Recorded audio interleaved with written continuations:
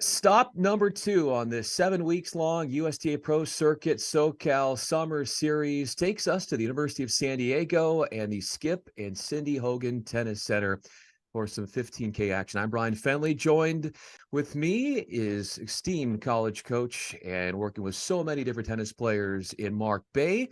Mark, good to talk to you again. Excited to have this day with you with 2 semis on the men's side and the women's side as well, followed by doubles finals. So we're going to have a busy day. Excited to get things started with you. Brian, I'm so happy to be here. I know Alex the Great Gruskin is out today, and I'm happy to be the sub, but I think I'm going to be ready to go and pop in here. So you guys set the bar real high last week, and I'm happy to just be part of it. Very excited, quite familiar with most of the players. So I think it's going to be a great afternoon of tennis, and I'm happy that Mother Nature has finally cooperated. Yeah, we had about an hour-long delay because of drizzle in the area. So we initially, as you said, we were supposed to start at 10:30 local time here. 11:30 is when we are going to get things underway. And it was interesting, Mark, talking to those around here, and they were discussing the court surface. They say it's really slow, slower than clay courts. And then when you add on some of the saturation from the rain, and I'm curious to know your perspective on how that might influence the way these upcoming matches start. And of course, we'll start with women's semifinals in a matter of moments. I will say this. I have, for many years, hit at those courts at University of San Diego because the national championships have actually used that as a site back in the day. And when they are freshly resurfaced, it is slow there. Not French Open slow. A hard court's still a hard court. Balls will get through that are well hit by some of these players with the big 80-mile-an-hour ground strokes. But I definitely feel that the grittier, slower court condition will allow for some more competitive rallies and can possibly, in some matchups, make it a little bit easier, for example, for a TN to defend against Crawford's power, if you will. So there's for sure going to be some, I think, ways that the court surface will manifest itself in the matches. But I think that the tennis has been very quality high and really competitive. And I don't think that today will disappoint. And I think that the surface will just add to today's drama. I'm looking forward to picking your brain as these matches go on about how the strategies, the game styles of these players are influenced, as you said, by the court surface, but also the temperature, 63 degrees, and the conditions out there. Our day is going to get started, as we mentioned, with women's semifinals. Samantha Crawford taking on Fangran Tien from China. Tien, of course, just won the USTA National Championship in singles as a freshman at UCLA, so we'll have that one. Also, Nikki Radulek from the United States taking on the 15-year-old Aspen Schumann. You talk about those two matchups. They're going to happen concurrently on courts 1 and 4, respectively. What stands out to you I mentioned those 4 athletes and what they bring to the table? Well, I feel Crawford and Tien, you have sort of a veteran in Crawford that actually has missed some time with injuries and now is kind of back playing. So she at 600 in the world is sort of the number 1 seed and maybe the top dog.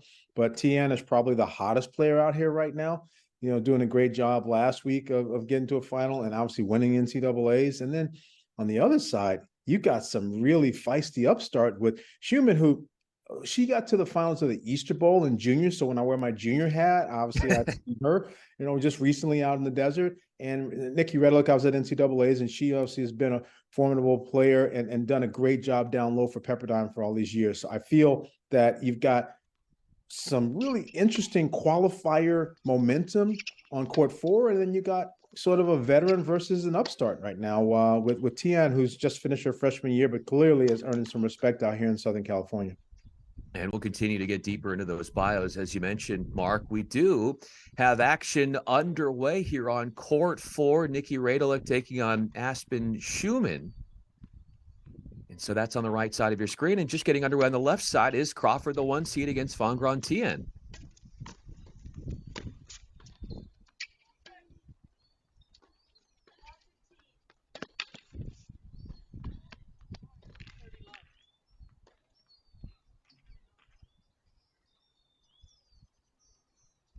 Of the 8 seeded players on the women's side, many of them had first round exits. The only out of the 4 remaining in the semifinals that is ranked is Samantha Crawford.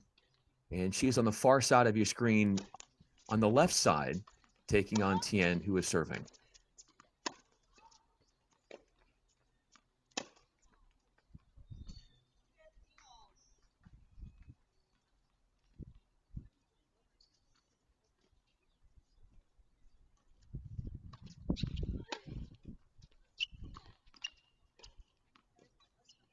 By the way, Schumann is serving on the far side of your screen on the right side, with Radelic receiving.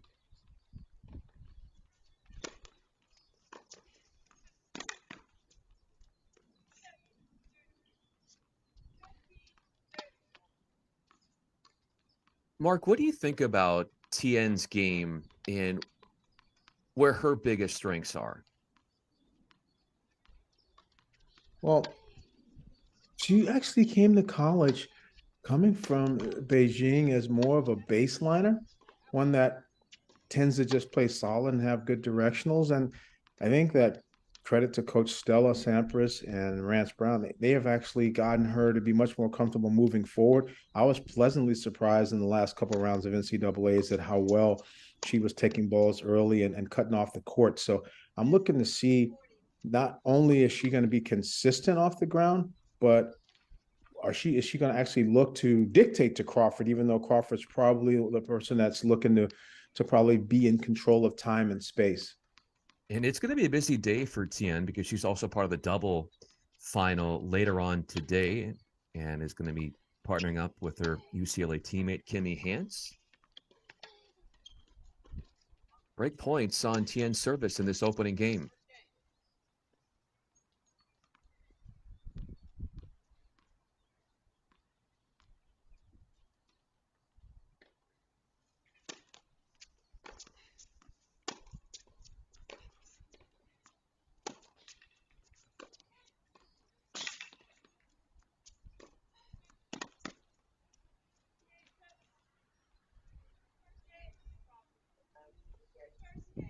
Tough start there, Mark, for Tien, who was broken at 15, all the while on the right side. We had Schumann holding in her initial service game. But for Tien, just 19 years old, 9 years younger than Crawford, has to find a way to rebound here after a start that she did not envision. As we look at what she's had to go through, Tien, to get to this spot in the semis.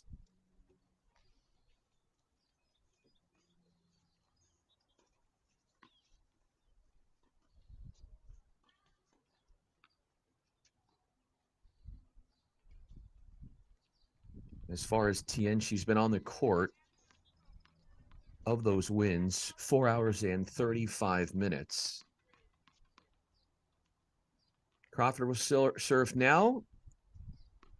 6'2", 28 years old, 580 in the world, the 1 seed, born in Atlanta, Georgia. And she's had her fair share of injury issues. Good to see her back playing competitively.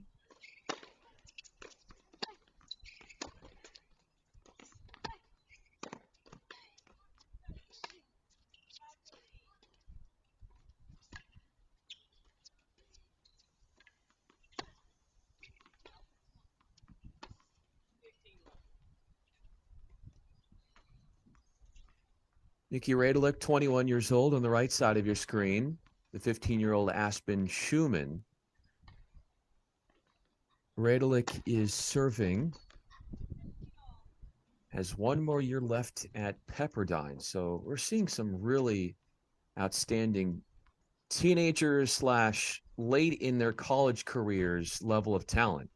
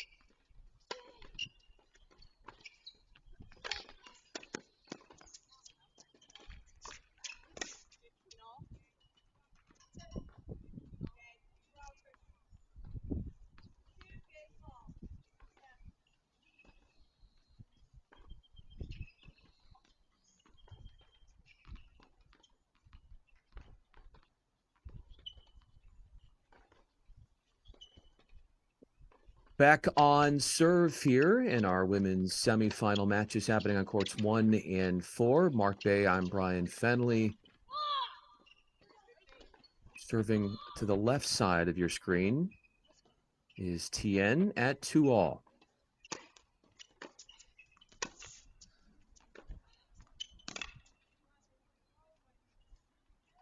And that's an example right away, Brian, of the type of tennis Crawford wants to play, going big. The Tien serve is a good serve, but it's not necessarily that fast in terms of miles per hour or has that much movement. So if Crawford can get the first strike and get ahead, Tien's going to have to be challenged right away on the serve and make it, I think, a little bit more difficult for her to assess what type of strategy she wants to do on the first balls.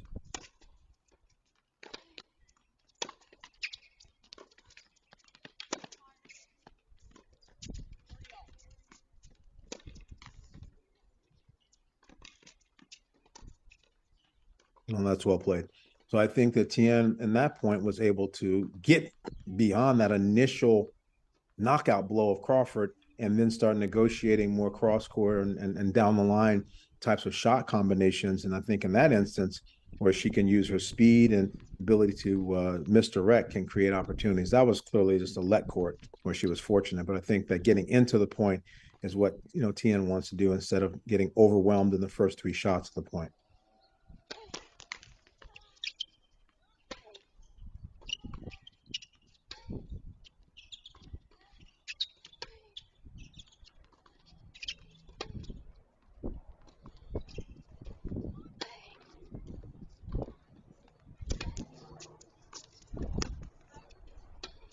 Really, Mark, they're trying to go offensive. Crawford with that second serve return, but it can't be stated enough how well Tien has been playing. As you mentioned earlier, she was a finalist last week in Rancho Santa Fe, has won 7 of 8 matches on the SoCal Pro Series.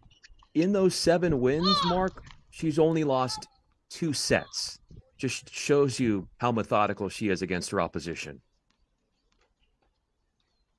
Yeah, it's quite a role that she's on, Tien. And talking to her coaches, I found out that she's still in school right now, Brian. She has finals coming up.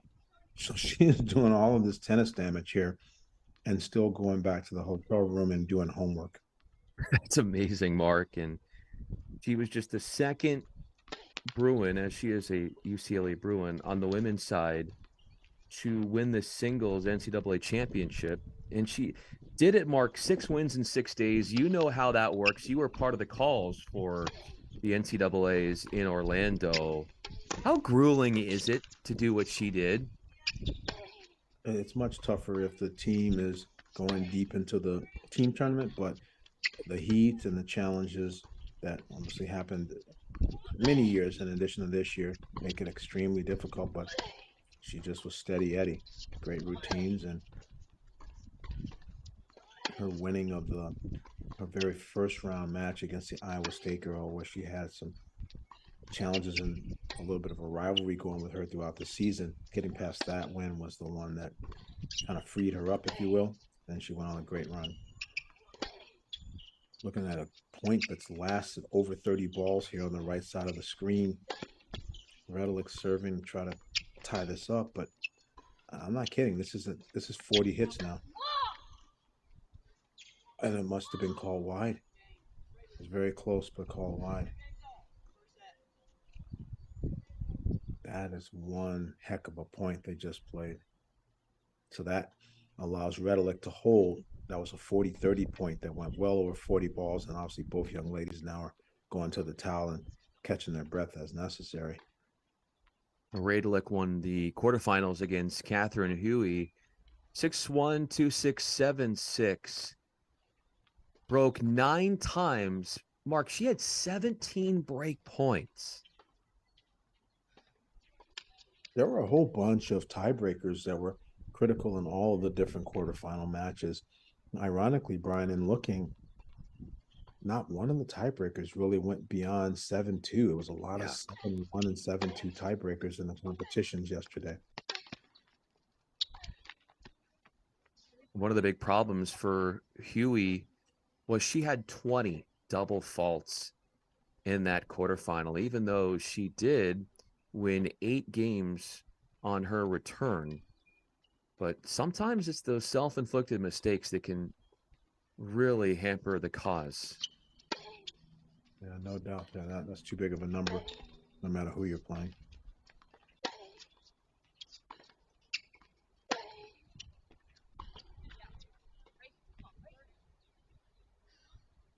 These rallies for sure are conversations early on: who's steadier, who moves better, who's going to take the bigger risk and go up the line, can people defend after the directions have been changed. So I always like the early components in matches, just to see how people are doing in terms of nerves, and then what the tactics are that day, what the coaches have dialed up for the strategies. And there's a drop shot, so that's another question. And Schulman's got the answer with the drop shot lob. Most certainly something in the early part of a match you want to challenge, you want to see. Redilik has been using a slice tactic from the baseline, but sometimes you don't always see people that even have good slices run forward as well. So that was a piece of information that Aspen, being younger, I'm sure she asked that question a lot of her opponents in junior tennis. Aspen won the J100 event in Santo Domingo in May. This is the first event of the SoCal USTA Summer Series that she is participating in.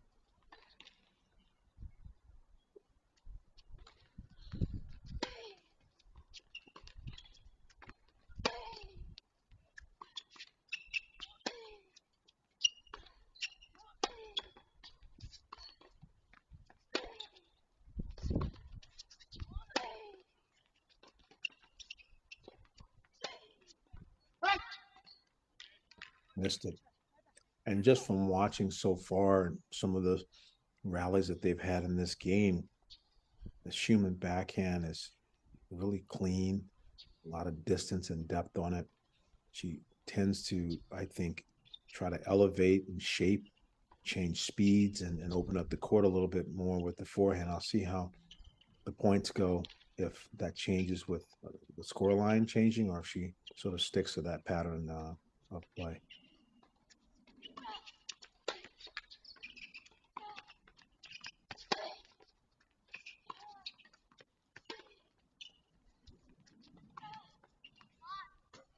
That is just excellent work, Mark. And 2 errors, you add on a forehand inside in. That's 3 straight points for Schumann, burying herself in an early love 30 hole, but she has found a way out of that with a game point on the horizon.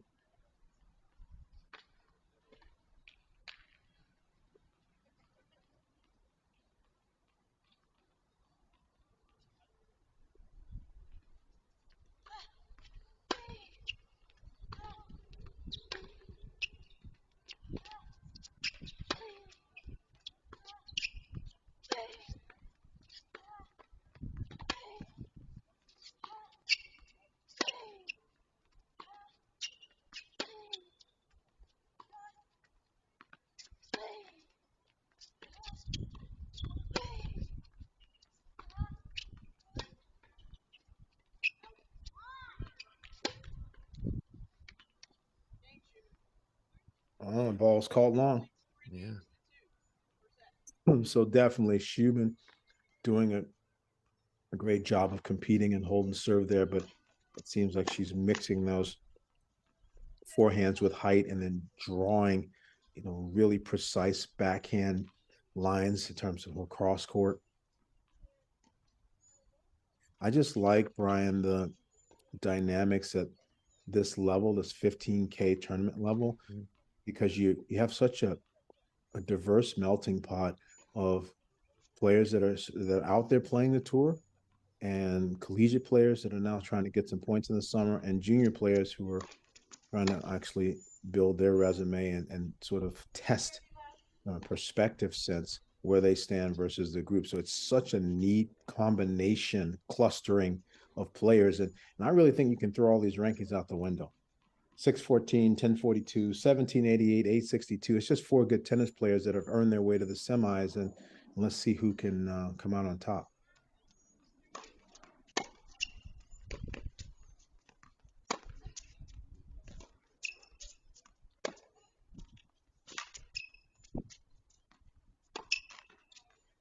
Now, that's one, Mark, that Crawford rarely misses. She's been up since breaking in the initial game. And now Tien in good position here to stay in touch.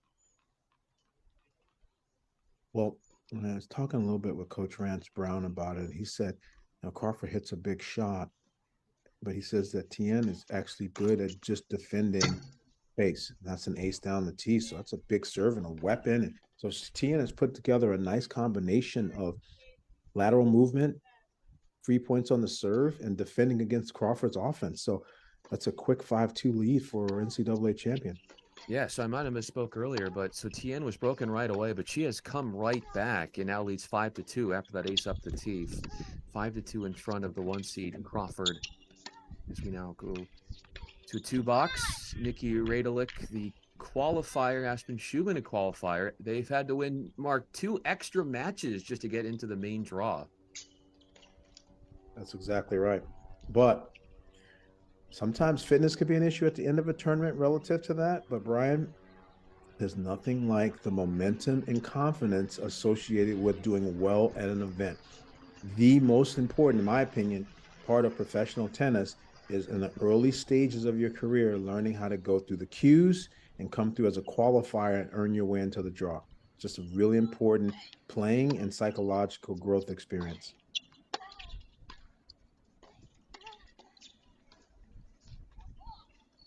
That's just long. This match for sure will end up just taking more time. Crawford and Tien are going to play much more of an up-tempo, quicker style, and there'll be a lot of points that'll be under 5 hits, where Radelick and Schumann, I think, are going to get beyond 10 balls a point, a much higher fraction of the total match. Crawford needs to hold to extend this opening set. She's coming off a quarterfinal victory against Taylor Johnson. Needed 2 hours and 28 minutes to dispatch her opponent in 3 sets.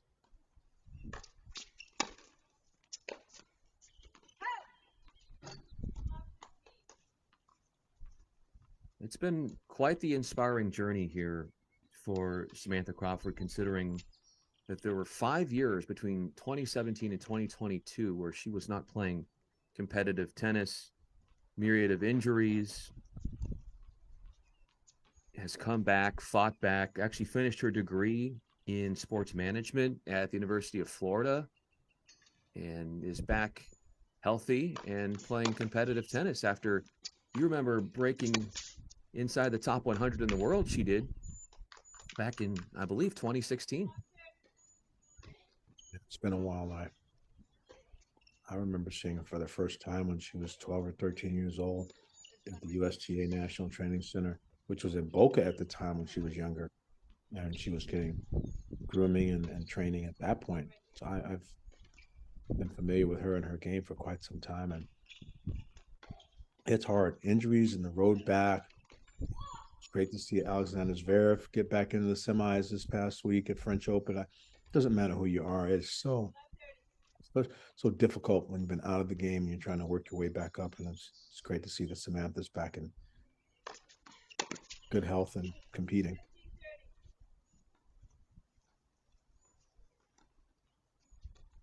This is the first semifinal in what is her 11th event this year for Crawford that she's made. Last 6 events were on clay. Yeah, it was a big swing of clay court tournaments, and now quite a few more hardcore tournaments that are obviously the Southern California series has got 7 weeks in a row here. It's a big forehand. How do you think Crawford's game suits a surface like this? Well, I think if it really is, in fact, a teensy bit slower, she's probably not as happy. It's still a hard court, and her great serves and great powerful ground strokes that go over 80 miles an hour are going to be penetrating.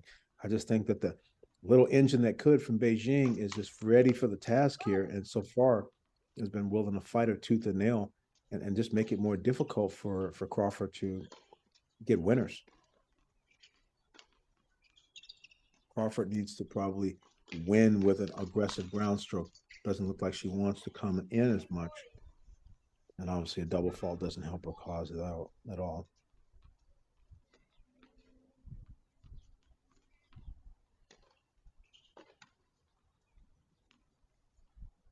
It does not. And a set point has been proliferated here.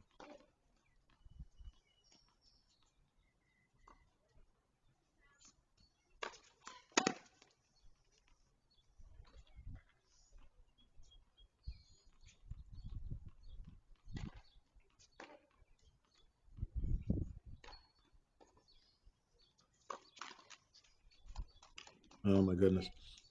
Yeah, she just not having enough legs underneath the serve. She's sort of standing up tall, which posture is important in serving.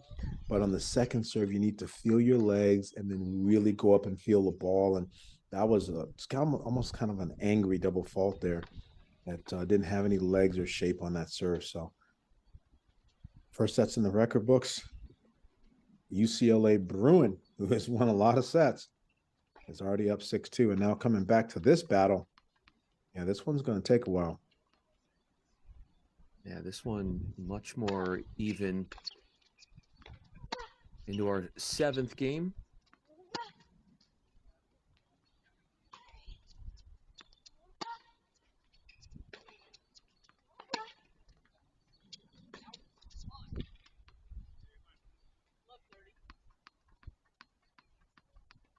Schumann, Mark, likes to hit those heavy balls into the corners, trying to elicit mistakes, it seems, from Radulek. That seems to be a pattern of play that she's gone to quite frequently. Well, I think that she's showing a bunch of variety. I like her composure. I mean, if you tell me she's 15, I'm not necessarily sure that I'm seeing a 15-year-old. I think she's matured beyond her years. And so far, here, you just down love 30. She just took a page out of the Alcaraz book. Alcaraz is often venturing to the net and being aggressive when he's down and score. This is a critical moment. Some people feel the seventh game in tennis is a crucial game. I agree sometimes. I think a lot of games are crucial. Sometimes it's just the timing of them in sets. But if this really is a critical game here and she needs to hold, then she's taking a lot, in my opinion, of sense of purpose towards it.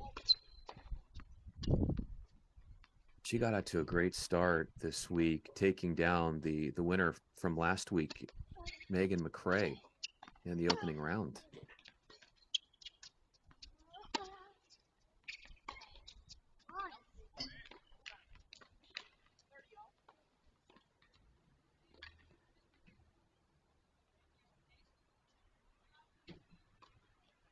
And that was the first round where McRae, who was last week's winner, Rancho Santa Fe, actually had to retire an hour and 2 minutes in, did not finish the second set. It was 2-1 when McRae had to pull out.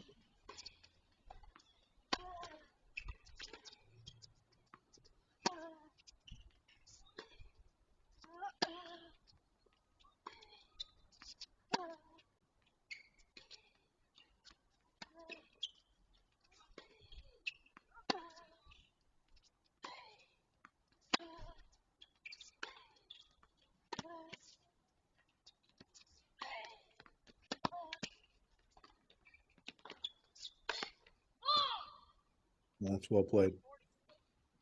I think that Schumann, to me, is in her own comfort zone in the way she likes to play it. It seems like she's mixing and probing and trying to problem solve. But I think if this is a college match and I could talk to her right now, I might encourage her to stay close to the baseline and play a little bit more up tempo and go through the Radulek backhand. I think Schumann's backhand is really clean, and if she pressured Radulek, she might be able to get her to cough up some slices that could be attackable balls.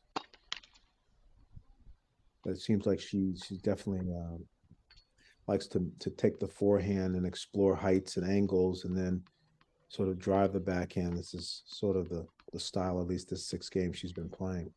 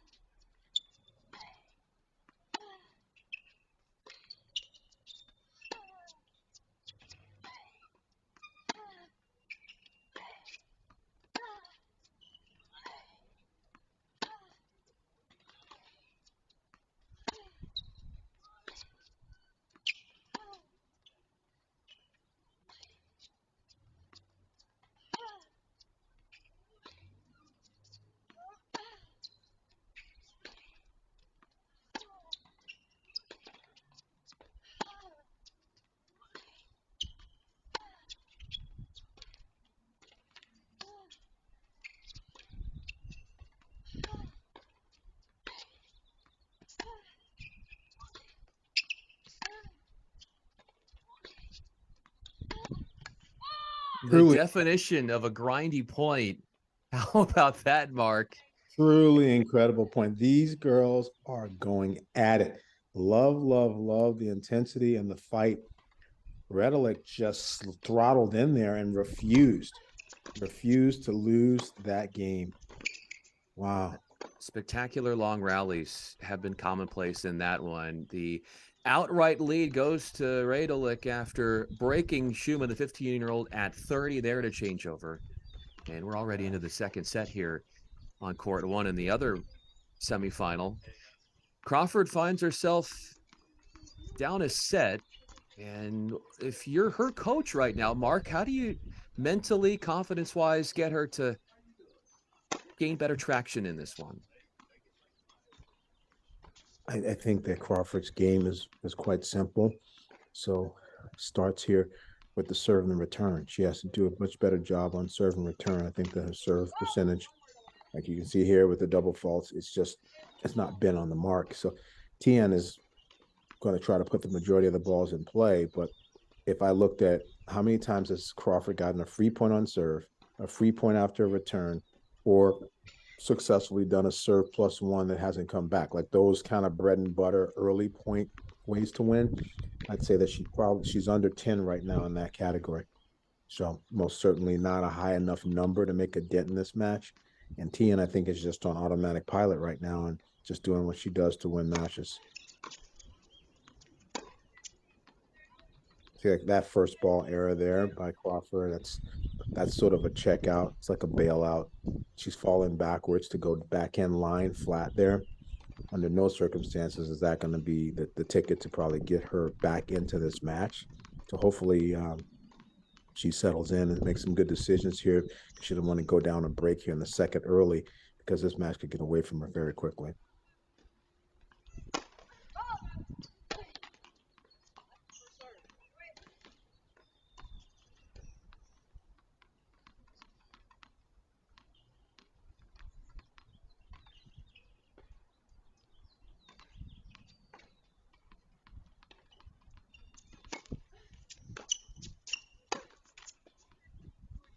It just seems just a little bit of lethargy there on that backhand side. By the way, Crawford, 4 double faults, has made just 46% of her first serves. And it started out, Mark, so good for her. She broke right away. But ever since then, she has lost 8 of the next 9 games and now finds herself dealing with 2 break chances against her service. Well, that's one saved.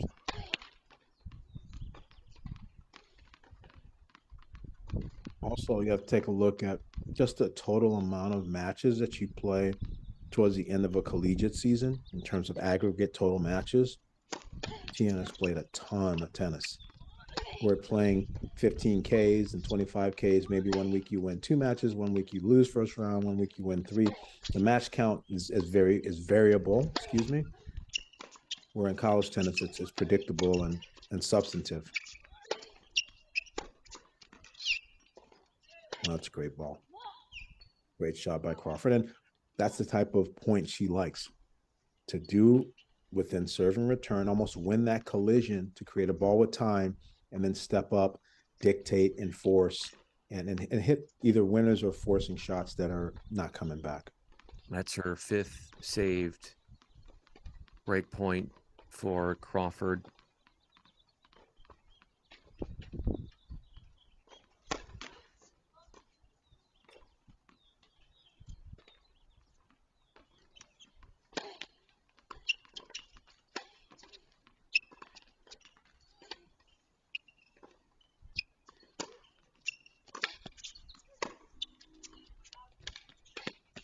And that seems to be something commonplace, Mark, where the depth on a second serve return from Tien is throwing off the rhythm and the flow of Crawford, aiming it to her backhand and taking her out of her own rhythm.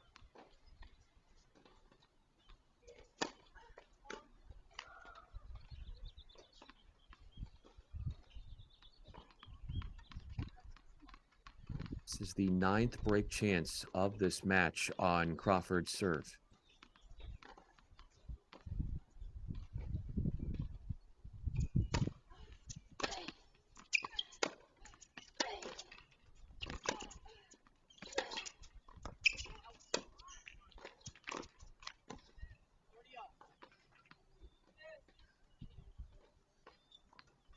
Nice job. I'm happy to see that Crawford is settled in and is competing this game and staying in these points. I was worried in the early stages because she was getting a little frustrated, and with good reason, but she's rebounded nicely here and putting together some good patterns. See how she plays this deuce point.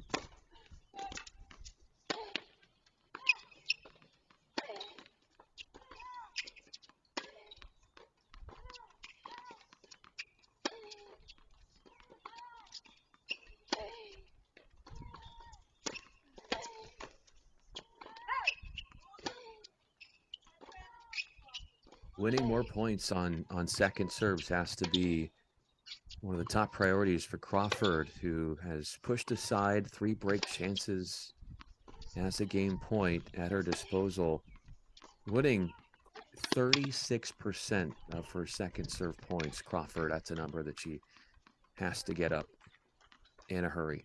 Yeah, it's also linked to the double faults too. Yeah.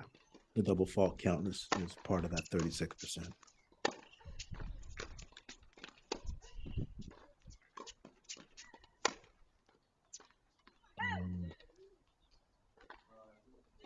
Just a bit of a miscue. She stopped her footwork a step early, shanked it. And what do you think about her court position for Crawford? It's very aggressive. Like, she's standing atop the baseline. And so some of the depth that Tien is sitting adds a little bit more of a complication to getting off a clean cut. That's fair, but she's probably not going to want to drift too far. Yeah. By extending the court to a bigger degree, it makes it more of a lateral track meet match that she probably doesn't want to play. So that most certainly is the way she wants to do things. That's exactly what she wants. On her own terms, first serve into the body, drawing a clean ball, time and opportunity, struck from a great position. It's very, it's Davenport-esque. Here's her second try to end the game.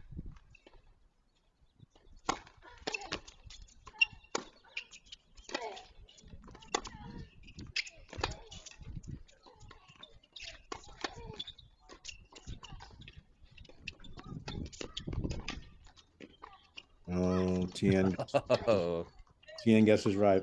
Crawford trying to do the right thing, not necessarily that. She has to come to the net sometimes because her shot quality is so good. She's going to be forced to, but it wasn't a very passionate net appearance that she made. She was up there and didn't split step and didn't really, control her balance to be able to put the volley away. So she lost that exchange. Deuce number 3. And there's quite a bit of momentum on this game number 2 in that match. Meanwhile, on the other court, Redelik is still battling here. Still upper break, trying to officially consolidate it and hold for 5-3, but this game has gone back and forth. Redelik was up 30-love in the game, and Schumann came back and had a game point, and they've been going back and forth. I still think that Schumann's had some opportunities in the points and hasn't been willing to come forward as much to close out some of the points, and that's why there's been such a seesaw battle in that match on court 4.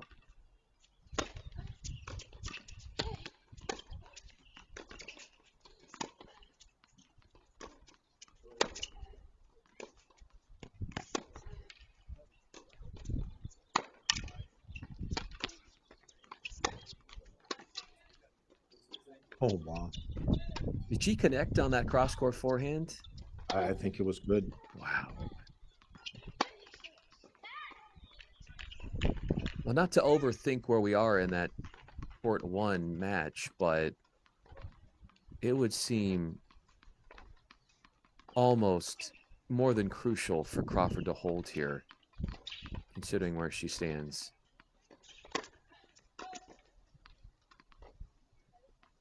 Well, in tennis, a set in 2-0 is a driver's seat position. Yeah. Clearly, Tian would like to be there. Not that the match would be over, but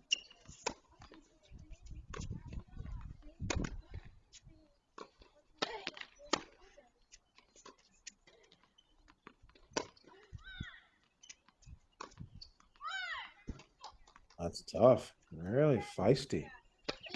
What I think is so pivotal, though, is that Tian has done such a great job of being successful and winning a lot of matches her way, and she's playing within herself. So I feel like she's just capable, I think, of running away with the match. Not that a set 2-0 is a guarantee for a match.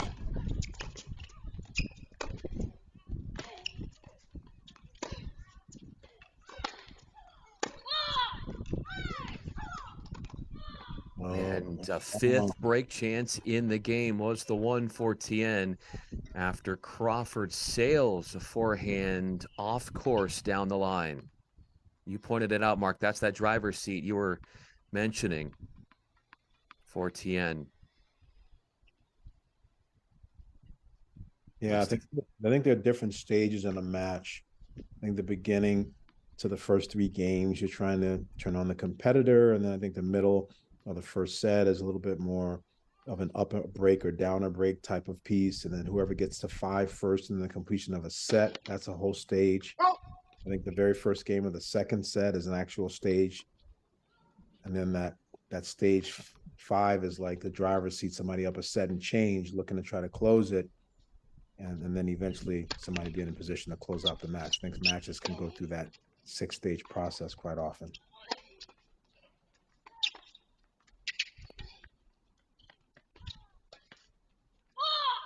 How about that extension with the backhand volley to shut down the pass? Well, I just think, similar to my comment about upper break, downer break being the second stage of a set, we're at the tail end of stage 2 here with Redelik and Schumann, and Schumann has given her everything in the kitchen sink in terms of challenging how consistent Redelik is going to be. But I think Redelik has showed that she is going to answer the bell with however many balls it takes to be solid with Schumann, but also she's going to take a little bit more risk. Net appearances, slice backhands, drop volleys. She's shown a little bit more variety in her overall game, and now she's got an opportunity for a 5-3 lead. Having had to weather multiple break chances in this 8th game.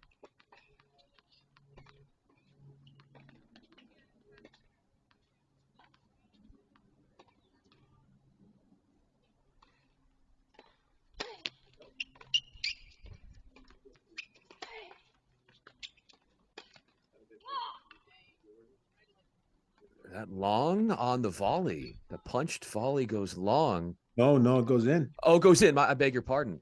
It was come on, not called Oh, out. come on. I thought it was sorry. Yeah.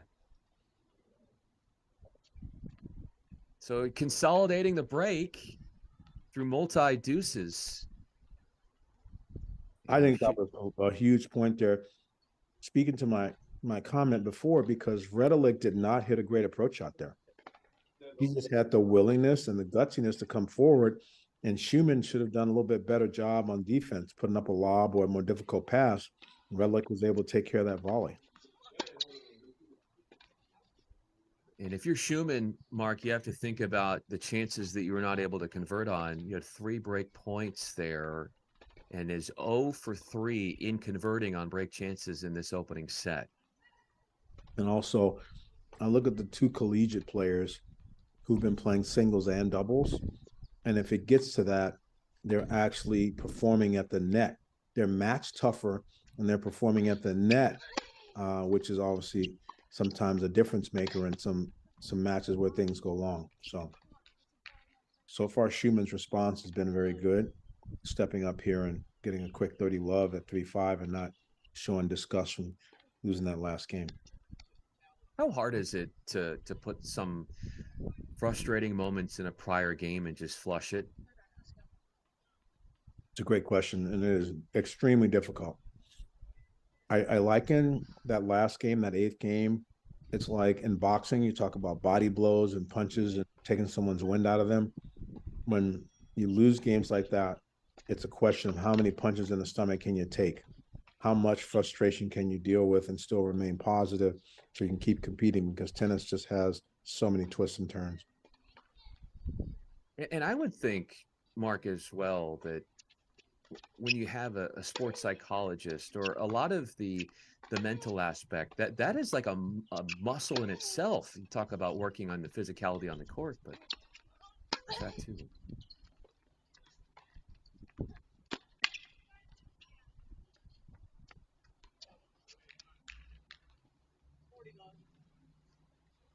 I like how Schumann's handling this.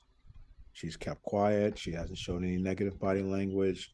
She stomached the pain of that 8th game loss, and she put herself in position here to try to hold quickly and put the pressure right back on Redelik to close out the set.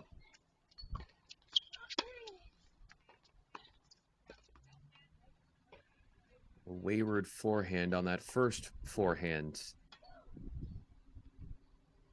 But that also speaks to the game style, right? Schumann is not necessarily a Crawford. Crawford maybe steps up and pounds that as a clean winner and it's done. Where Schumann is often working the points with her forehand instead of making statements.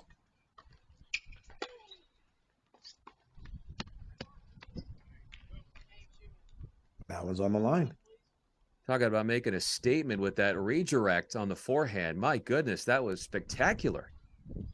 I think she heard me and said, here's you, Mr. Commentator, buddy. Here's your color commentator. Here's a forehand winner. What do you think about that? Well, okay, Aspen. Well done.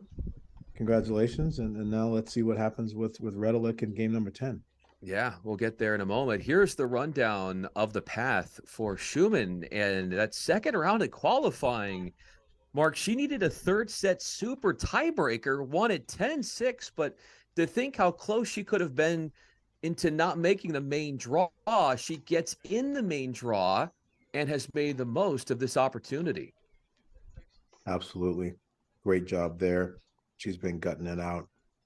The 3-setter in the qualies with this 10-point super breaker, losing first set 6-1 to veteran Kylie McKenzie there in the second round, who has a big game. So she's turned around a couple of matches and is very deserving of being in this position. Her last 2 matches for Schumann have gone over 2 hours each.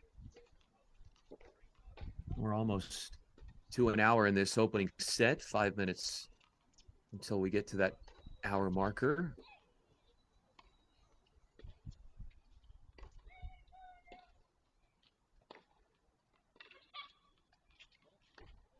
And Crawford continues to try and fight in that second set over on court 1, but down a set 6-2. She lost it. Now has dropped the first 3 games of set number 2. We'll keep our eyes on that other women's semifinal going on.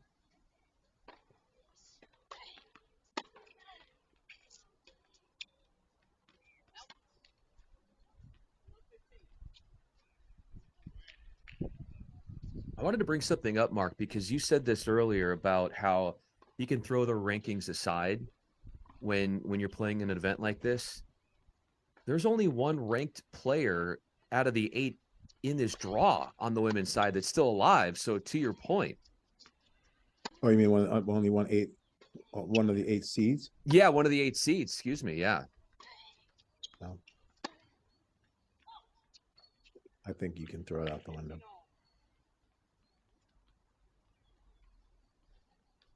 It's about performance in the event. It's about earned confidence at those levels.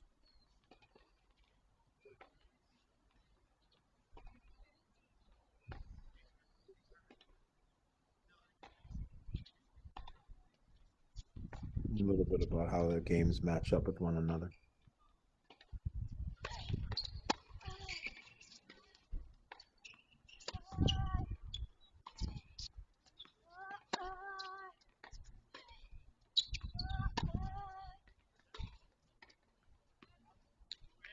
And what I would say is this, where the college girls have maybe having a little bit of an experience, a little bit of an advantage, if you will, with recently competing a lot and also having a situation where they are playing singles and doubles a lot, and that's kind of blending into their games. Where the advantage is for someone like Schumann and Crawford is that they haven't been playing with a coach on the court. So the collegiate girls have had support and coach help. And now in this world, you tend to play more on your own and make your own decisions without a lot of college input.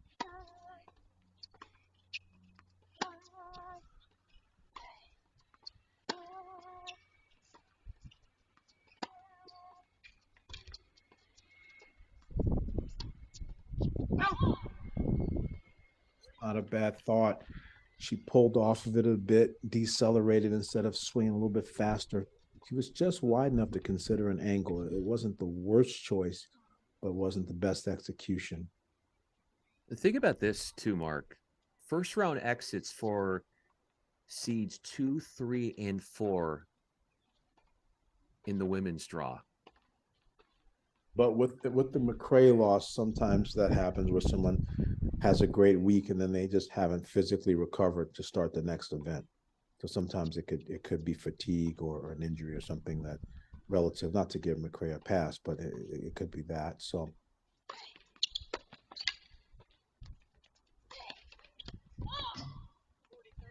that's helpful. That is the difference maker so far, in my opinion. The late in the game willingness to come forward, that was set up by a nice slice out wide, and that's where the experience, figuring out what types of X's and O's, what shot combinations can be employed to create opportunities for open court winners. So set point here for Redelik.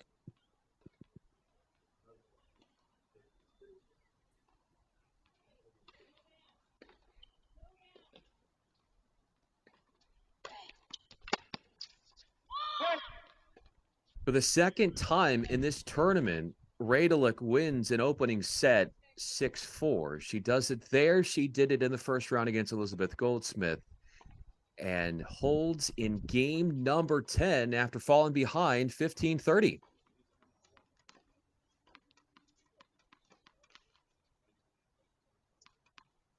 And Crawford has fallen behind, receiving on the far end. Tien serving up a set and a break, towing the line at 3-1 in the second.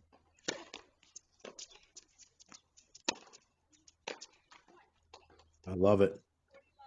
In her own way, maybe her serve isn't as hard as Crawford's. Maybe her ground stroke speed is a little less than Crawford's, but by hitting that serve into the body, drawing that ball, jumping inside the court with good footwork, and then crushing that shot with a combination of spin and power, she's just as effective on a serve plus one, even though it may not be as big in terms of miles per hour. It's just as strong because there's pressure by ball speed, but there's also pressure by court position, and Tien is doing a wonderful job of that today.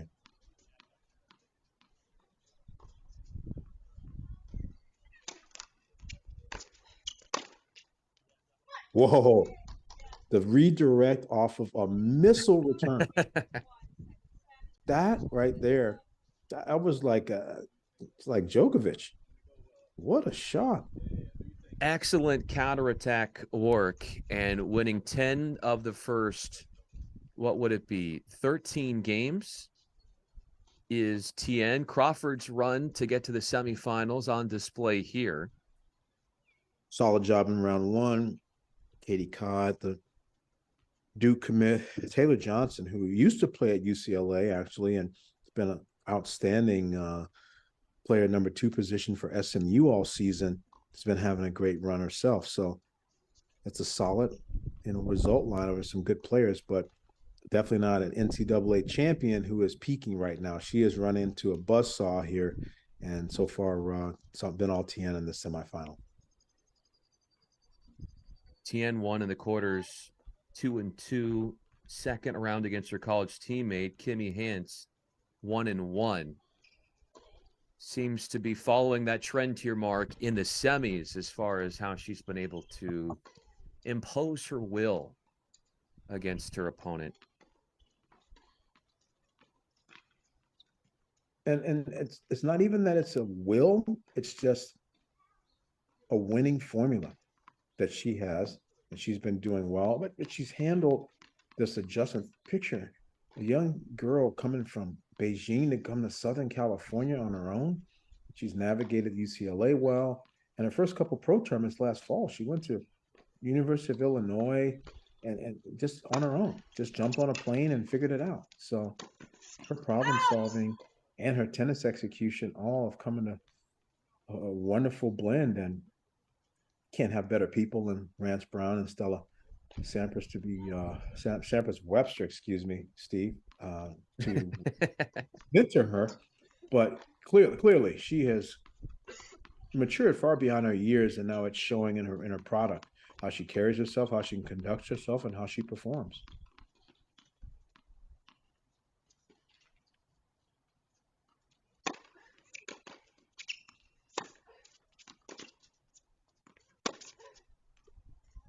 Oh, that's just a missile with the forehand. And with all the traveling that Tien has done as of late, as you pointed out, Mark, she says that she's going to go home in July, see family in Beijing.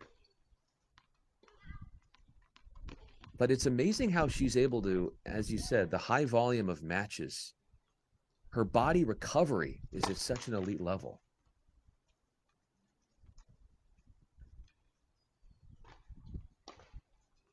She said at one point there were that 2-week period. We talk about the NCAAs and the lead up to that, where she played, in her words, 11 really intense matches in a row.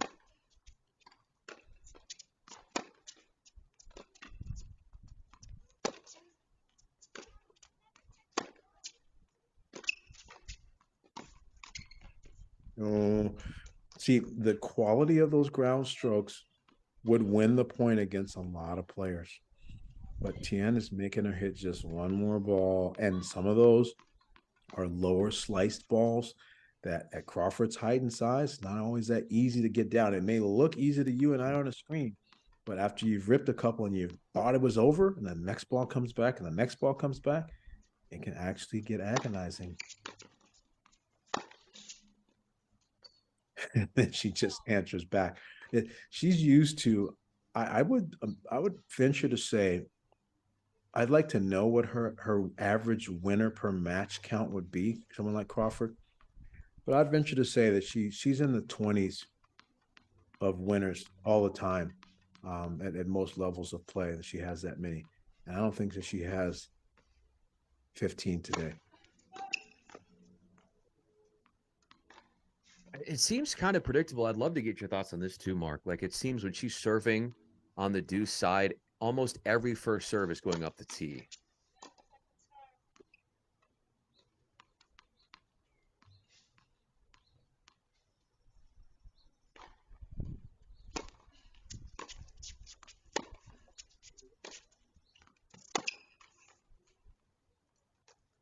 With multiple forehand winners, this one coming up short. Trying to take it down the line.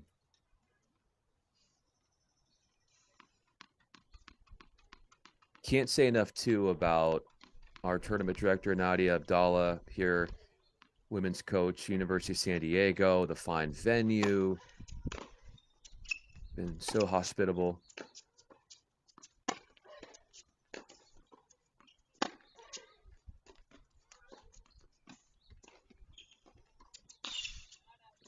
Nice drop shot. Back's against the wall here. She has to find a way to just hang around. Sometimes just the keeping the scoreboard reasonably close from behind, you can catch someone complacent and you might be able to mount a comeback. But most certainly you don't want to let TN get 5 games in this moment.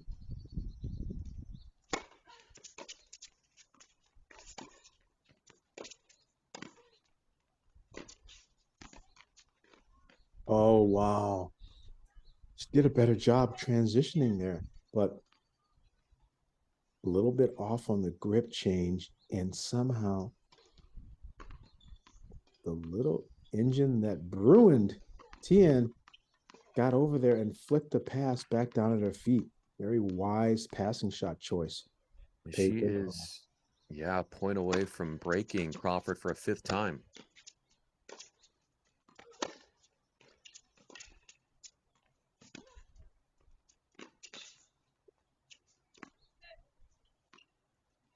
That one is in from my vantage point. Was it in?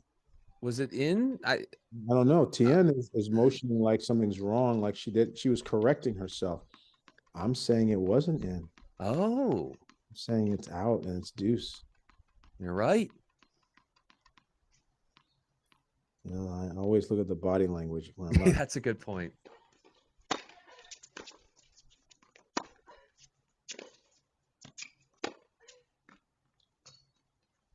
She is just so good at certain types of directional hitting, like balls in her strike zone with time. She just crunches those. All they're on automatic pilot, but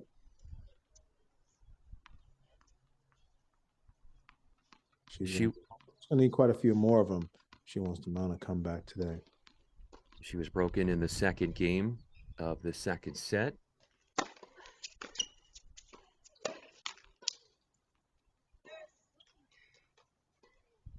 Like you said, Mark, that one might have been a little low. But the thing about it is she doesn't let herself, it's either, correct me if I'm wrong, but it's all or nothing with some of these groundy drives. That's more than fair of a statement, man. She's more of a point annihilator or a point than just a point builder. But the tennis court is a tennis court. It's 78 feet by 36, 3.5 foot net on the sides, 3 foot in the middle. So everyone's bound by the same physics. You got to be able to get the ball up and down. And there's the double fault.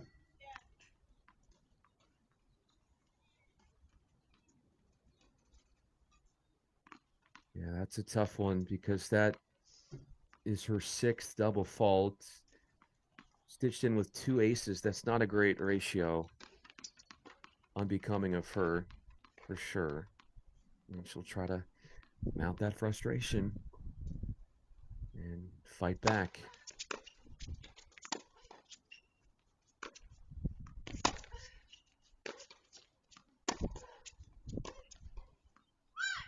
Oh, wow.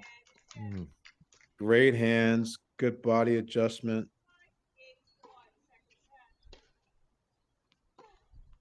Tien does not make a lot of mistakes, as if she is a backboard out there. And is 1 game away from getting to the finals of a USTA Pro Circuit SoCal Summer Series event in back-to-back weeks. 1 game away.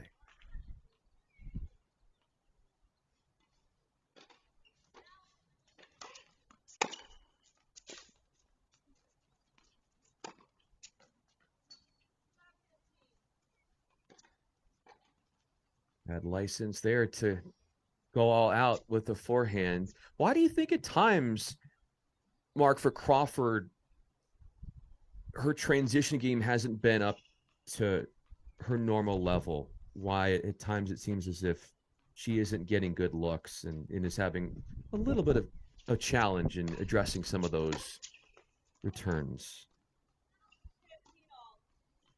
I don't think that the technique is the issue. I just think that her opponent has earned her respect, and sometimes you get up against the wrong person on the wrong day, and there's a lot of Tien's answers, just the things that she's done with the balls and neutralizing. That is, at this point, I think Crawford is probably run out of straws.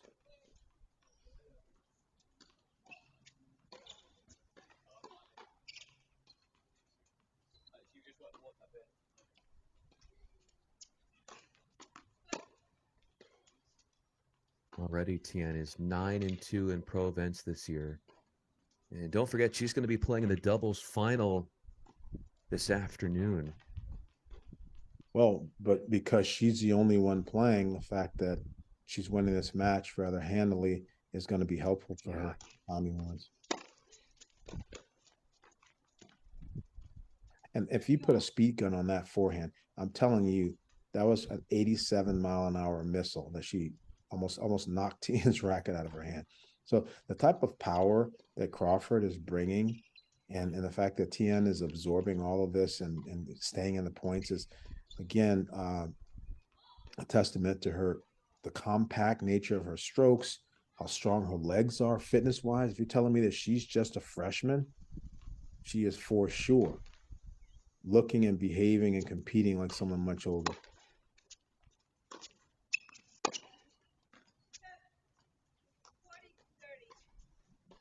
And with that miss cross court, the Crawford misfire on her forehand, as Tien at a match point, the first, trying to win her 10th pro event this year, or 10th pro match this year.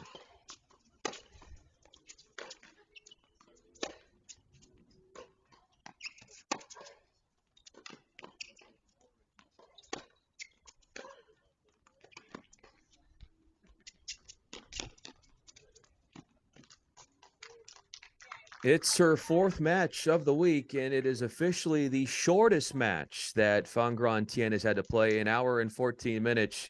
Wins against the 1 seed, Samantha Crawford, knocking her out 6-2, 6-1, holding in that final game. The UCLA Bruin showing such dominance in that one. Most certainly not what the doctor ordered for Crawford. Great day for Tien, and she consistently shows that she's found a nice style of play, good rhythm, nice tempo. Her game is templatable, if that's a word, on different types of styles. She can play aggressive players. She can play baseline grinders. She's really doing a nice job, no matter who she's competing against. So, well-deserved semi, and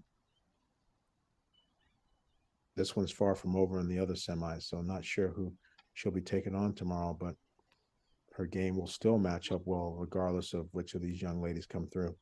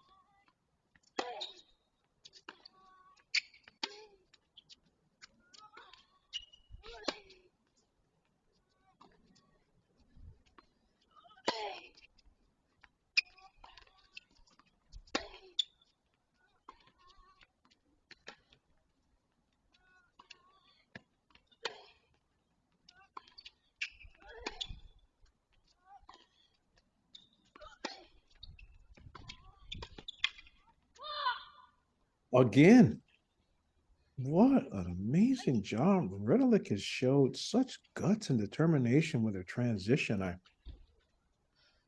Originally I was concerned with her kind of waltzing in on some balls that maybe weren't the best approach shots, but quality of the approach shots have gotten better as this has gone on, and the timing of it, late in games so far, it's really sent a tough message to Schumann, who is working the points and challenging her at every juncture here. But it's been the Reddick transition and willingness to be steady plus transitioning that's the slight difference in this close semifinal. What a difference this week compared to last week for Paroulek, who was ousted in the first round of the main draw in Rancho Santa Fe and has a set lead in the semifinal this week.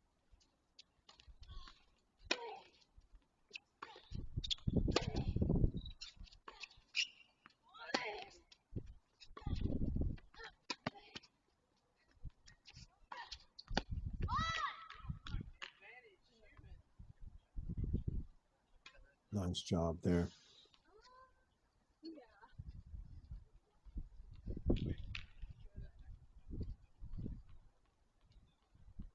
Schumann's capable of offering some of these offensive statements. I hope that she sticks with it. After she's earned these opportunity balls, she needs to get inside the court.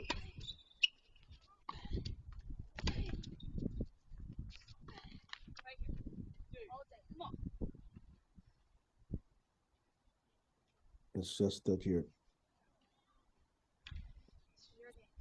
you're a product of the way you typically play, and it's hard to change dramatically the styles. And I think that she probably wins a fair amount of points on attrition and challenging players' strike zones and movements. And I think she just needs to add that little bit more. And obviously, at age 15, she's young. She's got time.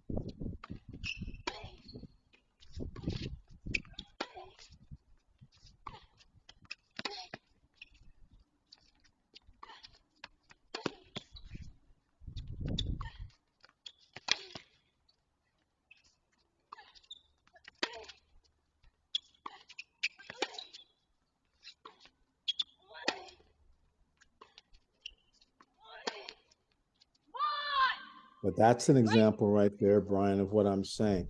I felt that in the first, that maybe the 70% of that point, Schumann was ahead in the point with time and control. But because she wasn't willing to come in and put the last piece to the puzzle, i.e., volley, swing volley, drop shot, whatever, the point gets back to neutral, and then somehow Reddick is able to hit the forehand winner. And that pretty much, if I was going to take one point in this match to show Schumann afterwards about why she's in this moment, this particular predicament, I'd say that point was indicative of it.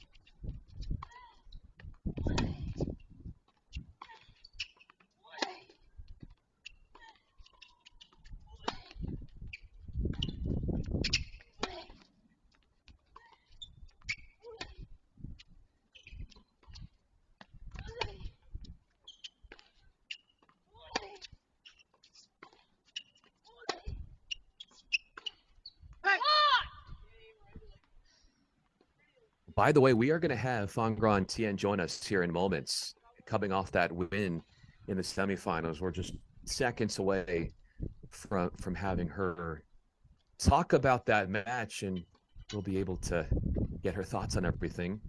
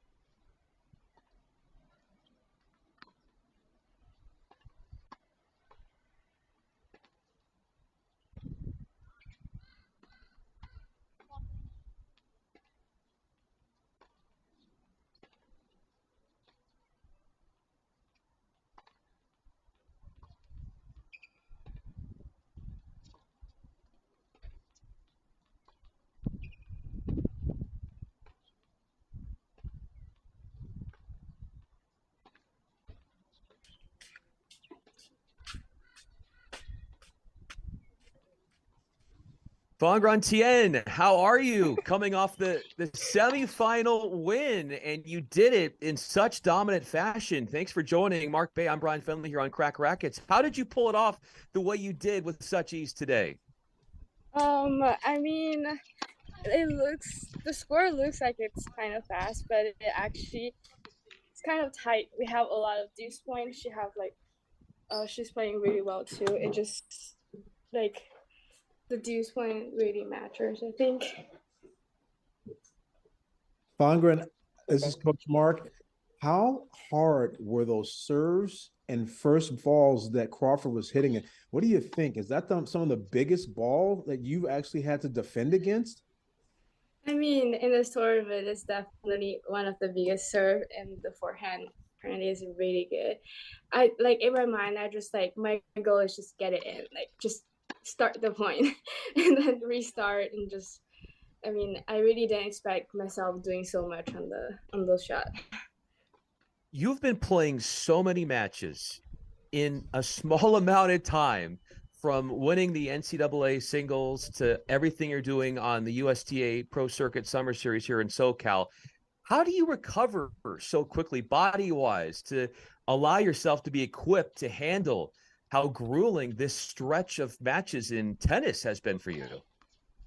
I mean, to be honest, I'm pretty tired. My body is tired. My mind is tired. Yeah.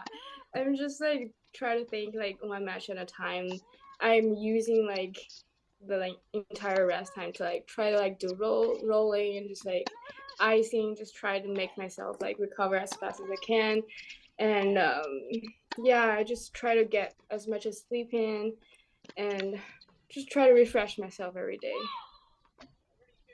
Fangren, in this situation, I've been told from Coach Stella and Coach Rance that you're still doing homework at night too.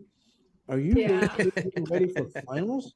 How much homework are you doing at night back in the hotel room? I just did my final yesterday after the doubles match, and I finished. I have to run back to like the house, and I finished my stats final like 9 p.m. It was crazy. It was the toughest final. Like I think I bombed the exam, but I mean I tried my best. I've been studying, like try to like managing the time and just try how see how it goes. Like as of now, it wasn't like too bad. What's the difference between putting yourself through a final in the classroom and putting yourself like tomorrow in the final of an event like this?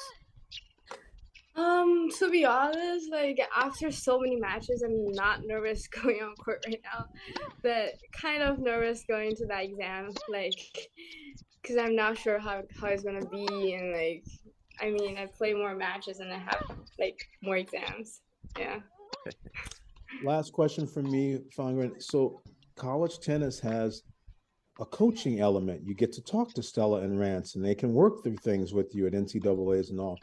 You've had success in 15Ks when you've gone out on your own, like you did to Champaign, Illinois, and some last summer, and now currently in the beginning of this circuit.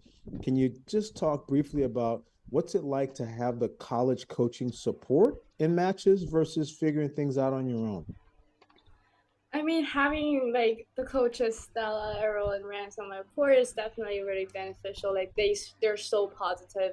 Like when I'm like missing shots or like I'm doing fine, they're always there to support me, which gave me a lot of like mental support, and they also gave me some like tactic like things. But that just kind of set up like how like in a pro circuit, like I'm able to like handle it by myself. But like because I learned from them during the college matches too, and then I just like indeed I have to play by myself, so I'm just try to keep that positive mindset and just go by myself. Yeah. That's outstanding. I appreciate that, and obviously you got doubles again and more tests going on. You got a nice little roll going. Whatever it is, it's great. Keep up that routine. I'm really impressed, and looking forward to seeing you later on today as well. Thank you. Fangran, thank you so much. Yeah, we'll see much more of you today and tomorrow. Thanks so much for joining. Mark Bay, I'm Brian Fenley here on Crack Rackets. Appreciate your time.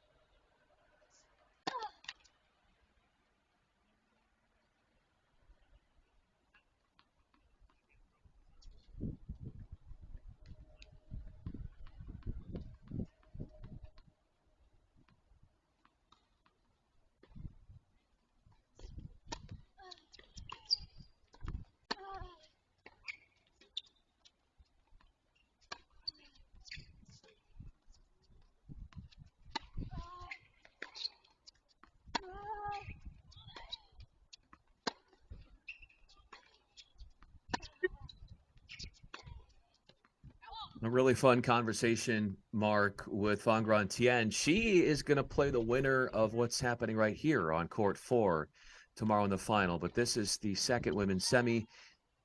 Radulek and Schumann. Radulek up a set and a break. How does Schumann try to force a third set? What do you think she has to do to make that happen? I think Schumann's in a precarious position. And what I mean by that is she's just recently lost some long points. Radulek is willing to play the long points with her, and it's kind of matched her on just like the grind of it all. And Schumann hasn't come forward and played the net much. So now it's either she has to keep Radulek out here long enough until Radulek, gets bored and makes errors, or Schumann's got to apply more pressure, and she doesn't seem to want to do that. So she's gone for some direction changes and they haven't worked out for her. So it's much more random competing like this. Like I don't feel like right now I'm seeing something in particular that Schumann's trying to do in terms of breaking her down. She's just trying to wear her down, but she's on the back end of the score. I would like that was a good point, but I would like Schumann to try to play the Radulek backhand a little bit more and try to earn some short balls out of there, and then try to figure out how she would go about closing out the points. But it just seems like it's been very sort of it's just a lot of random competing more so than it is systematically sticking with one particular pattern that might be able to bring her back. And both of these players are well seasoned in shot tolerance, clearly, with, as you said, the long rallies that they've been engaged in. I agree. If you play 6 or 5 or 6, top 10 NCAA college tennis with all the pressure, and there's a ton of long rallies. So Radulek is fresh on this type of point and experience.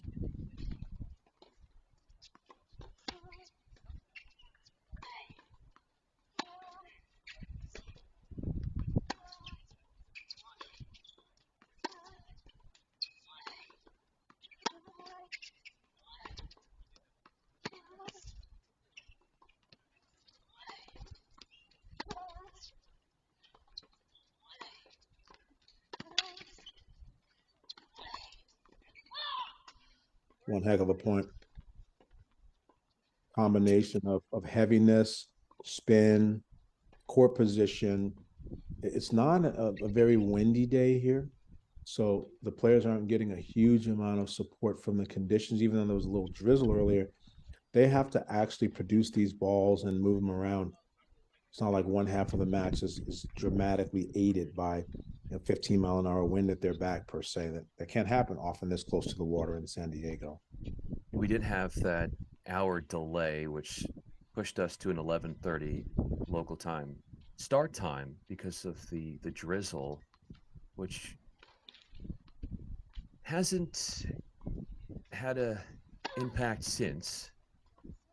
But as you said, these are somewhat slower conditions, temperatures around 63 degrees. And we also have the men's semifinals happening here pretty soon. So we'll be oscillating back and forth between what's about to happen in Jack Anthrop and Keegan Smith. They're about to take the court here and get ready to play their semi, with our eyes still on Radulek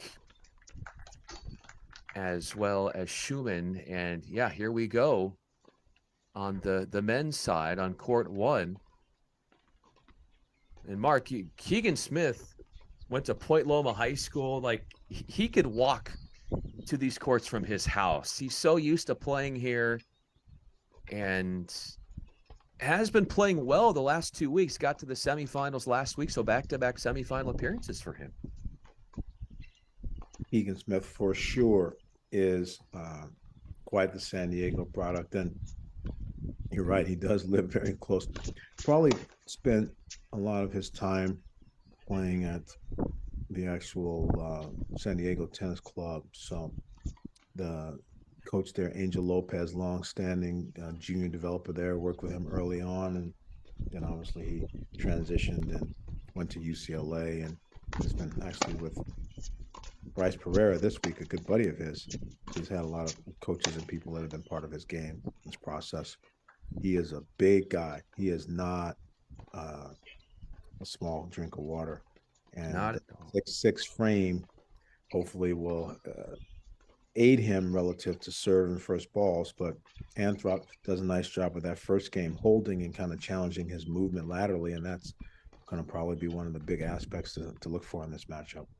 Yeah, as they switch sides, obviously Keegan Smith is going to be on the far side of your screen on that court one. If you couldn't tell, he's just a bit taller than his opponent, Jack Anthrop, who just finished his freshman season at Ohio State, number 4 overall commit in that class.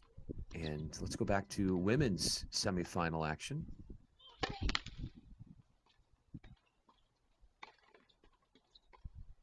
Paroulek continues to have the upper hand. She had that key break in game 7 of the opening set.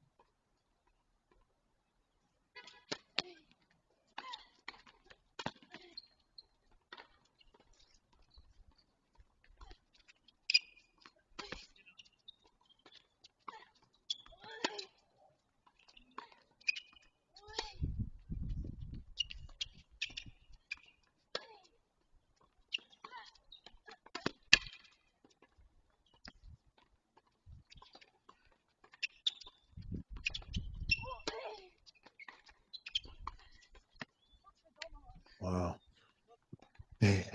A bunch of balls go floating and dropping out of the sky on the line, but Schumann has a great cross-court backhand. I'm just a big fan of the technique on that shot, and I just don't think for as good of a backhand she has technically, I don't think she's getting enough short balls and points to show for that on the cross-court part of this match.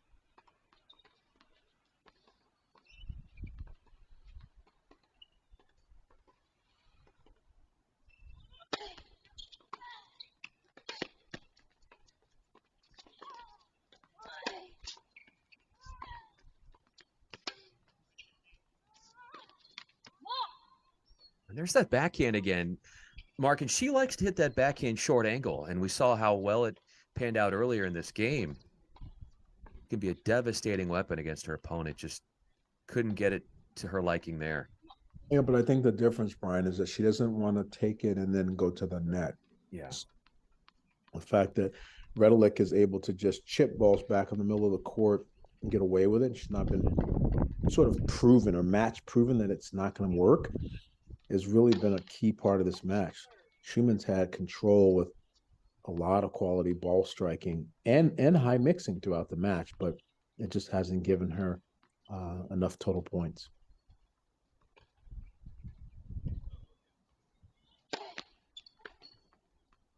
And hitting through the court is a tough proposition, considering the play styles, but also the conditions.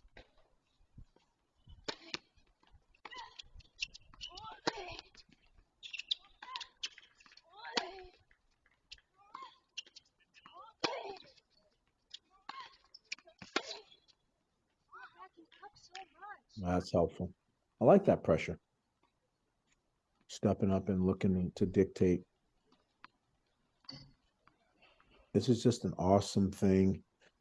Congratulations to the entire Southern Cal group and team that put this together. Yeah. There's Boyer, Trevor Croneman, all the different directors here. 7 stops in a row, men and women. Can't find this anywhere. To have the efficiency of men and women playing together in this type of format. Obviously, it's Southern California centric with all the wild cards going to Southern California players, which means that they have to have great sponsors and budgets. Because with these types of tournaments, the way they go, Brian, you can't control all the wild cards and give them only the Southern California players unless you have funds for this. So big undertaking. That forehand running to her right was a big undertaking for Redelick. But yeah, Chris Boyer, amazing work that he has done, board member, vice president of USTA SoCal, and chairing the pro circuit series here. His son, Tristan, watching him play tennis, it's been a thrill as he gains his footing up the ranks in the professional world. And then let's not forget about the staff here, University of San Diego, Nadia Abdallah. She's been so helpful and has led a really nice program with the Toreros, and facilities are awesome. The people here have been nothing short of amazing and helpful, and it's really a great location for tennis. And it goes without saying the people make that possible here too.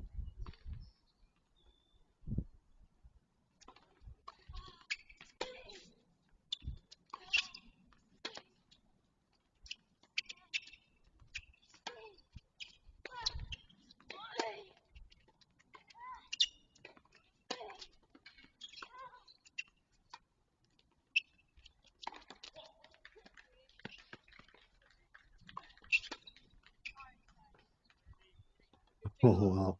This is big moments now for this match, because a set in 4-1, you would think a set in 4-1 in our last match with Crawford and Tien felt like a big lead.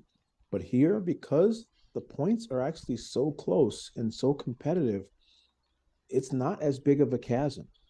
Schumann, if she gets a little momentum and can find a way to a service hold here, looks like she's stretching herself. But if she can find a way to a service hold and make this 4-3, then this plot thickens for sure.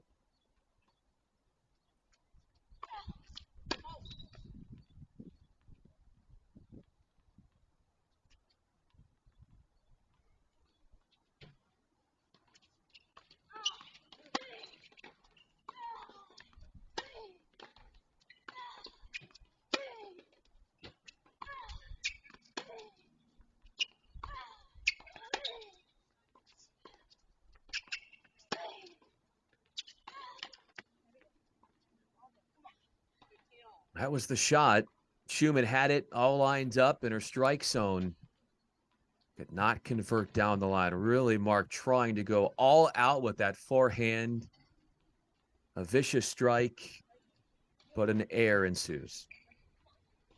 The angle of the ball was coming into her, and she got a little jammed. And it's like she took it a little high, too. Yeah. A little bit. She had time to do it, but it was a little high, but it was coming on an angle into her, and that makes the geometry a little tougher. Running around, hitting forehands is very common. It's a common theme now, but you have to take care of some little footwork things.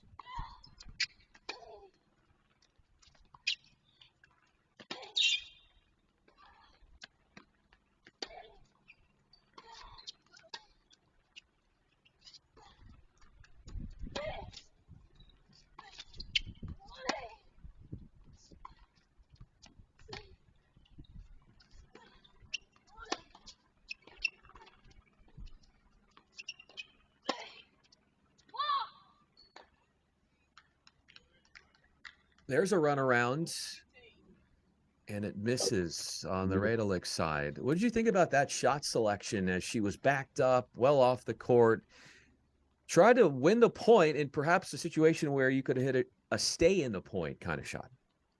I don't have to say anything, Brian. That is not what Coach Pete and Coach Pear would have authorized for her in that moment.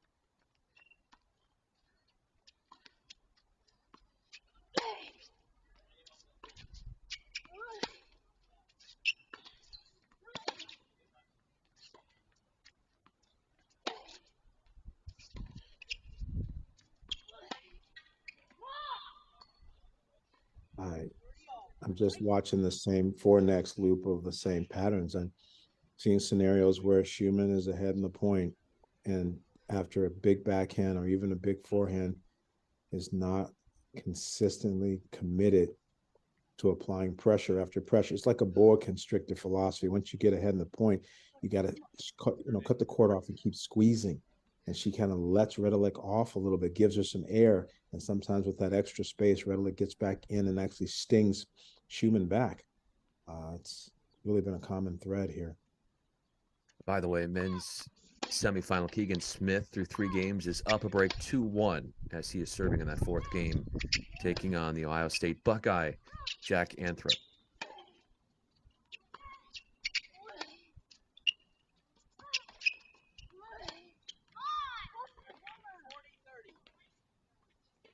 Here comes the youngster.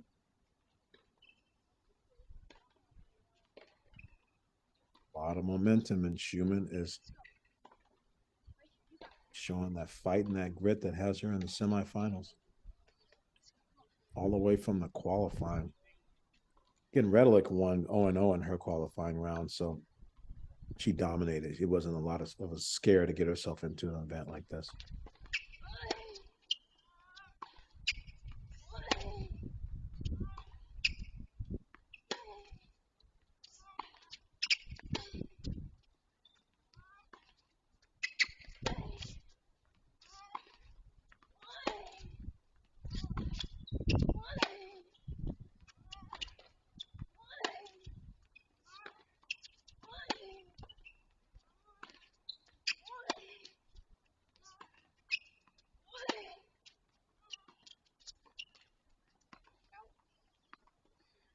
Got a little extra velocity, Mark, behind that forehand and tested the defense of Schumann on her backhand side, eliciting the air.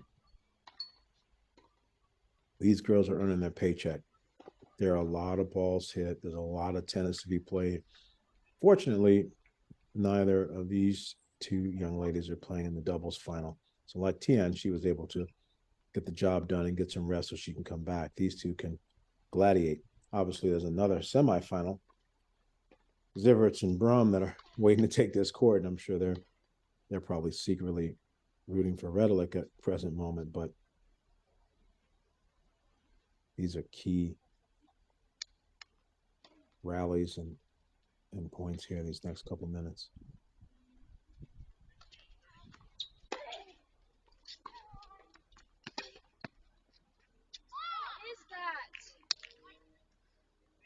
Long matches are very common this week for Redelijk.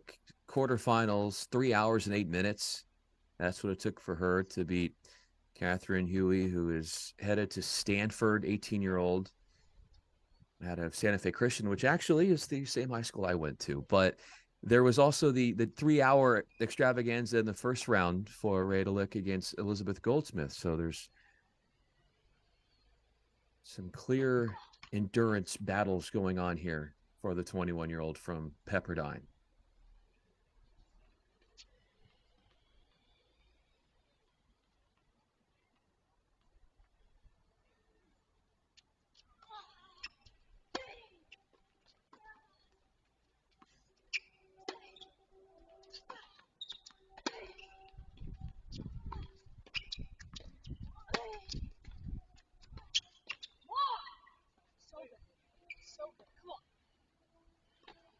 There's a lot of momentum on this game.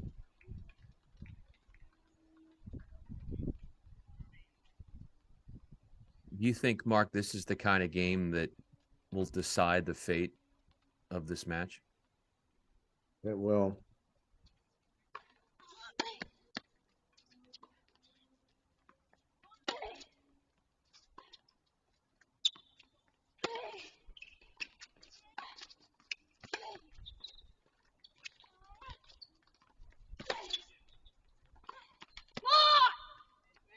Took a chance with that forehand off the court and found it in that tight spot up the sideline. A forcing shot with a wicked forehand. And Redelijk, Mark, in position here, already having fought off a break chance to add to her lead in the second set.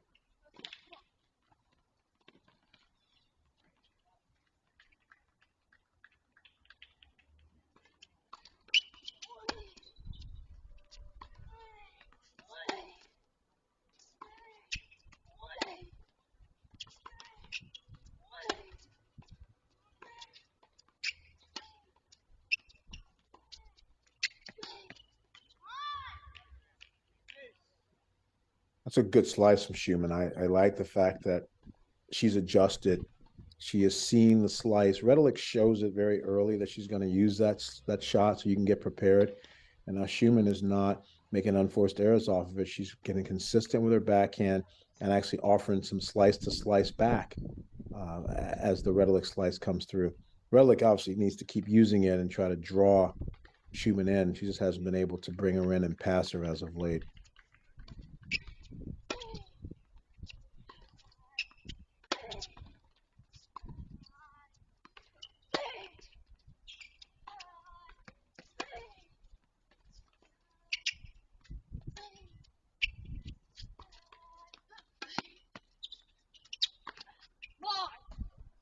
And that's probably a big statement right there. Schumann, by not coming in enough and often enough and frequent enough, she most certainly needed to take care of that swing volley, and she misses that badly. And it not only is a dagger to her right now, but it's a reinforcer to Reddick that when she's in trouble, she can just put the ball back up and not have to worry about the quality of the counterattacking.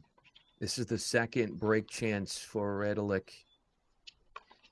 She's 4 for 5 in converting on them in this match. And then just like that, here comes the big Serena Williams bomb from the 15-year-old and back to deuce again. Yeah, I think we're going to have to get the men's match on the split screen here because these young ladies are fighting at a degree in this game where we could be missing too much of the other men's semifinal going on at the same time. Yeah, so we'll keep our eyes on, obviously, this double box deuce here in the second set. Reddick and Schumann. Keegan Smith with the break a serve in game 3. So he is surfing in danger of losing that break lead as Anthrop has a chance to win the game on the return.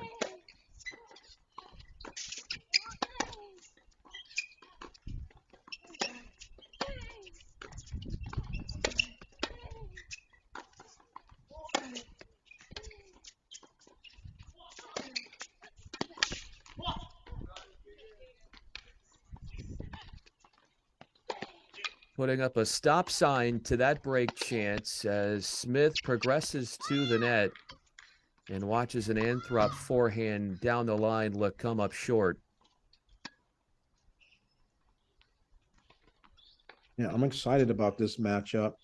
I think that Smith for sure will have a very high frequency of net appearances in this match. I think Anthrop could come forward a little bit too as well. He's going to probably try to stay back and make it more of a track meet. He'd like to extend the points with Smith, but sometimes Anthrop likes to get crafty.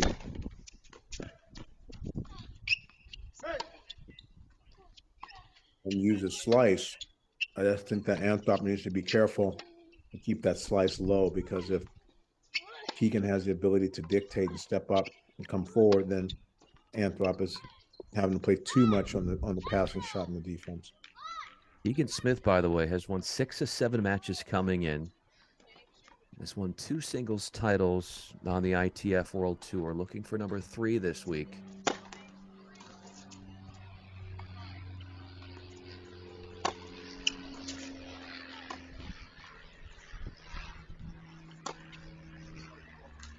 Couple of smashes and an authoritarian-like finish, closing out the hold after weathering some suspense, Mark, from his opponent Anthrop in that 4th game. I think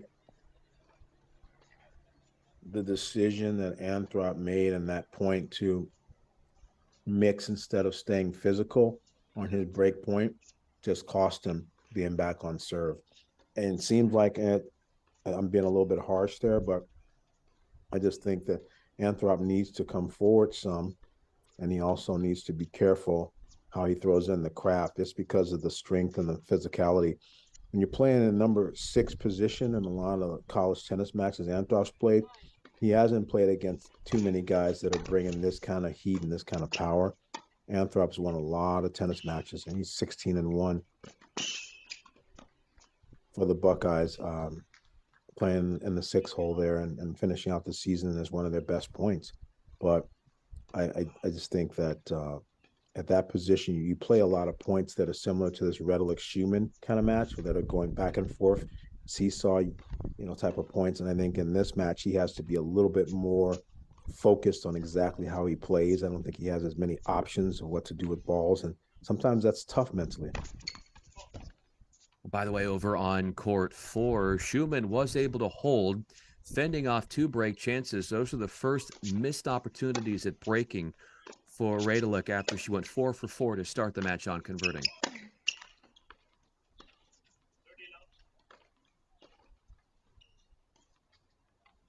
It's surprising, too, that Keegan Smith, as good of a singles player as he is, and he's 6'11" in the world and has been much better as of last year inside the top 400 and even better than that.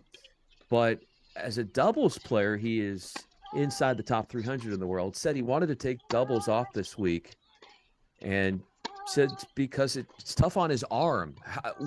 When you're playing in both draws and you're a guy like Keegan Smith, what is your advice to him about when deciding to play doubles, which is where he's won an NCAA doubles title in, and then obviously wanting to build up points in singles too? I think he made a good decision, and it's not always that easy. It most certainly is that you want to play both, especially when you're capable of doing well in both. But the singles, yeah, his career high is 339. He's at 6'11". He wants to move that dial, and you do it with points.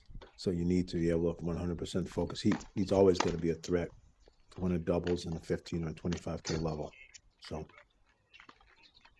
that's a nice job for Anthrop, being able to hold easily and quickly, but being on the back end of the score, he's going to have to problem solve what he needs to do on the return game.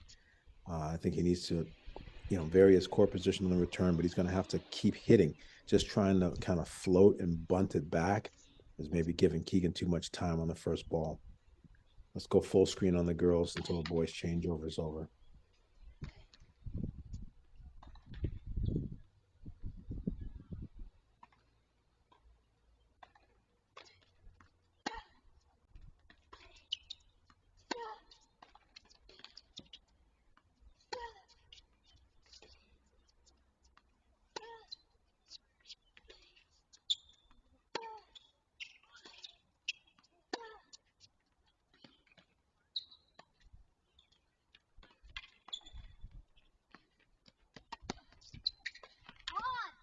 What a hustle.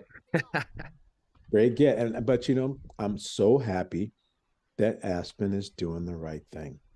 This is about growth as well. Clearly, she's going to have a lot of opportunities. She's going to have a great pro career. She's already at the tops of junior tennis at age 15. If at age 15, in a moment like this, she's not able to add these pieces that are going to make her better all around, then I think, it's not a good thing. Yeah, sure, she wants to win this match, and she should. But I'd like to see her develop and win. I'm a little greedy as a coach, and I think that's possible, that she can actually integrate these things as she's playing. We officially hit the two-hour mark on court 4 in that women's semifinal.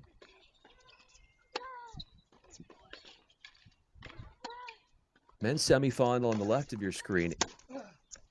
Anthrop and Smith have both been on the court coming into this match over 6 hours, just 6 minutes in difference of amount of time they've been on the court throughout the main draw this week.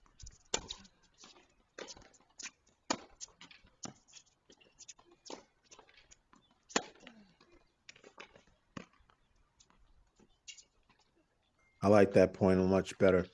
I feel that Anthrop is more of a sort of a mixer with his slice backhand. I think he needs to hit the backhand today. I think he really needs to hit it more than he actually likes to, or often chooses to, or even needs to. I think he needs to keep the pressure of ball quality deep and not allow, even though Keegan is okay with the pace of it, just not letting him have the time to come forward and extend his arms.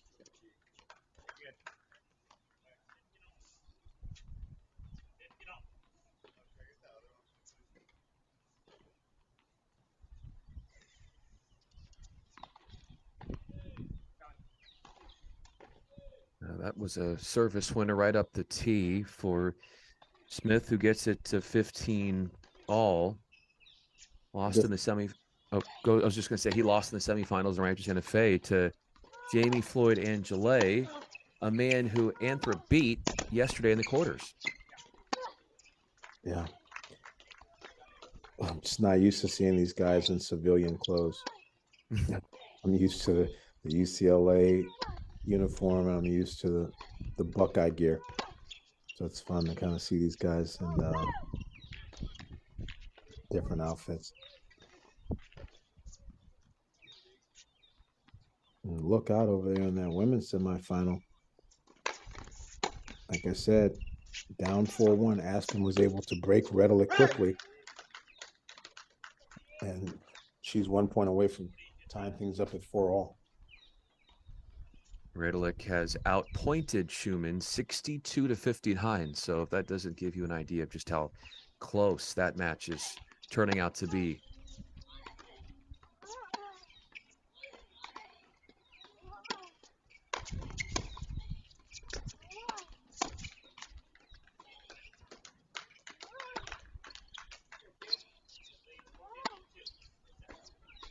Smith captures the hold, giving up just 1 point. Holding at 15.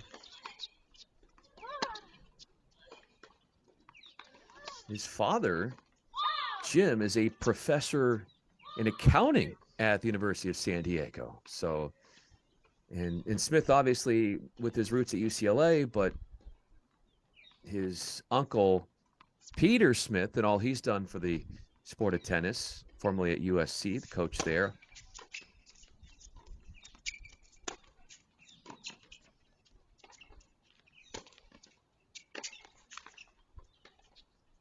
Yeah, Peter was just inducted into the ITA Hall of Fame. I was there, and a very moving, emotional speech he gave. He was inducted, so congrats again to Peter Smith and all the great legacy he had there at USC.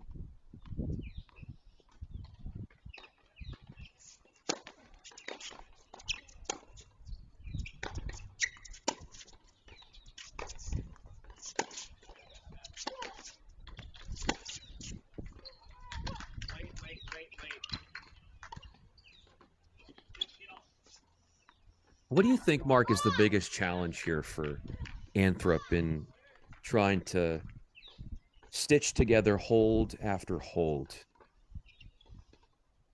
Like I said, Anthrop likes to play with options. He likes to do things in his own terms, and this match is dictating a different speed and a ball striking. It's just got him a little bit uneasy. So he's got to get to the point where he can run some patterns in the early part of his service games that he feels comfortable with. It's hard to, like, what do? You're going to hit a kick serve that's going to be high enough to frustrate Smith when he's 6'6". It's just harder. He has to feel like he can win some of these baseline rallies. But some of these points are going to be so quick, he's not going to have the luxury to hit 7-10 balls until he figures it out. I think right now he has to just try to compete for holds and see if he can get some returns deeper. That's to pretty much simplify the plan right now because he's on the back end of the score.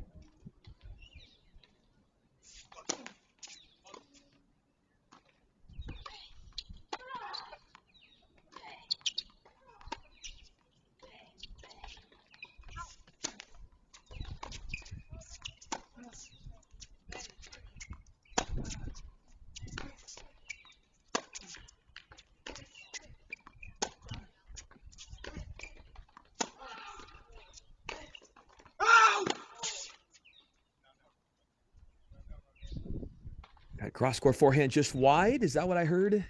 Yeah, I think it's from wide. Smith. Smith is in good rhythm right now.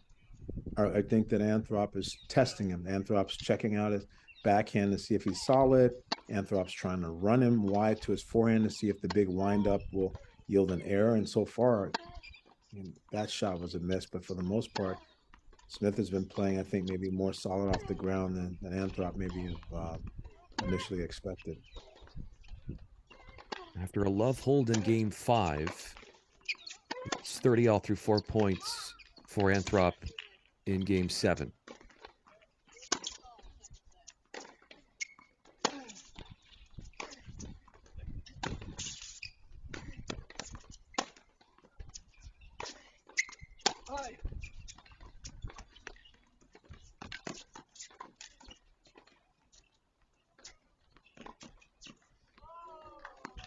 Oh, he almost got it. Just a little bit long on the tweener for Smith. What a point. But Anthrop was starting to get pushed back a bit more because of Smith's physicality. And that's why Smith read his movement and threw the drop shot in. Anthrop got there, but ended up losing the exchange. I'm sorry, Anthrop winning the exchange with Keegan missing the tweener. But I hope Anthrop can think a little bit more about his serve and his first ball choices to start trying to get the rallies that he wants on his serve at least.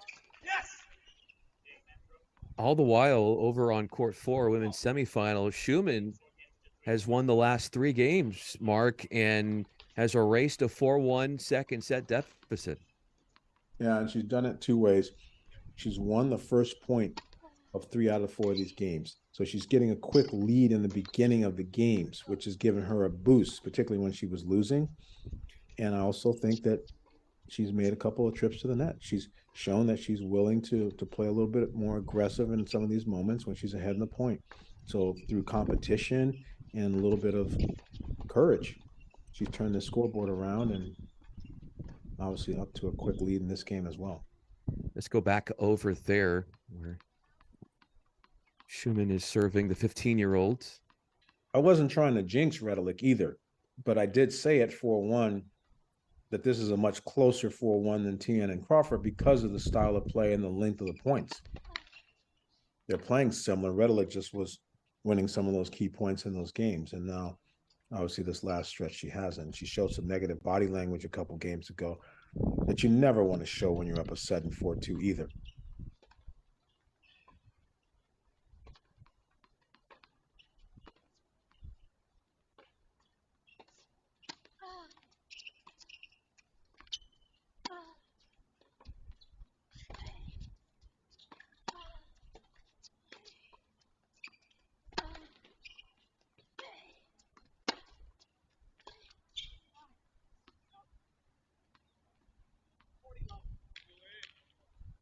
A brazen play with the forehand with that added depth.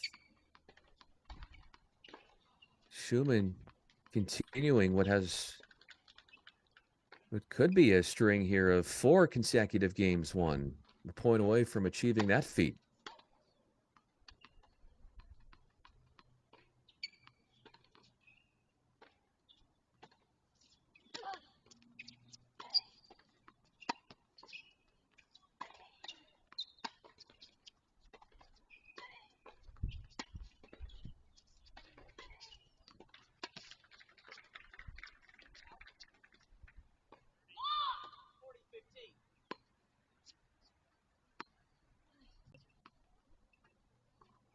There's a clear-cut hesitancy between both of these players in finding inroads to coming to the net. Very rarely are we seeing them win points in the forecourt.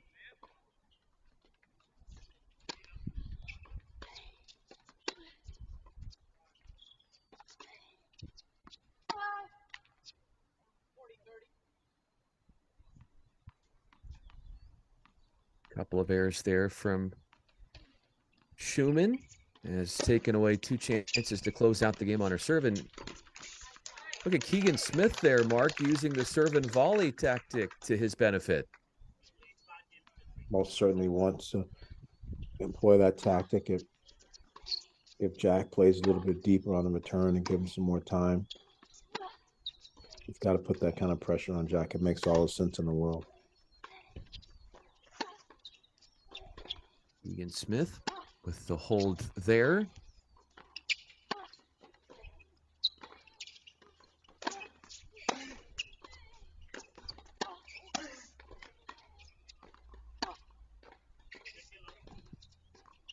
I think, Mark, if you go to a key point in the Smith Anthrop match, there was the break of serve in game 3, which gave the break lead to Smith.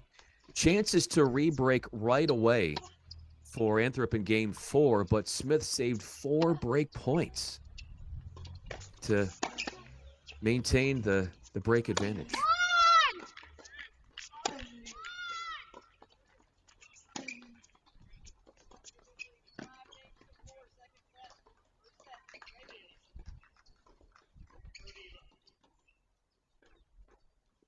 That was a nice little footwork there. Anthrop is no stranger to guys that hit big or have big serves. On the Buckeyes with James Trotter, one of the better serves in college tennis, Luciane, Cannon Kingsley. He's practicing with guys that play this up tempo and in a similar style, but I'd say that there's just not someone that has the same power, but then comes to the net as much. I'd say Trotter lays back and then eventually comes in. So just this feeling that he has to be even or ahead in the point. He practices with guys that hit this hard. I don't think he has the same type of pressure on a match. Again, a lot of the guys at 6 he's been playing, he's been having a ton of back and forth, longer rallies with a lot looser structure to the way he has to play the points.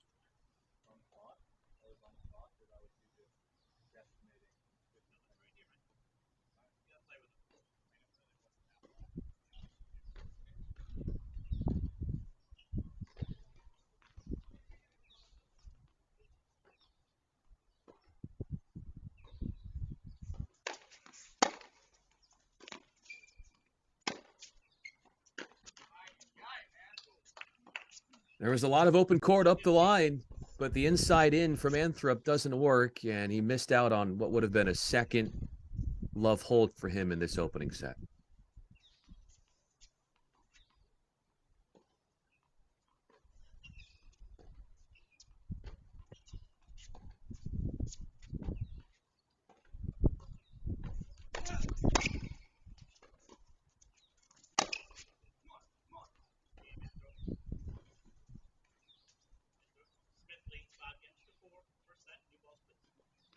Needing to hold to stay in this opening set, Jack Anthrop is able to do that at 15. 1 break lead for Keegan Smith, who will have a chance coming up after the changeover to serve out a 1-set lead.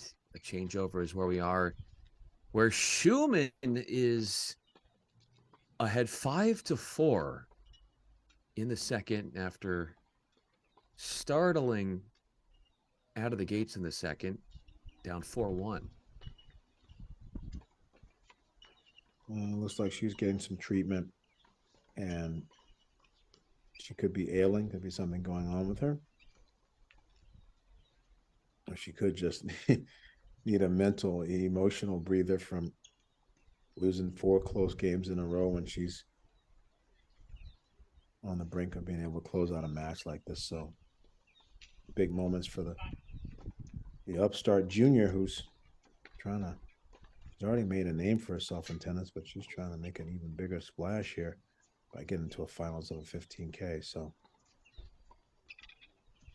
Paroulek's going to have to show some experience here and manage her service game, particularly win the first point of the game, which Schumann's been doing a wonderful job in recent games doing. And if she can get it back to 5-all, and Schumann's going to push this to a third.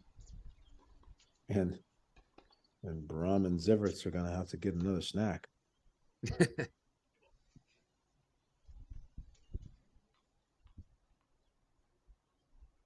Here's Keegan Smith.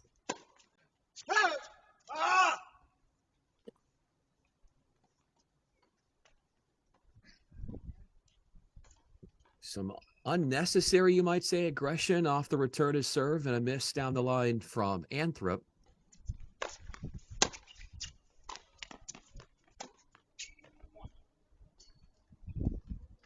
About the way he squeezed that past Smith, who might want to think twice if he's going to continue to go to the net and have that kind of outcome happen to him.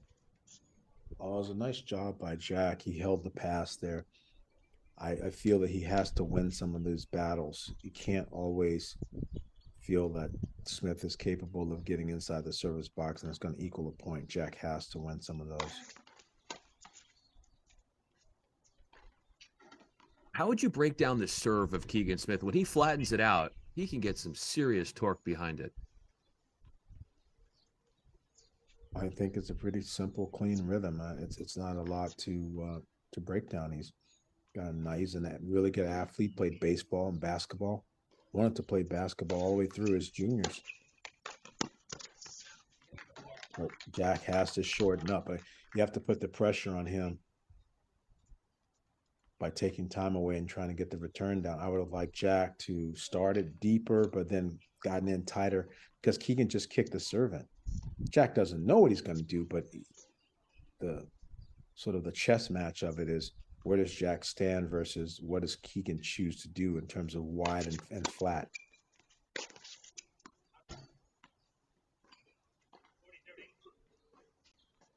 It's a good solid return for Jack, but on my backhand. But so yeah, this is where separates the men from the boys, Brian. So where does Jack stand? And what does Keegan choose? Is Keegan going to go flat, or is he going to go kick? Is Keegan going to serve and volley or stay back? Bomb tee, game and first set, Smith. He has won, Smith, the first set in now all of his main draw matches this week. This would be number 4, of course, the semifinal. He does it at 6-4. In 47 minutes, a 1-set lead for our 6th seed, Keegan Smith, formerly of UCLA.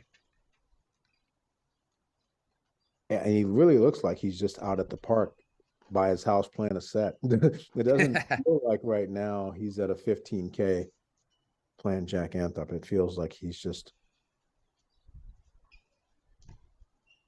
That's the run for Keegan Smith to get to this moment here. Quarterfinal victory for him against Connor Farron, the 28-year-old. That's a long 2-setter, 2 hours and 8 minutes. And that was a big one over Gianni Ross. Yeah, second round. Chicago boy I know well, and finished his career at University of Virginia with a national championship. As a team player, and obviously Virginia backed it up and won again this year. But Gianni gave him a tough go there, and sometimes you get through those scare matches, and then that helps you make a run and possibly go all the way. But it was a bit of a solid routine service game. I think after that really tough game with the hiccup, with Jack had all those chances, he kind of locked down and closed out the set with some ease. So Jack's got the opportunity with serving first in the second to try to get a lead and have Keegan have to hold from behind. Like, it's a different psychological when you're serving at 0-1 and 1-2 and 2-3. So maybe Jack can get a hold like he's been doing and try to flip the script and get some scoreboard pressure on Keegan. Schumann has certainly flipped the script, returning on the far side, winning the last 4 games, trying to force a decider.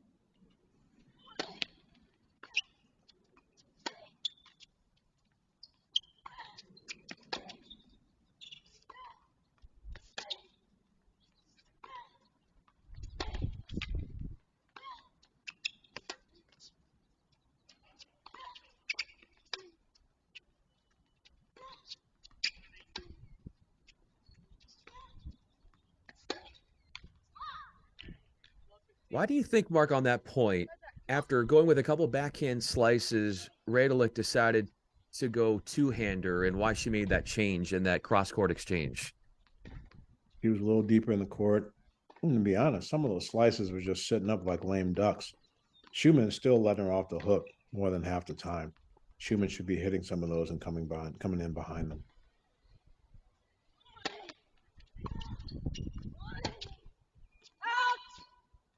But Schumann has fought her way back in there by being steady and solid and just being a tenacious fighter. And she's not going to break that pattern right now. She's going to stick with just being a fortress back there and not necessarily being as creative or explore in the service box, trying to close out this set.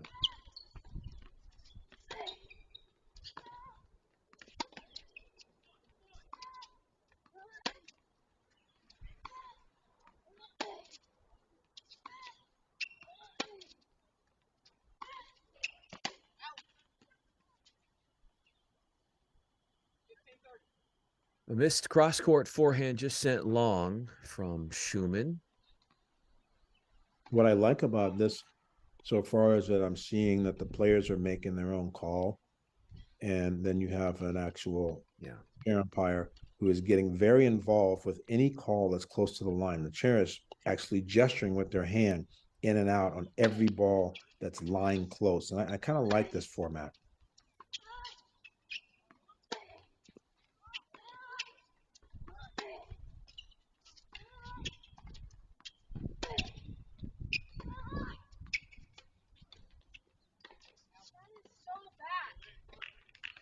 You heard the frustration from Paroulek, and as you said, Mark, a lot of these slices are hanging up in the air way too long. That one wide, but where's the bite to it that she's looking for?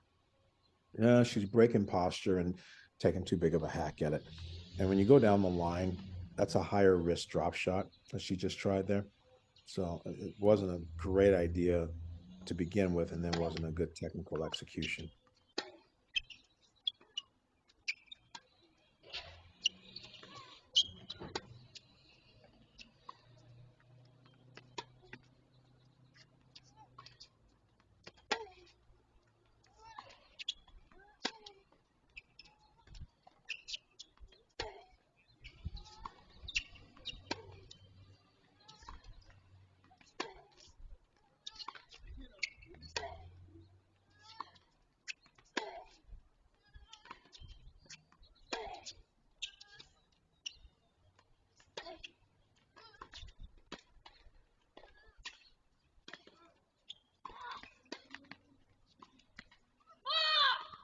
How did that not go the other way? But great play at the net from Paroulek.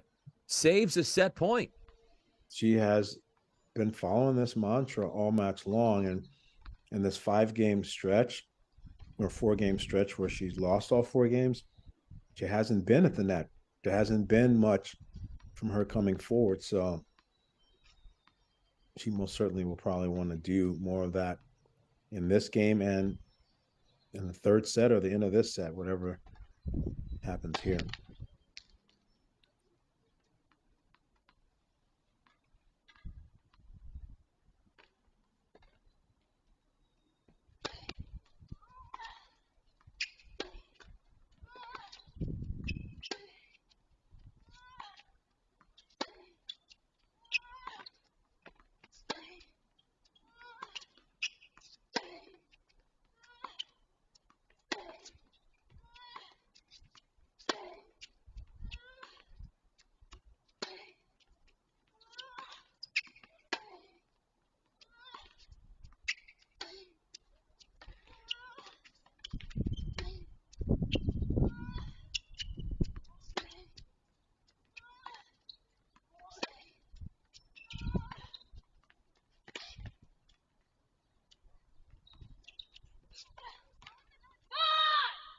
That's hard to believe.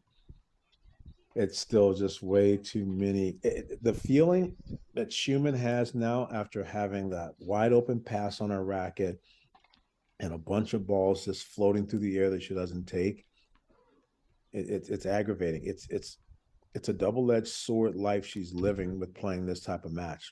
When you play the attrition long points and you're not willing to close off and finish, when it's your time to finish, sometimes it's not that easy to do it. It's really the best way I can describe it.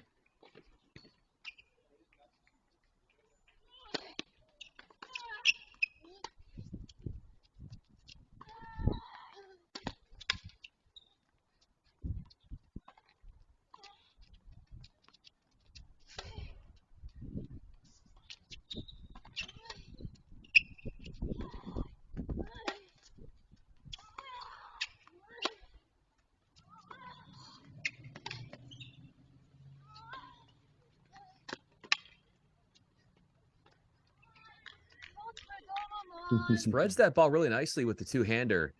It's a great shot. It's a great technical shot. Very clean, very simple. I think it's a shot that she could generate a lot more opportunity balls if she wanted to. She's just using it to be more precise and to complement the the forehand mixing, but I think that she gets older and really settles into what her final game is going to be. I think it'll be an important part of it. I have to keep reminding myself I'm watching a 15-year-old right now.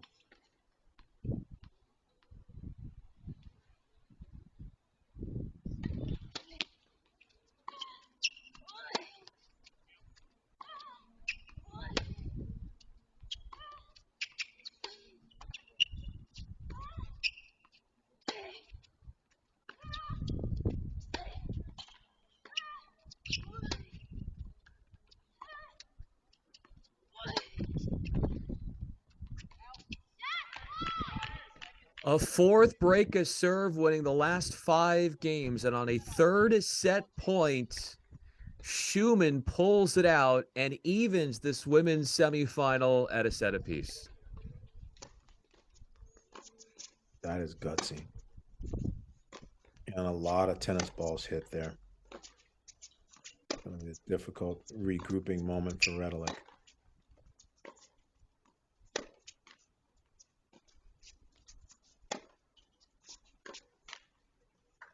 That's the point and the situation that I think Anthrop really wanted.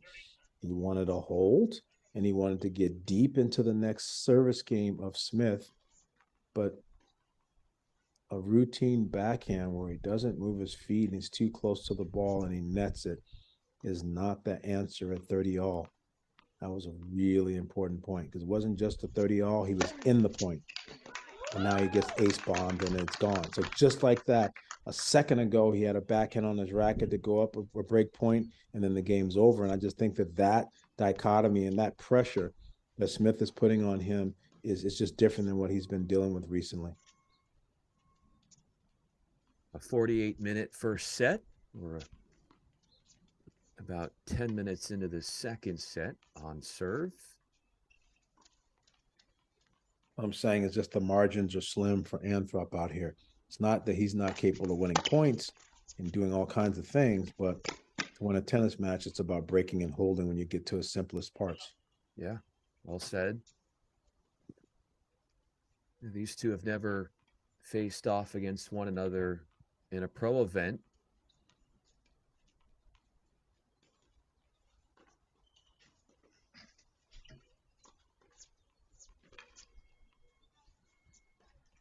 Only break of serve was in game 3 of the opening set.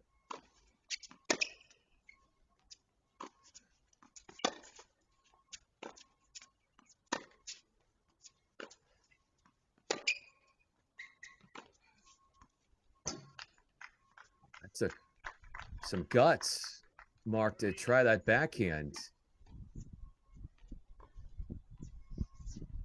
Did that just miss? No, it was No, he good. sticks it. Oh my goodness. I think he has to keep hitting the backhand. One sensational shot after another. A return ace for Keegan Smith. And a nonchalant walk back to the ad court, and a look of astonishment there, Mark, on the face of Jack. Well, Jack thought the serve was wide. So Jack is behaving like, hey, you just took an out serve and hit a winner. My serve was wide. That's the conversation there.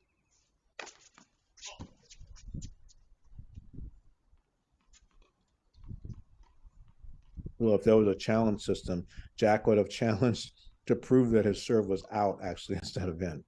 Keegan took the out serve and hit a winner off of it, or close to.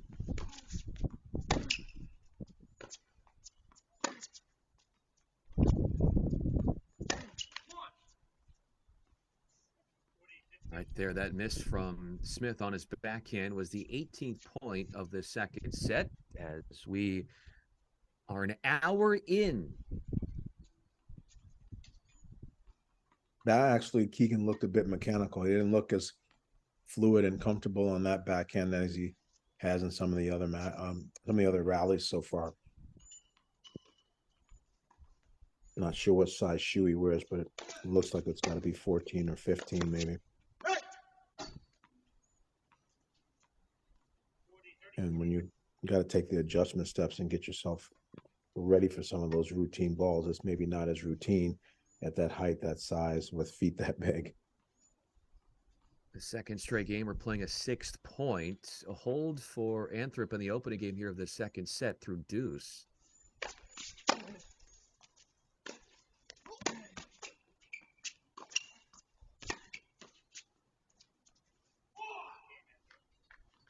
Yeah, that's well played. I like that Jack is choosing to not try to play the hero on the serve, getting the serve in, but then jumping on his forehand and creating a lot of movement challenge for Keegan. That is most certainly the type of ground stroke points that Jack wants to play on his own serve. So I like what Jack's doing there. Schumann with her own serve here to kickstart the third set. Yeah, it's a lot of momentum for the youngster.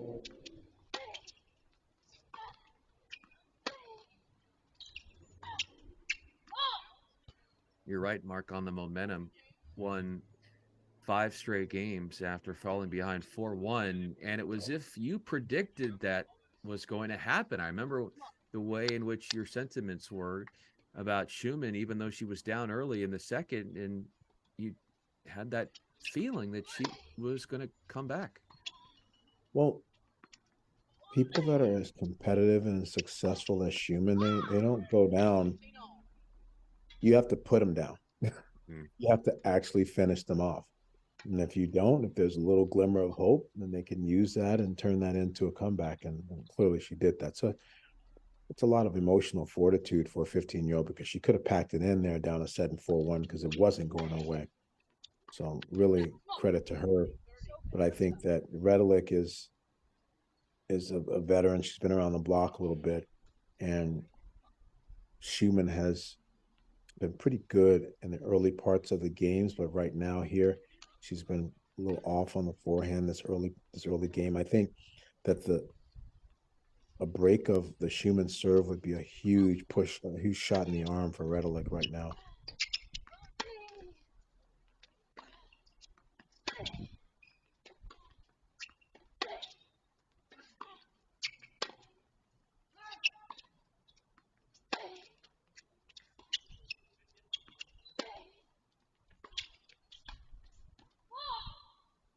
And there's the difference.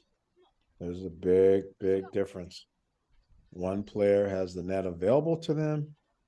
The other player is choosing to try to win the match without using the net as a part of the actual finishing statement in the match.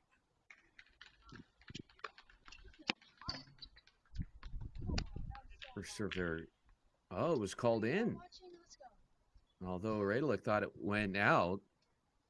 So that is an ace up the middle. And Schumann still playing from behind here in this initial game of the third set does ward off one break chance.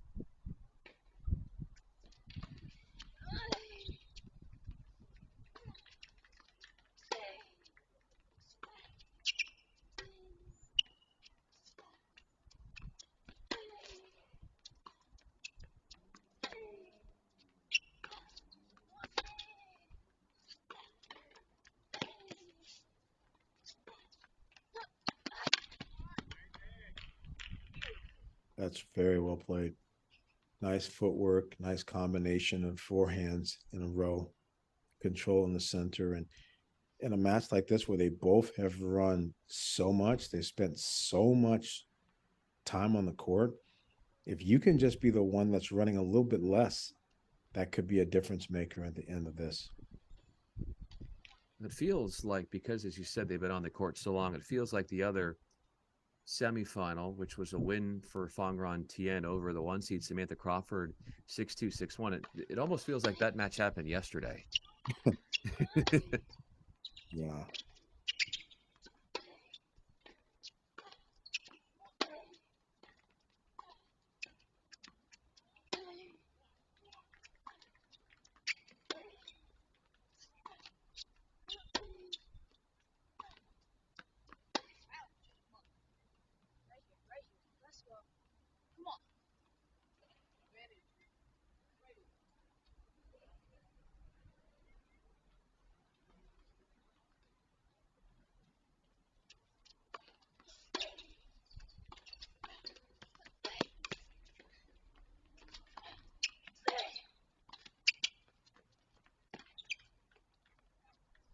Okay.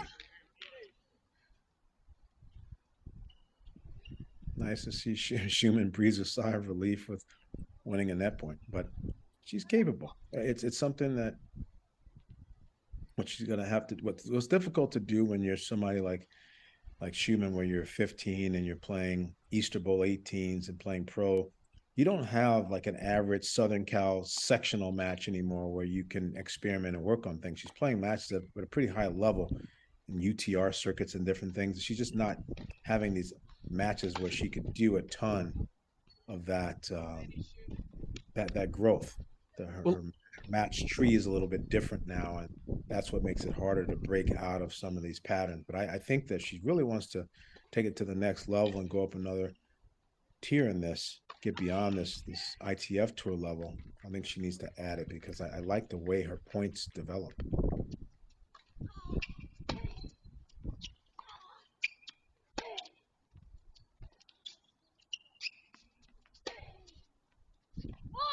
I like to see more from her serve, and I like to see more of her finishing. And at 15, with time and coaching, she most certainly can add those.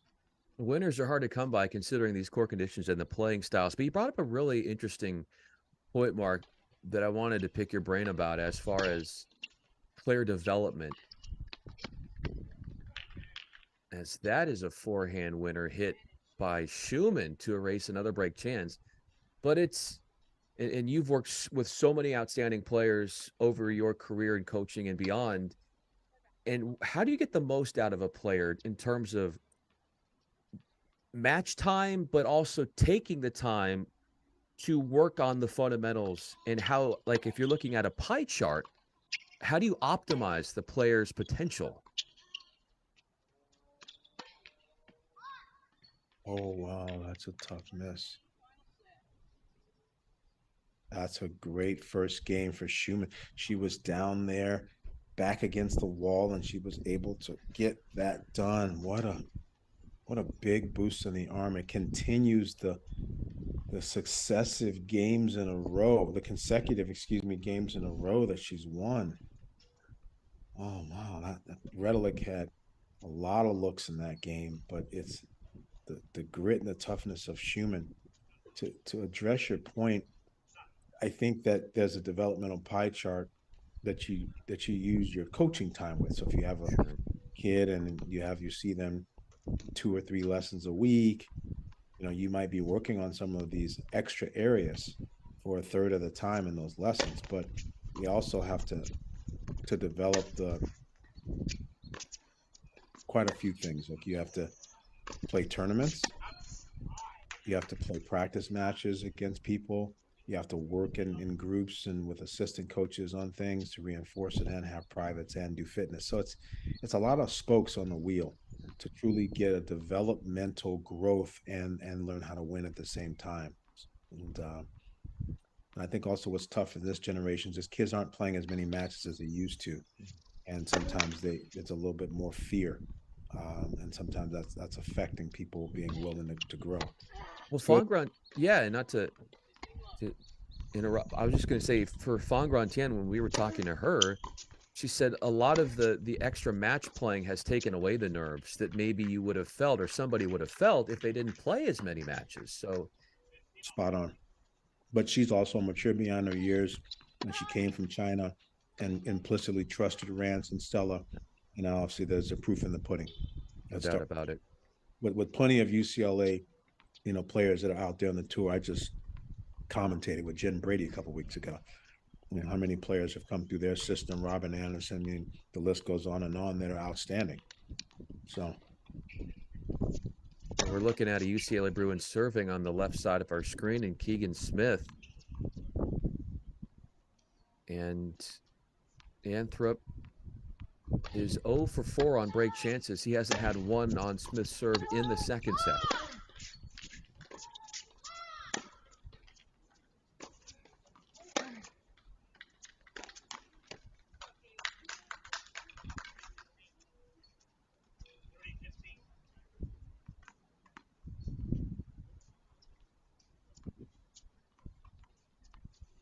All 4 of those break points for Anthrop We're in game 4 of the opening set, and Smith saved every single one of them.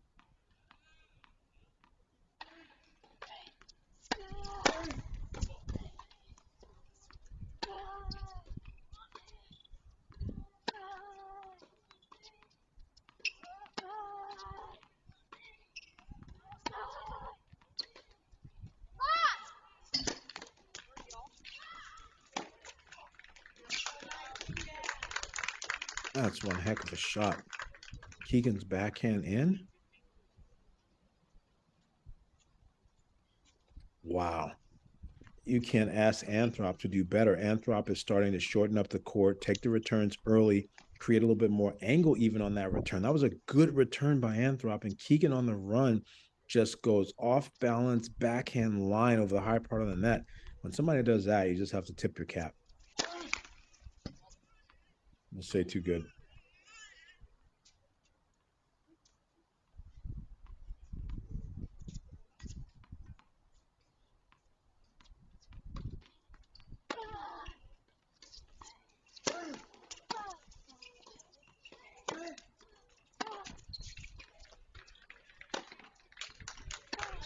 A third service game for Smith and a third hold, having given up 3 points combined on the return in those 3 game wins, 3-all in the second. And even though Smith's on the back end of the score, he just keeps coming and coming.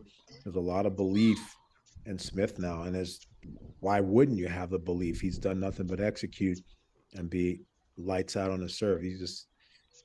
This match is so close. But Anthrop obviously is on the back end of it because of not being able to get one break at the right time. All Anthrop can do is just keep taking good care of his serve and hanging around. I did talk to Anthrop a lot about the dynamic of coming out of college tennis and coming into this. And he says that he feels looser playing with regular scoring. He says no ad scoring is a lot more emotionally hectic.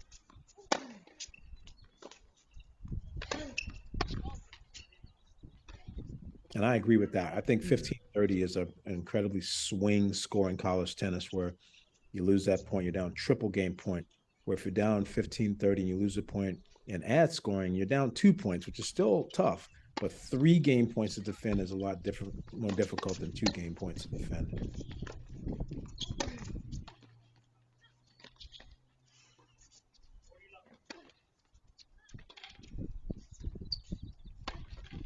And look at the bottom of the screen. There's Aspen at the net with a swing volley. Come on. I think she's got a little earpiece in on the changeovers and she's listening to the broadcast.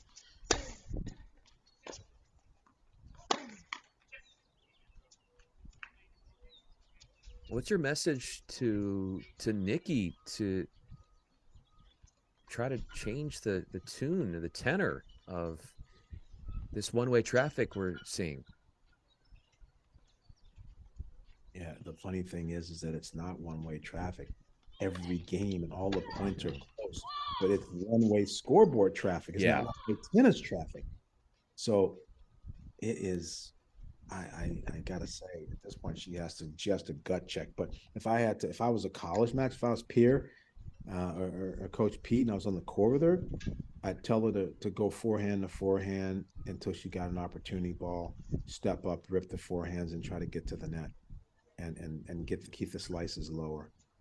So I would tell her to rally the forehands more, and I would also tell her to attack the second serve. I think Schumann's been putting in some pretty weak second serves all match, and Redelik has just not stepped up and taken advantage of that at all. So if I was coaching it, like Schumann just took that second serve and popped it, and now she's ahead in the point, and here she comes. And now she's backing off. Here she comes.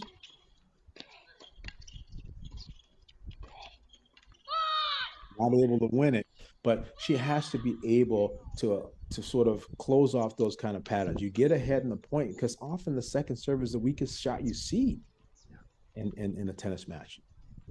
So I'm sorry that Aspen lost that one, but I definitely applaud her for doing the right thing. She just got to get the swing volleys out of the middle of the court. What do you think about her decision to run around on that second serve too? If she went with a backhand, would that have taken a little bit of time away? Maybe she could have hit her directional with some more damage. It's a fair question, but I think that the forehand choice was fine.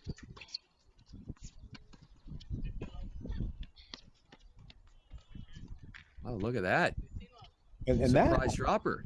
Yeah, but I think that that jives more with being a little bit more patient and playing more of a grind. So I would say against the wind, play the drop shot some more. If you don't want to finish by you coming forward, you most certainly can finish by bringing someone else forward. But I just think that the serving here, this can improve a bit.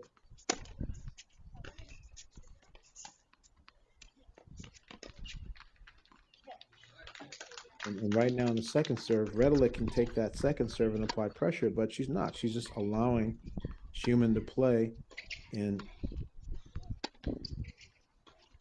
from a neutral position off of second serves. And maybe there should be more of a feeling.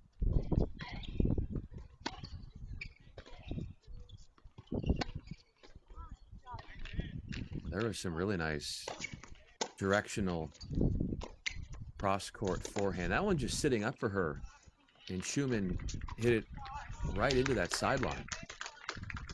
It's just good that Redelik was able to get on the board there. She needed that.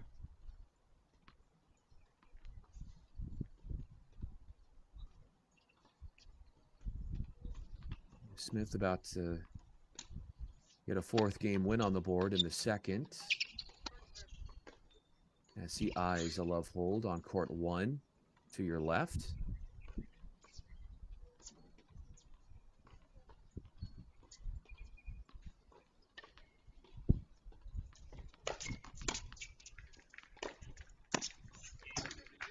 Keegan Smith is just on autopilot. Anthrop's been able to get him to miss a few backhands, but he hasn't been able to do enough to get a dent in these service games. This is gonna be a very frustrating mental place to play from for Anthrop. That is back-to-back love holds in that men's semifinal. Second love hold for Keegan Smith in the second set. Also picked one up at 1-2 in the second. But Redelik just tried to attack the second serve and come forward, and Aspen closed the door with a passing shot. So maybe I'm encouraging something that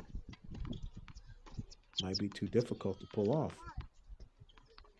So there's the drop shot twice from Aspen, plus a passing shot. So instead of a long rally, the net was the decider in 3 out of those 4 points that game.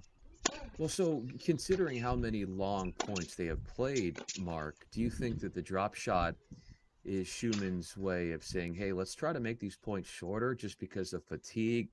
We're closing in on 3 hours in that match? Possibly, because Redelik had a decent success rate coming forward, so you wouldn't encourage her to drop shot someone that often when they actually have been winning points a fair amount. But I think as Anthrop just recently tried one on the same side of the screen, against the wind side might be the near side here.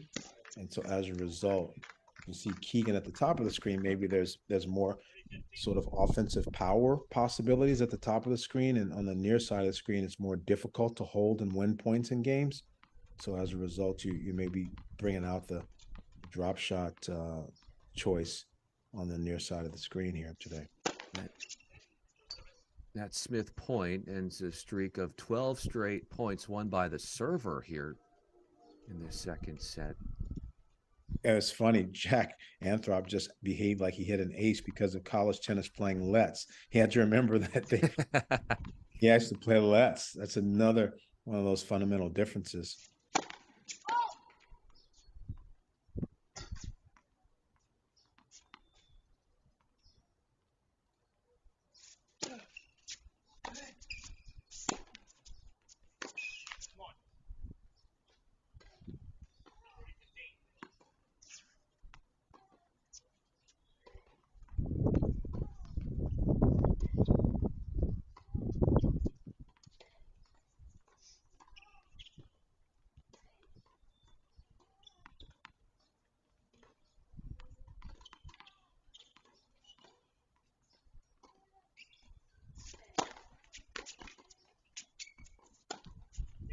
Love it.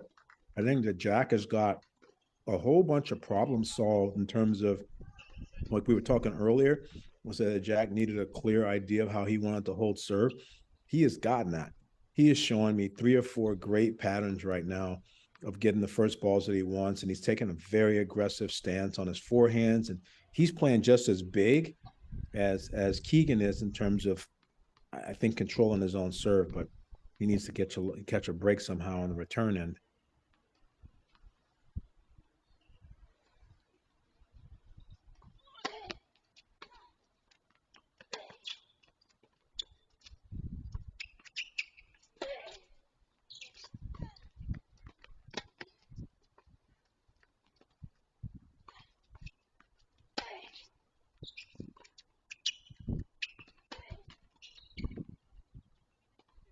Off the let cord, that little assertive moving in transition forehand and a fortuitous bounce for the Pepperdine wave.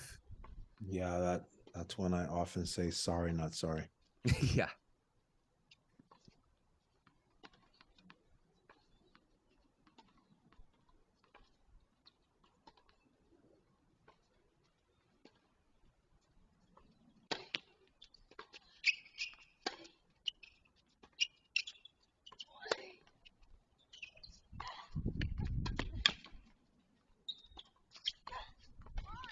There she is. She can do it. I'm telling you, she most certainly can do it. And she creates a lot of these openings. And I know whoever is working with her has practiced this shot over and over. But she's been a little stubborn and reluctant, as a lot of 15-year-olds can be. But I'm starting to see, and she's starting to see herself, that it's the right thing to do. She's growing up right in front of our eyes, Brian.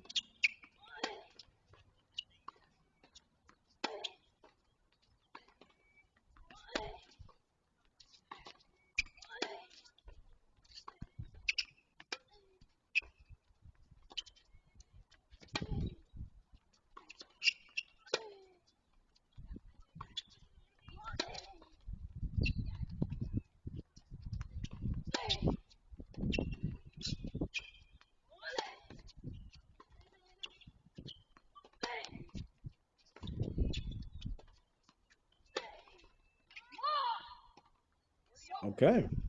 Wow. Seeing better tennis from both of them. Well, I was going to ask you, as you said, they're growing.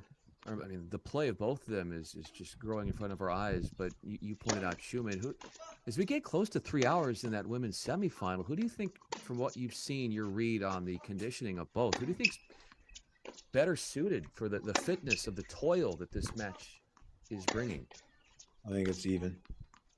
I think when you're in the moment and you're battling, even as a young 15-year-old, you can handle this. And I think Radulek has done a lot of fitness and is able to deal with it. Let's shift over to the men's match and go full screen on the men's match. Jack Anthrop's trying to make a move here. And he has himself in a good spot, winning the first 2 points on the return. We haven't had a break of serve in the second set, but wouldn't it be timely, Mark, if Anthrop would be able to pull that one off and see that through here?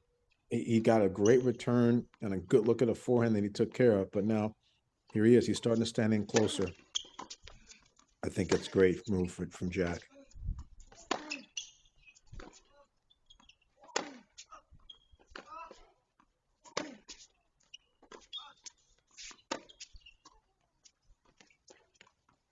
This is exactly the type of point Jack wanted to play. Gets into the actual service game of Keegan, starts negotiating on the backhand.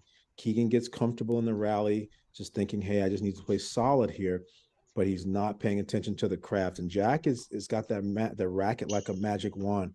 He can chip it and rip it and roll it all kind of off the same disguise. Obviously he's done a lot of work at, Team Ohio State. Ty Tucker and the Buckeyes run a tight ship, and he's ready for these kinds of moments and is managing what he can control out there. But he's had some great coaching. Actually, a lot of Buckeye coaching, because Coach Kanyeko, who's down there at UCF in Orlando, has spent some time with him too. That one is out. So what Anthrop has done, that's his 5th break chance off of Smith's serve first in the second set. All 4 of the prior ones against Smith's serve were in game 4, and Smith saved all of them. So now 0 for 5 in converting on break chances is Anthrop with another set point. And Keegan misses that. Oh my gosh. And that's what, oh gosh, it's like I'm jinxing people, huh? Did he need to, Mark, take that enthusiastic, charismatic leap into the ball, which might have gotten him off balance? He's a tall guy. So, but it was a little bit of a jump volley. It was a little bit of a hot dog play. You can't afford to do that in that moment. You got to find a way to just make that shot and make Anthrop hit a backhand pass. But wow, credit to Anthrop being on the back end of the score consistently, not doing anything but just getting better and better at holding his own serve until he caught a lucky break. And on a backhand volley, errant miss by the NCAA doubles champion and 2-time U.S. Open doubles participant, Keegan Smith, that Anthrop levels it at 1 set apiece. And we've got 2 3-setters in these semis with Brumm and Zivert still eating snacks and bananas. This will be the second 3-setter that Smith has played this week. The first was against Gianni Ross, who you pointed out. What a tough match that was. In 3 hours and 3 minutes, it went.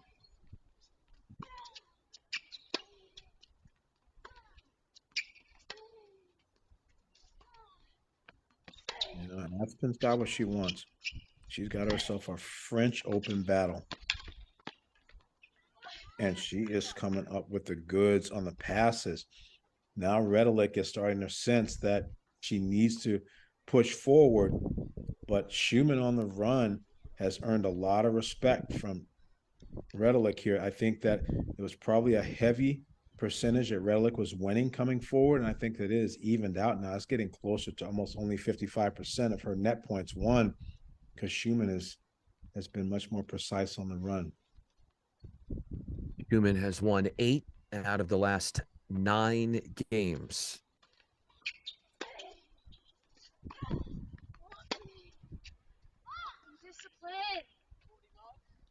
About to try and make that 9 out of 10 there, Mark. And you can hear the age in her little come on. Yeah, if you're not sure how old she is, just looking on the screen, you can hear. Yeah. 6 years younger than her opponent, Redelik,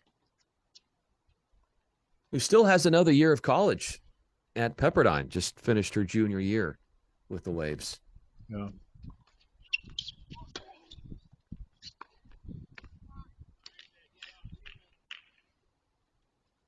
That's how you do it. Holding at love. And after Schumann was down in the second set 4-1, now she leads 4-1 in the decider.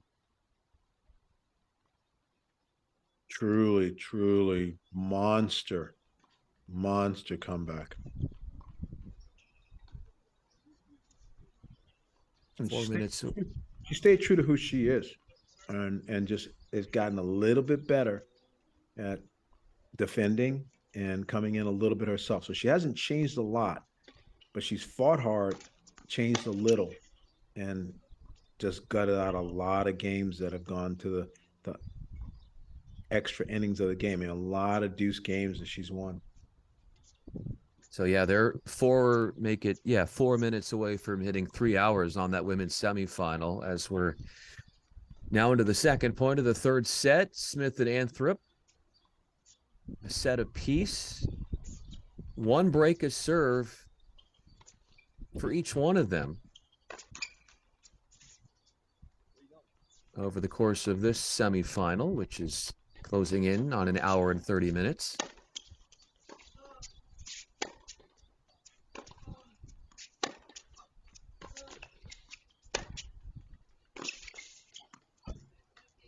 That very aggressive coming to the net-like approach from Keegan Smith. Gets a hold of a crushed forehand and a forcing shot for him. He was broken in trying to serve it to 5-all in set number 2 and was broken at 15. First time he surrendered his delivery after falling behind in that 10th game of the second set. Love 40.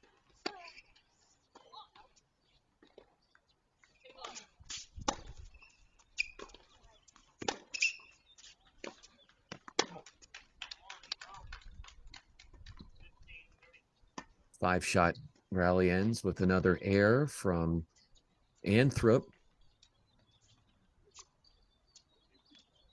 Quarterfinal victory against Jamie Floyd Angele. Second round, beat Justin Roberts, world number 991 out of the Bahamas, and closed the first set in that one, 6-3, 6-4, winning 12 of 13 points.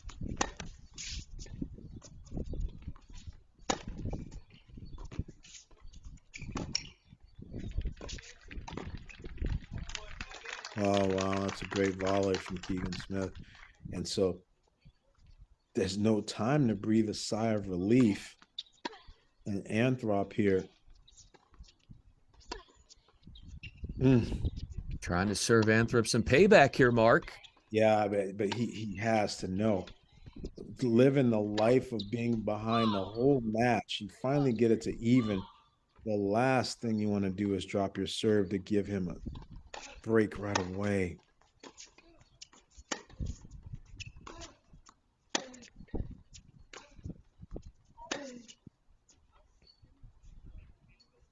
Was that a miss on the two-hander down the line? Just a bit long?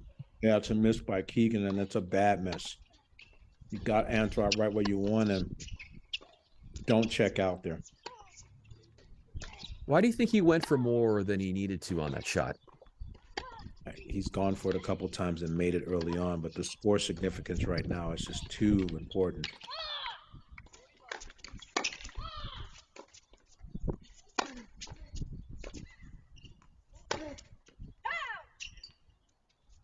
He does seem very confident leaning in with those approach shots on both wings and then moving forward as fast as he can in some of these points. I didn't have a problem with that shot. It becomes a horrible miss because it was a break point, but I'd rather see that miss than the one before. The one before, he wasted a point, which you can't afford to do. Anthrop comes back here and holds this, and you're going to think about those two backhands and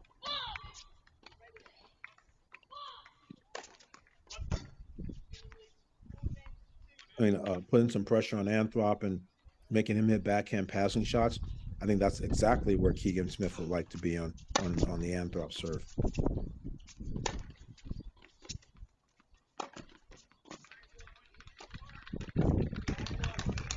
There's a backhand winner after missing the last two backhands, which nullified two break chances. But Smith, Mark, is going to get a third try here.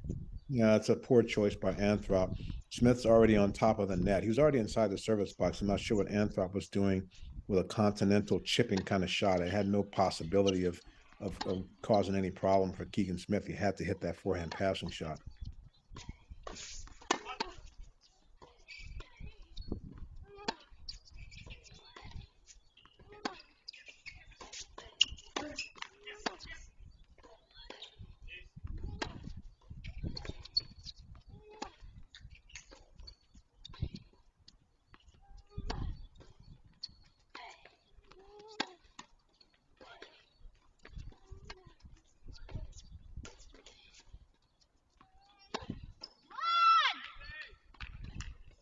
Paroulek trying to hang around over there.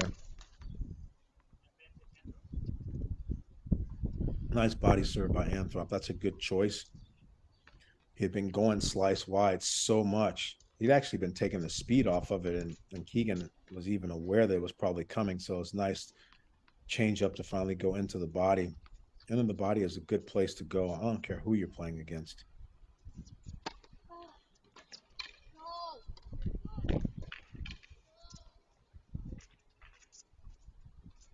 First game of the second set Anthrop was serving, held through deuce, trying to do it again here.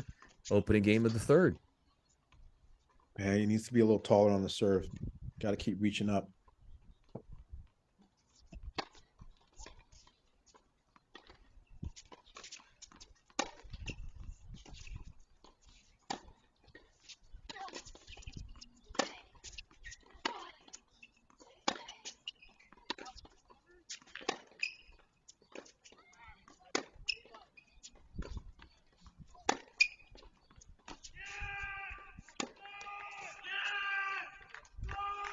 Oh, wow. That's a great, great, gritty hold from Anthrop.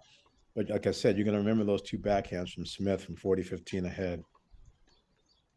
Yeah, and then the one there that missed in the ending point of the game. He's off balance there. He probably should have sliced it and come forward. Should have chipped it to Anthrop's backhand and come forward. Wasn't easy for Anthrop. It was a tough battle, but through deuce, he holds after saving 3 break points.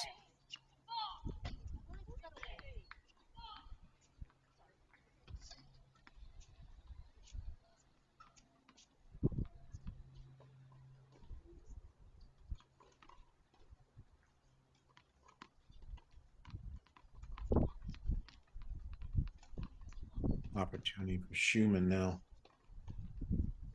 40-15.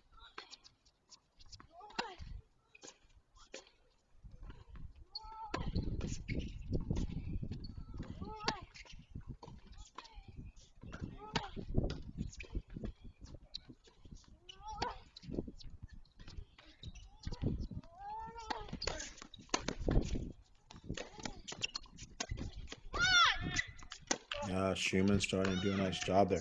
She's choosing not to come forward from being ahead, but she is employing the drop shot now after she's penetrating those deep corners, getting Redelik on the run. She's starting to play that drop shot a lot more in the third set, and it's been paying dividends.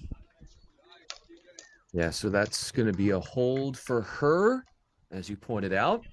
And let's go full screen with the guys.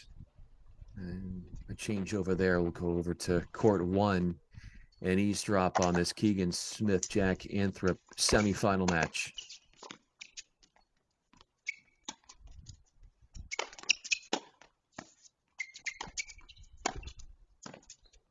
Oh, Jack guesses right. He guesses right. A massive backhand threads it between the long arms of Smith and that single sideline.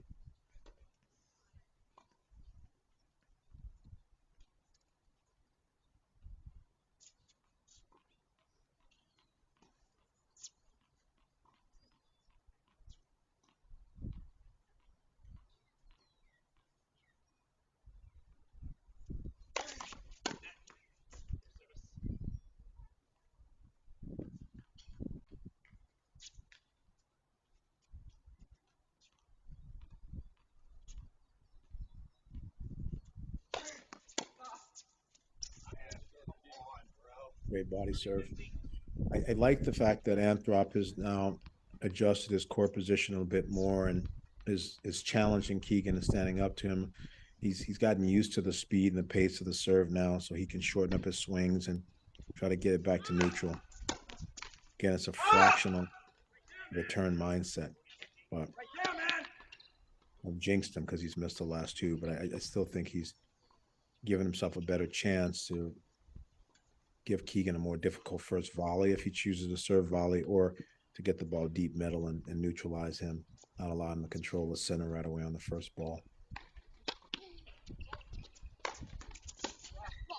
I think that's a double fault there for Redelik on the right side of your screen, serving to stay in this match.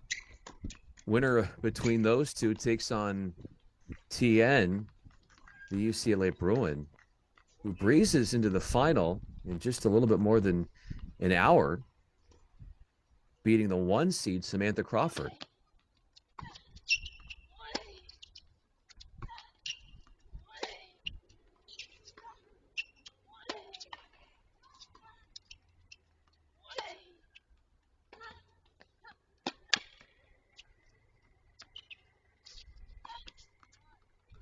How good, Mark, is that backhand down the line from Schumann? I told you in the early part of this broadcast, there's a lot of technical quality in that backhand. And so the precision of it, whether it's cross or line, is going to be there, and it opens up these finishing chances. And it's just nice to see that. Maybe it's because she's ahead in the match now, but Aspen is looking to sort of dot the I's and cross the T's.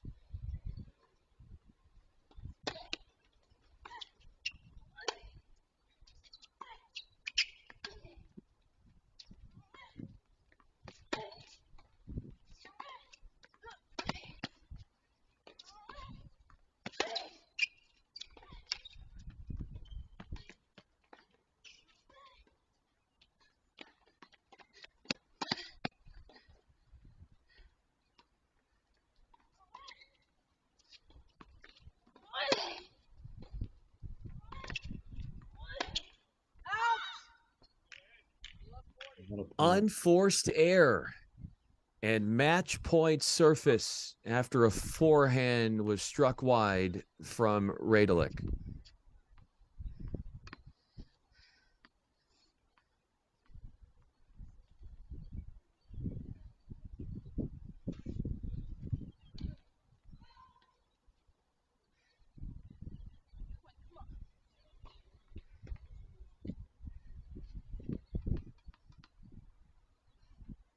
Schumann in her first USTA Pro Circuit SoCal Summer Series event.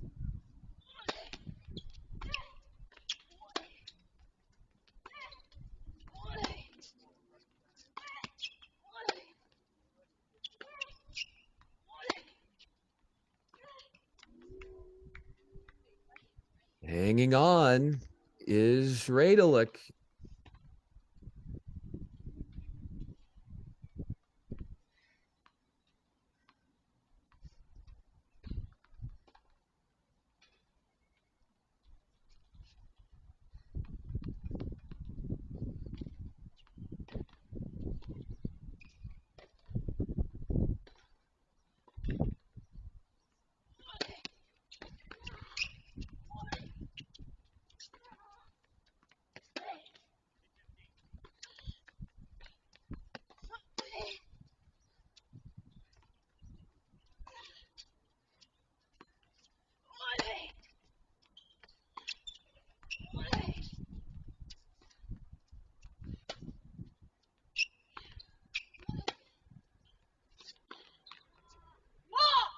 Oh, jeez.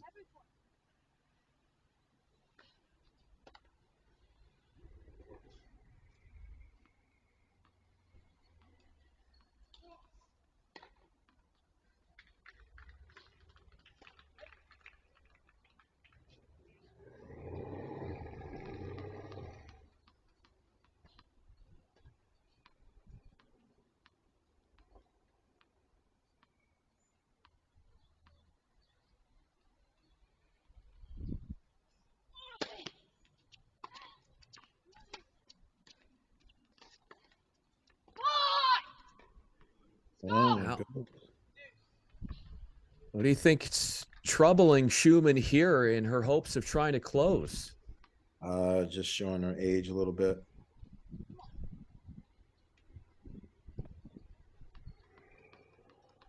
Sometimes you're just hoping that you get over the finish line. You still have to step up and play the last point.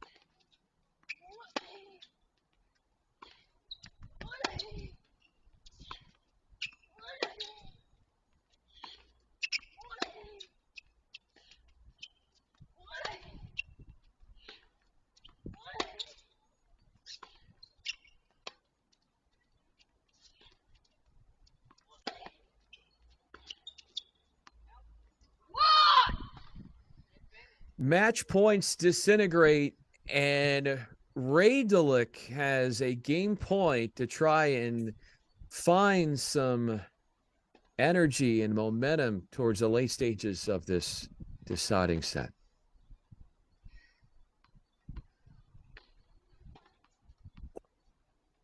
Sport of tennis is so unique, right? This is basketball. You just take fouls and shoot free throws. This is football. You just run the ball down the middle and run out the clock. In tennis, you got to finish the last point.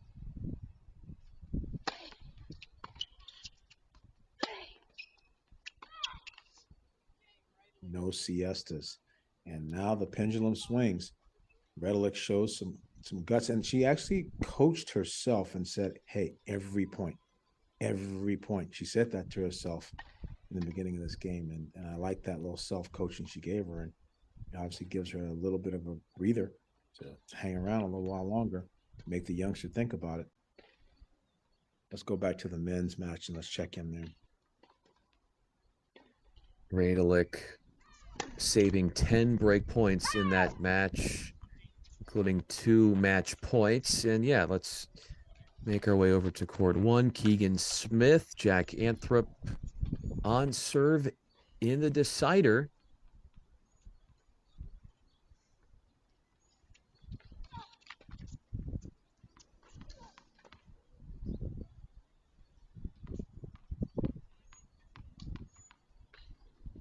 Smith taking the line.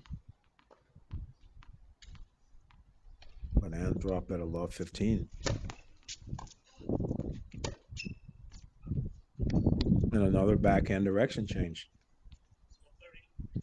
If this was practice, you know, that would be 5 push-ups. Or be some sprints. How many times are you going to go for a checkout up the line when you're deep in the court and it's not time? And that's not the first time we've seen that decision-making of a similar type of shot from Smith, considering where he has been in games. Well, the problem is that he made the first couple. So it gave him validation that the 4 choice is a good choice. And so now in the third set, behind 1-2, it most certainly is got to be a different choice.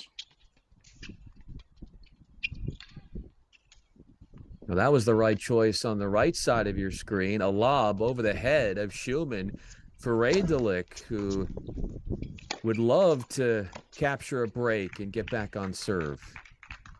And look at Jack Anthrop with the return and charge and stick the volley. I'm in the broadcast booth, so I can't clap. I gotta tell you, that right there, bring me off my feet. That's some really good tennis. That's a good read of the situation. Like I mentioned before, I think Jack needs to make some net appearances and come forward on Keegan, and catching him off guard and just bunting that backhand up the line. Speaking about an old school Buckeye, that brings a Drew Eberle to mind, somebody that Ty Tucker would probably smile about hearing that if he's listening in, who used to run that play a lot back in the day. But I think Alcaraz and TFO and a lot of the guys, Tommy Paul, used that backhand up the line in the deuce, that little bunt and charge from the backhand off a kick serve. It's a great play that top men pros are using now.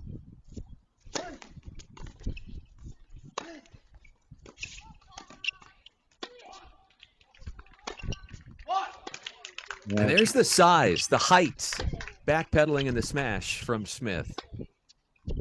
And that's the way he needs to play tennis. He doesn't need to be going for backhands off balance down the line. When you're 6'6" and a great athlete and a great net game. Well, this is the second game when he's been serving where he's fallen behind love 40. It's one back. He's a heck of he's got such a wingspan. Brian, that was a bad toss. He shouldn't have hit the toss. It was too far to the right. Wow. He just went over there and walloped it as a bomb tee serve for 120 and got a free point.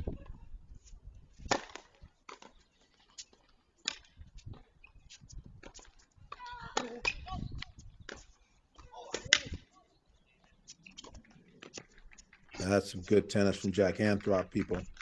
That's a big time inside out forehand. great recognition to get up on the short ball, playing this entire match from behind, having no true rhythm and feel on Keegan Smith's serve. Anthrop waited his time, finally got the break, and is now in a much stronger position to try to close this out. Second, the second break is served for Anthrop in the match. Broke with full screen on the girls. Smith serving at 4-5 in the second set. But yeah, we'll keep our eyes on court 1. Court 4, 30-all in a 5-3 game for Schumann, trying to close things out.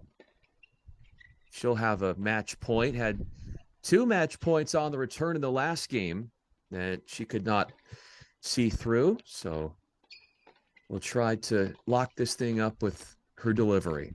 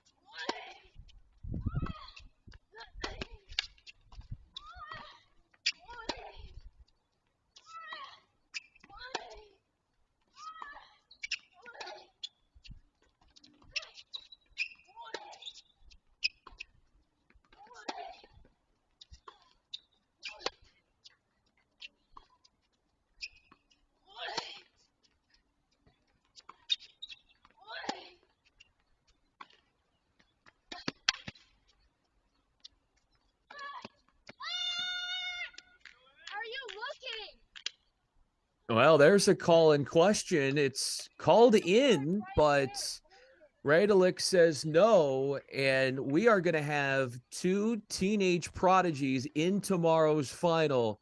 Schumann, the 15-year-old, winning in a 3-hour and 20-minute marathon of a 3-setter, winning versus Radelic after Schumann on a 3rd match point converted on it. And will take on 19-year-old Frances Tien, Mark, in which should be a lot of fun tomorrow. What a win for the youngster. Wow. She rolled up her sleeves, down a set and 4-1, and earned her paycheck. Clearly doing a little bit better job of figuring out ways to finish the points, and obviously doing so with a little bit of a drop shot mix, some big ground strokes, and a couple of swing volleys out of the air. So truly impressed by how well she managed from behind, kept fighting to hang around, and then got control of the match and was able to get it done. Losing match points and still keeping her resolve, and body language wise being, I think, outstanding. It just wasn't a lot that you could tell on screen, and maybe if you're really zeroing in on her face, but it just looked like she was embracing and welcoming the moment, handling the situation, and kept fighting until it was done. So Aspen, congratulations, well done. And yeah, it'll be a great opportunity for her in the final tomorrow. Yeah, Schumann won 11 of 13 games to close out that match. And like you said, we're going to see her, we're going to hear from her in a few moments here after her win. She'll join us on the stream to analyze her performance and look ahead to tomorrow. But if you're Keegan Smith here, Mark, as we shift back over to men's semifinal action, you were on serve. You have to hold on to serves, but what's he missing in his game right now? Well, I just think that he's embarrassed. I think that he thought he was going to just walk right through this, not lose a set, not lose a serve, find a way to get past Jack. And I think he's, just completely in shock about what has happened in those 2 games. And this match was on a tight thread. And you have to give credit to Jack to hang in there when he didn't have a lot to feel great about. But Jack started doing as good of a job as he could from behind holding his serve, and eventually got the breaks that he needed on Keegan's serve. So it's obviously now on Jack's racket to see if he can hold out. And it's always easier said than done. It's not like we're watching Federer or Sampras. I mean, it still is a 15K with guys that are at a level where they're still trying to grow their games and their brands. But Jack is most certainly turning this one around. And I'm interested in seeing how these last service games go on his serve. We can tell that Keegan now is in disgust, just going to hit a bunch of bombs and try to win quickly and put the pressure back on Jack's racket. But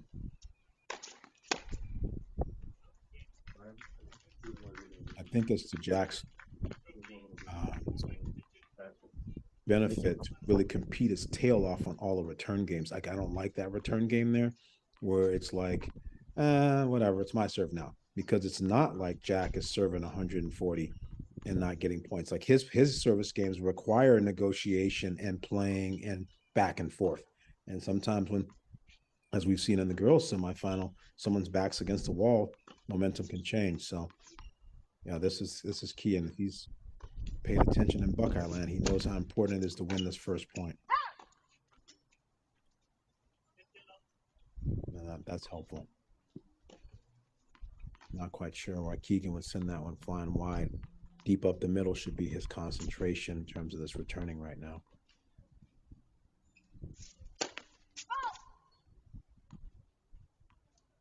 Well, we were going to have Aspen Schumann on for an interview, but she has said no thanks. So we are going to keep our attention on this men's singles.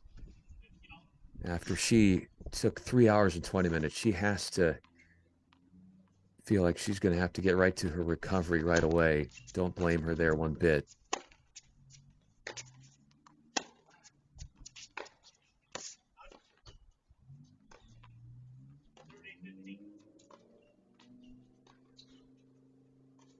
We see a missed backhand from Smith, and that's been something that has popped up from time to time.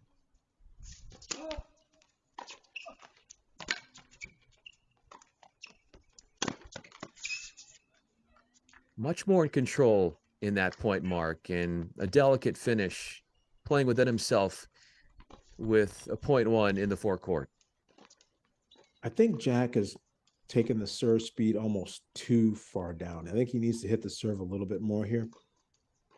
That last serve was just so kind of just kick serve blase. I mean, he needs to take his time here and really pick a spot. He's only a couple points away from being back on serve. Okay, that's a little bit better. It's hard to believe that he's served 80% forehand on the deuce court and has been very successful doing so. Sometimes when people have big shots, they don't always necessarily have consistent returns on their big shots, and maybe he figured that out. But here, see what he does with this serve. Tries to go T, but contacts it too low.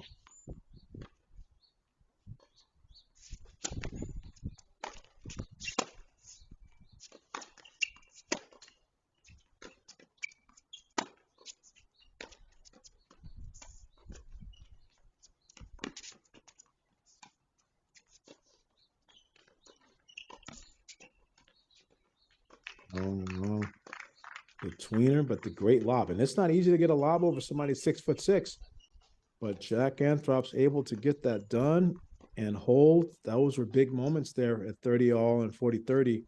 He's able to move on and get himself into a position. I'd like to see him work harder on this return game, but he can sniff this final now. Wins that point on a second serve. There were 6 forehand strikes from Smith in that point. Jack Anthrop, 19 years old, Ohio State product. I said two setters before getting into today's semifinal after really having to work in that first round encounter.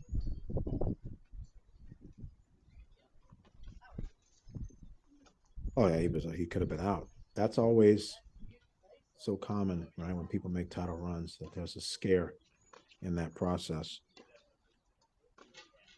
But yeah, he's had some results in some pro tournaments. He did well at Edwardsville. He did okay last year in the Southern Cal circuit. He actually has gotten a wild card from the Buckeyes. Our opponents for the other semi are warming up. That's good.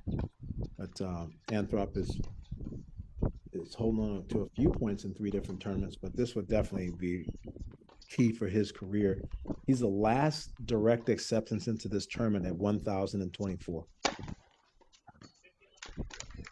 And as you said at the beginning, as Keegan Smith throws in an ace there to kickstart a game where he must hold, rankings, they don't mean a whole lot in a tournament like this as far as what you're going to expect to see and who's going to win.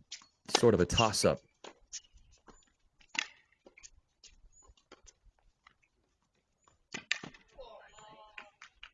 He's been able to get that drop shot to work. Clearly, it's always a fine line, drop shotting somebody that's comfortable and confident at the net. But obviously, Smith has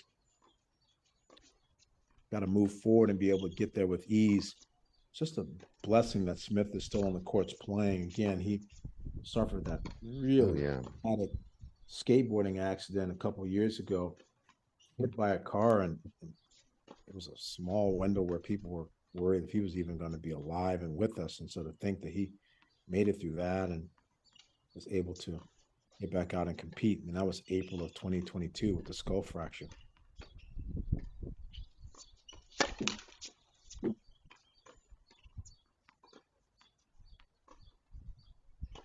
He said, Mark, as we see him come up with another service winner, that with all of what you just said he went through,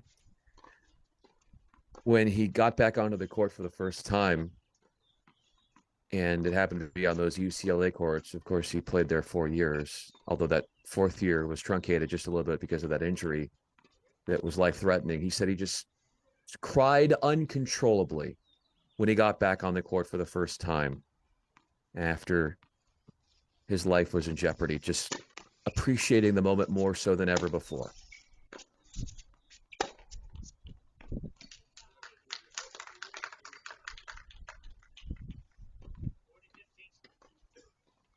Well, he's got to show some resolve here, get a hold, and put the pressure back on Jack to be a closer.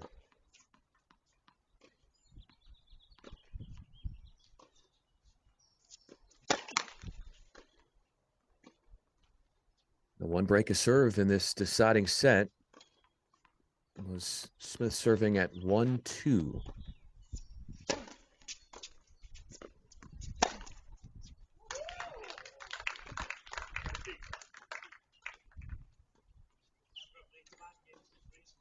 Summons the hold.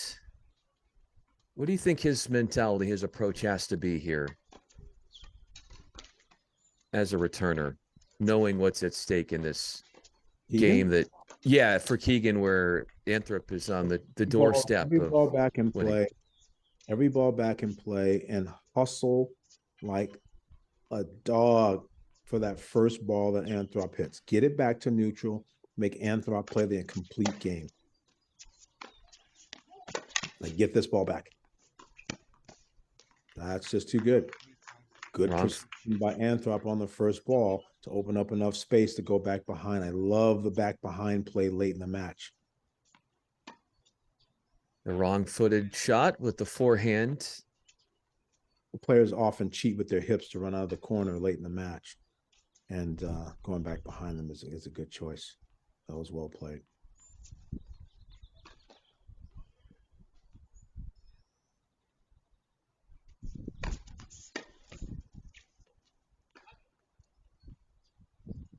I like that one. Hitting a little bit bigger serve, so he's not just only throwing in the kickers, because he had taken all the speed away from the serve some, as he was comfortable and confident with some of the rallies, but don't want to let Keegan get ahead. But now this is where he's probably going to go wide again because it's been so successful. He goes bomb T. Wow, he even throws me off there. I was surprised.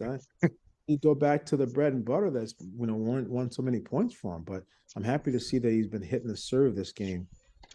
And yeah, Keegan is not pleased.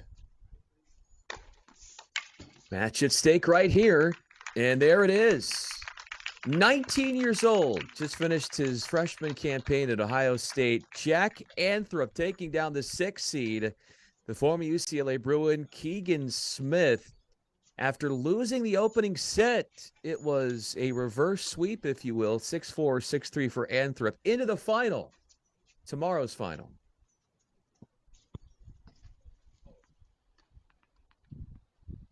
And who he plays will be the winner of this one.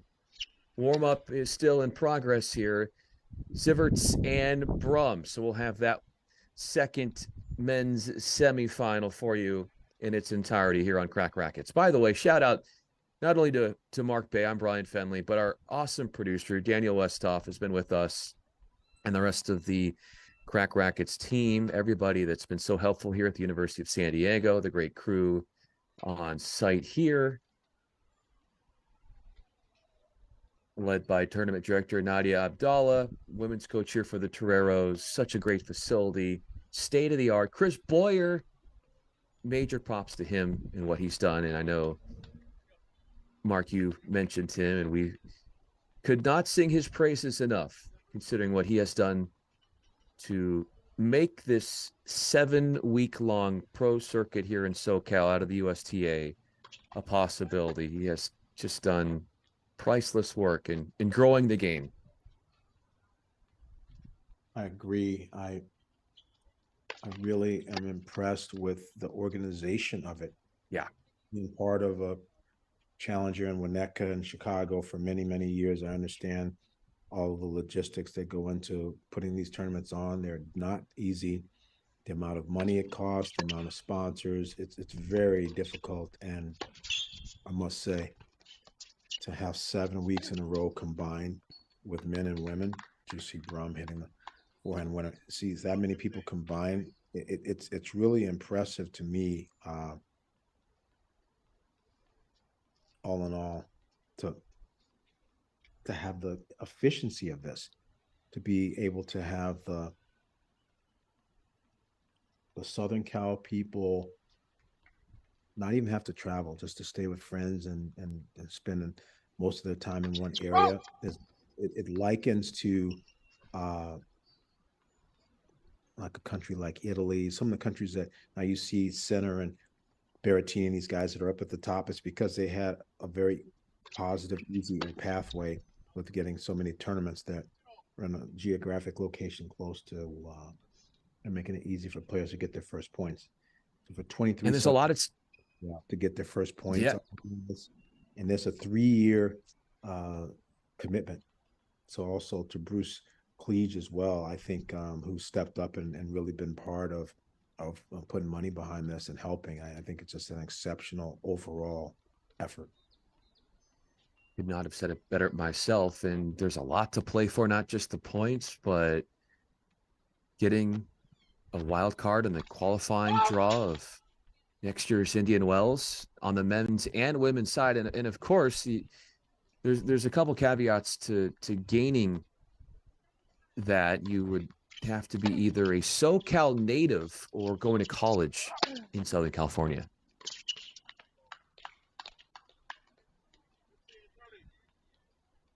Yeah, they've really put a lot of effort into making it Southern California centric, which I'm okay with. Because look, even though this is a circuit that's still Southern California centric, obviously you have Keegan Smith here having these opportunities to play a couple minutes from his house. Jack Anthrop is out here for a couple weeks from Orlando, Florida, and it's not costing him that much money.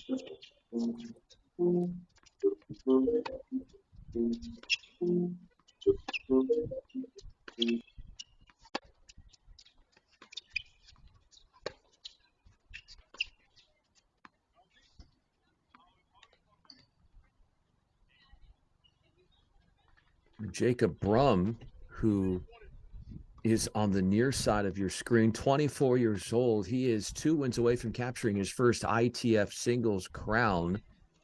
Grew up in Rancho Santa Fe, went to Torrey Pines High School, graduated there in 2017, and finished off his collegiate career at Baylor as a grad student after 4 years of tennis at UC Berkeley, where he picked up an astrophysics degree. That doesn't sound too easy to get.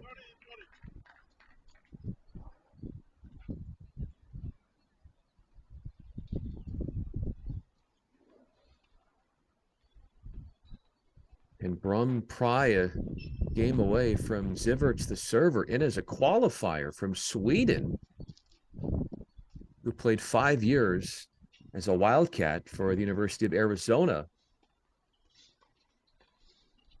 2022 was his last season in Tucson.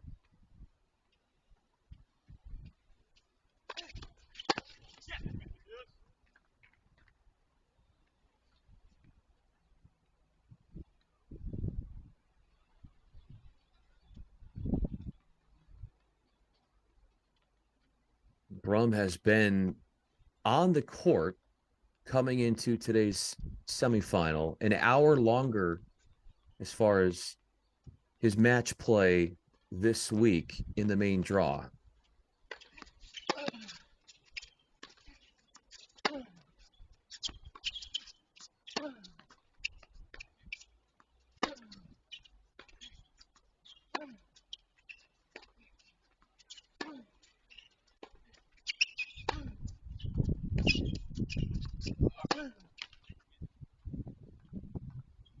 And like our girls match that finished obviously after a very long grind, I think these points will also on court 4 be a lot longer than the points that Anthrop and Keegan played. So I just think for whatever reason, court 1 has been a quicker point court, and court 4 will be a longer point court all day.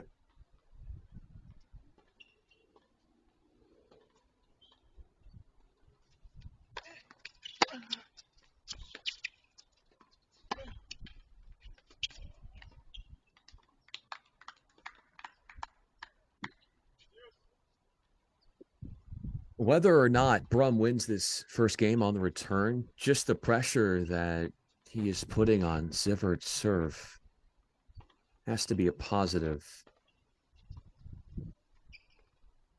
Just making it really hard for Zivert's here, who's back to a second deuce.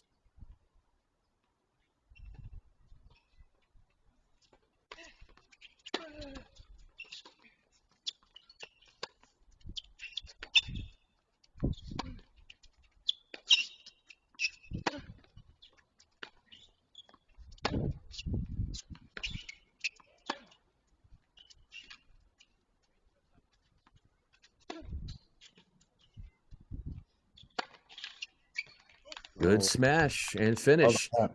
Love that. That's maybe the difference between the last match and this one. There's gonna be some coming forward and finishing for sure. Yeah, in that last match, which saw Aspen Schumann win in 3, it was as if both were allergic to winning points in front in the forecourt. Set up for some hypnotic, long-winded, could you say lung-busting rallies? Yeah, these guys are in great shape. I don't think that their lungs will be challenged. And the weather is beautiful. It's San Diego. This isn't Huntsville, Alabama, or El Paso, Texas. This is 65, 70 degrees. Nice weather, nice breeze. Yeah, we did have a little bit of that rain. Although I wouldn't really call it rain. It was just condensation coming off the marine layer, essentially, with the drizzle. And just to be safe, we were supposed to start at 10:30. We began at 11:30.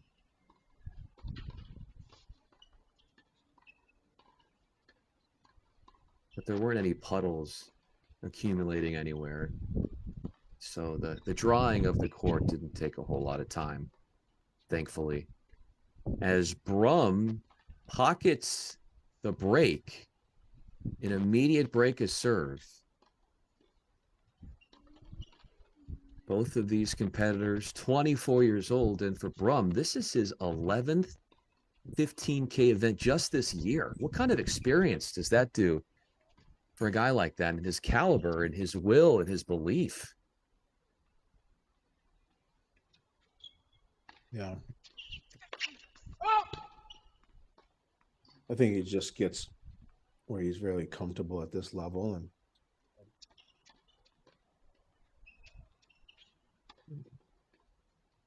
when you're fresh out of college, it's a great place to start.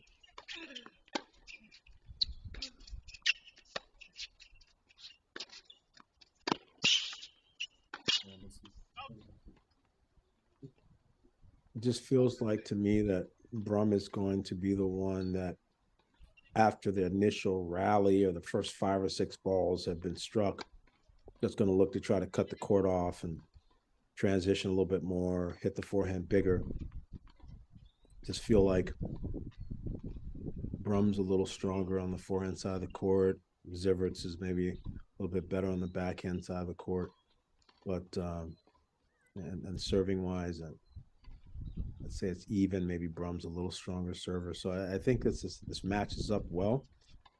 I think the match in terms of execution will be on Brumm's racket because he's going to probably look to dictate more.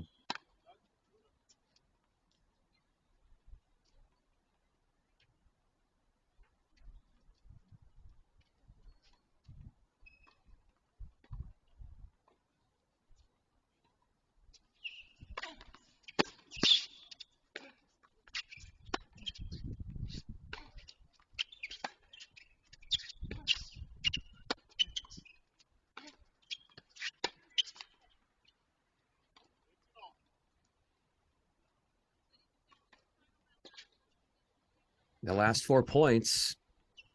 Now make that. See, so that's going to be 15 all. 3 of the last 4 points, I should say, have gone Brumm's way, but it was the third break point that he capitalized on in that opening game, a 2-deuce game.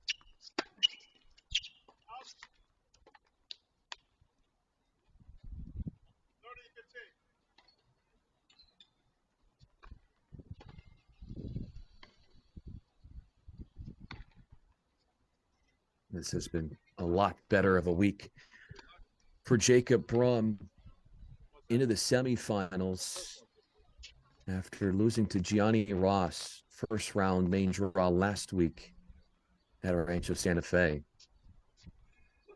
17th professional hardcourt match that Brumm has played this year.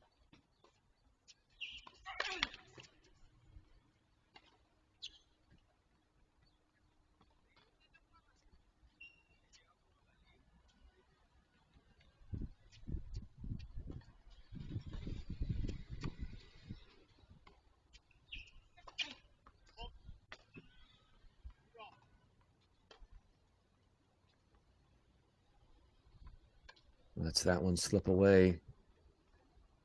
A double fault now to our 5th point of the second game.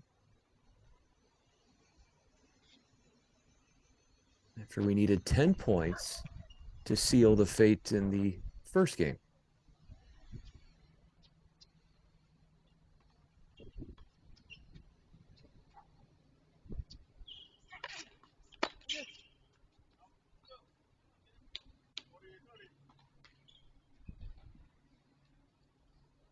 missing the forehand there. He tends to hit the forehand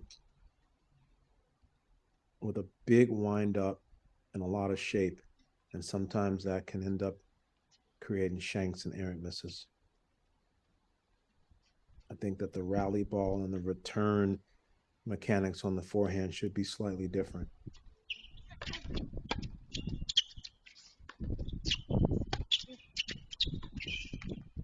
You brought up the forehand mechanics, Mark. How correctable is that? And if so, how long does it take for a player to really feel comfortable with that change?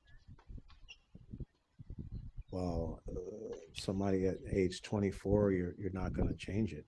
These guys are formed and made players.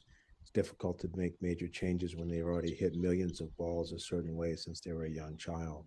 But trying to tear something down and build a new change, usually the earliest you can see differences is probably 7 weeks of time. It just takes a lot of quality repetitions to change a neuromuscular pattern in the brain for tennis. So that's why you like to try to start early and do the things often the right way, the best repetitions early in age.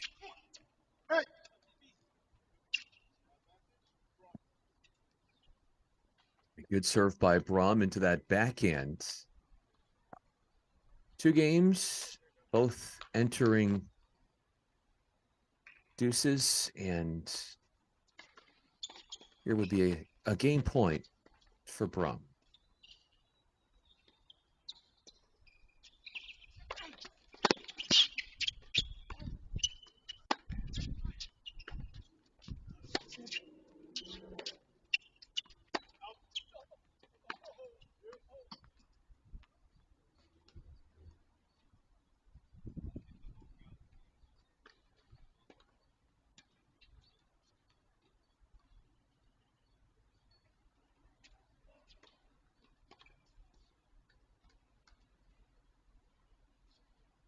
Assuming that Brumm groundy went long.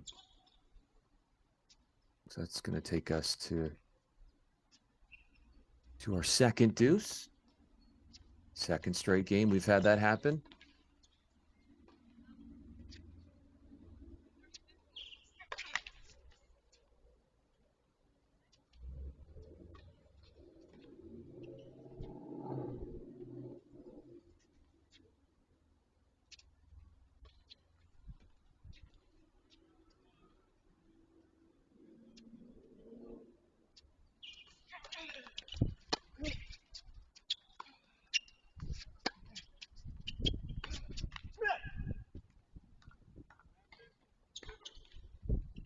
Brumm is leading himself right up to the opportunity.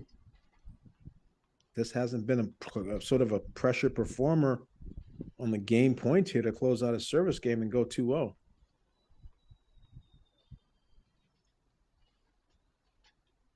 He's got more danger with a break chance, weighing down this service game of his.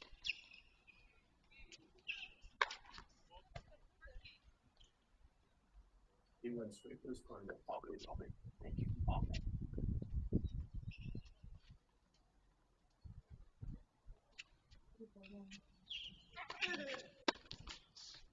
He did not hold back. Zivert's with that forehand on the runaround. How do you think now? Obviously, we're going with deuce scoring here, but how much different is a matchup like this if we didn't, between these two that have had 2 very extensive games? How does that change if we throw in no ad scoring? Just be curious to get your thoughts on that. We'd be in the 4th game right now. We'd be done with the match already. No, Yeah. we would be in the 4th game right now. Yeah. So it's a different mental gymnastics, and it's a different fitness. Look at how long the matches take.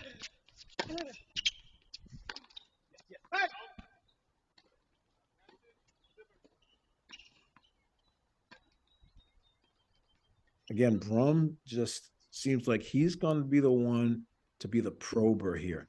He's going to try to create more angle, create more space, apply more pressure. And it just feels like the execution, right, is on his racket. 11 points played in the second game. That's one more than the opening game.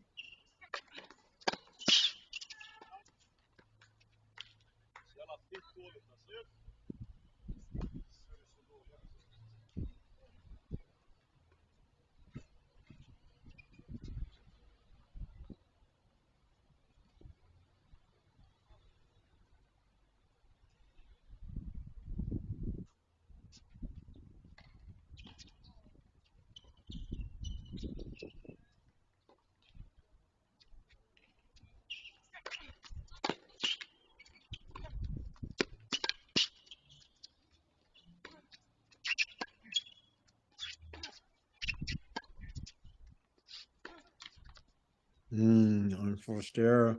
He's had a few unforced errors, Mark, in this game where he's had backhands and forehands to rip and just hasn't gotten the net clearance. That one is there.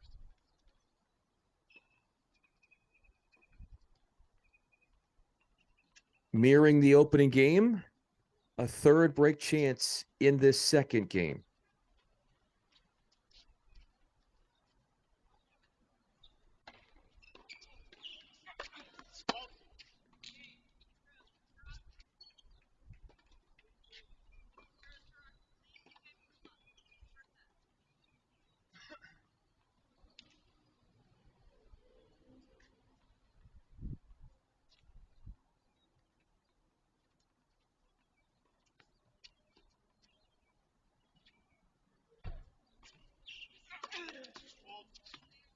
Oh, wow.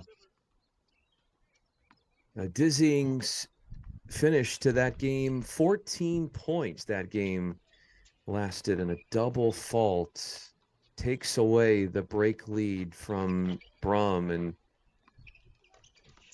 how would you put into words what we just saw there in that second game as we have men's doubles already underway? Their final is happening on court 1. It's great that the men's final is on this court, because even though Fangren Tian won her match quicker, it gives her the ability to have a longer break until then she can have ample rest for her doubles final, and then be able to come back and play the singles tomorrow. So it's schedule-wise working out for the one player that has the most tennis to play. Strode and Truck are the serving pair on the far side, taking on De Jong and Rogers.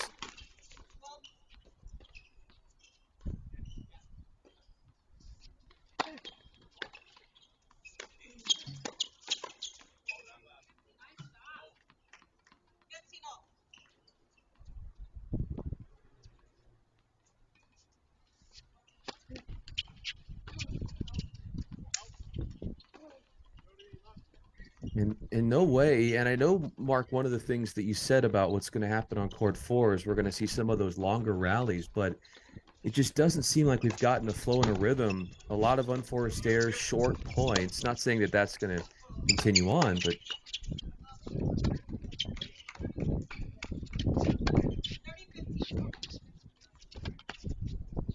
It's also tough for those guys, Brian. They thought they were going to play. When Redelik was up a set and 4-1, they thought they were going to be playing. yeah. And they had to sit around and figure out their snacks and the water and just get themselves going again. Your warm-up was way earlier than the mist. There's a lot of dynamic here to this match relative to the preparation. And so I'm going to give them a pass a little bit here on this beginning that's been a little bit lackluster. And hope once they sink their teeth into the match and they get 4 games into it, they'll be able to play closer to their higher level that's gotten them in this semifinal.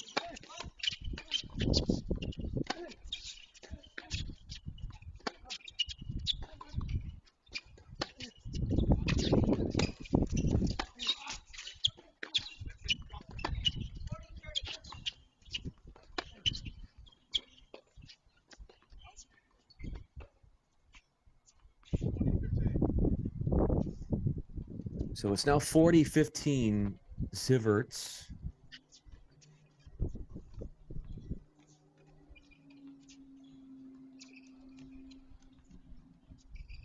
Jack Anthrop awaits the winner in tomorrow's men's final.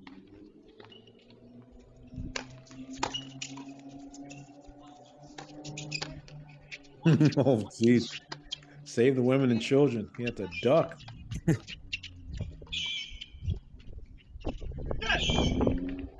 Great to see Zivert at the net.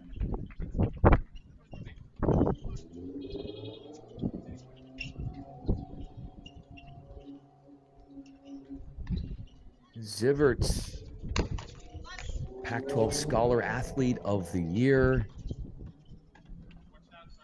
And a changeover now. Ended his Arizona career tied for 5th all-time in singles wins with 71.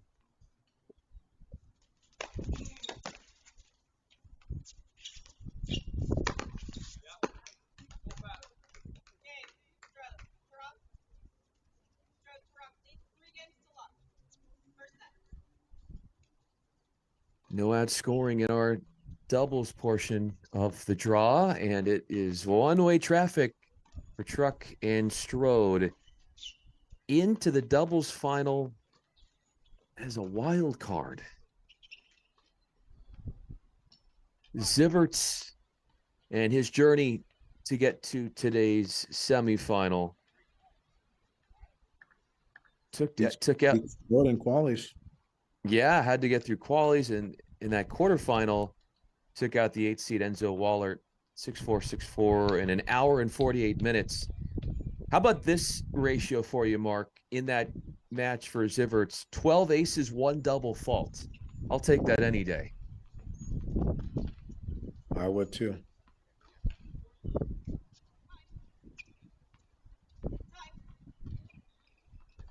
Brumm takes the line on the right side of your screen.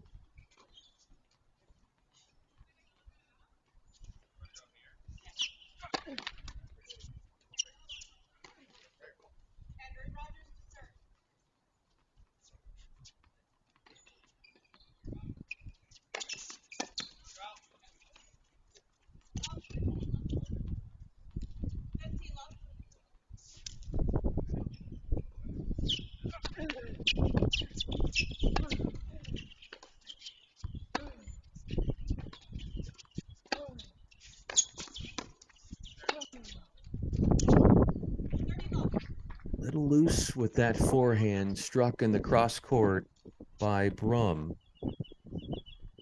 Had a quarterfinal win against Trevor Schweida in 2 hours and 45 minutes. Trevor, the younger brother of Zach. And I know, Mark, you've called, I'm sure, seen a lot of what Zach has done, just 20 years old, inside the top 300 in the world. What a tennis talented family they do have. Yeah, I'd say that's a heck of a story with Zach.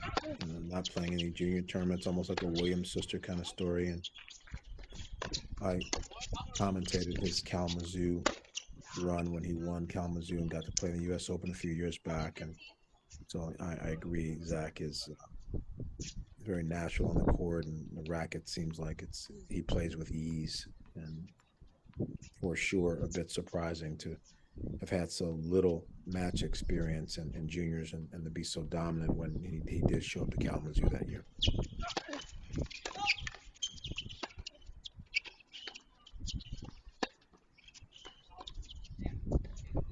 What's the benefit in not playing juniors?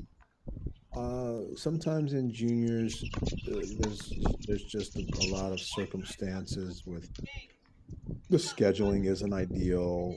And you play 3 hours. You play a match like Schumann just played in juniors. They may tell you to come back in an hour to play another match. And you have no chance of possibly recovering after what Schumann just did. She couldn't even give us an interview.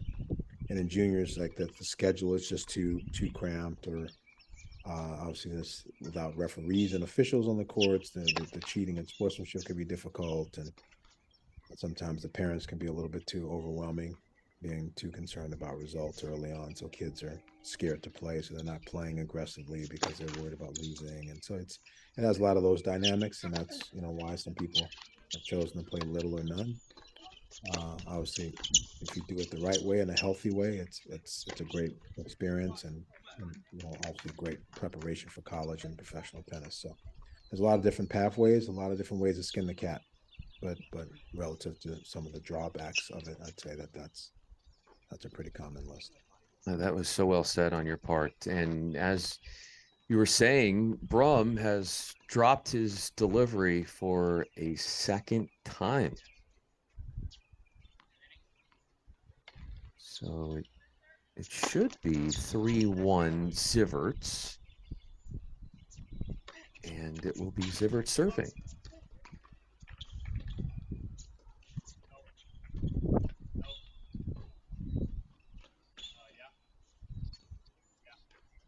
Yeah, maybe the scoreboard's still off. A little off, but it is 3-1. We promise you.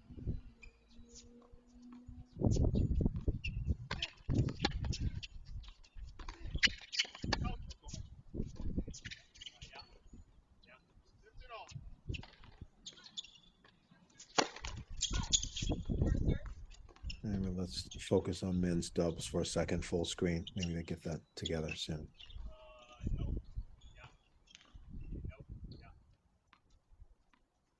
Truck and Strode ahead.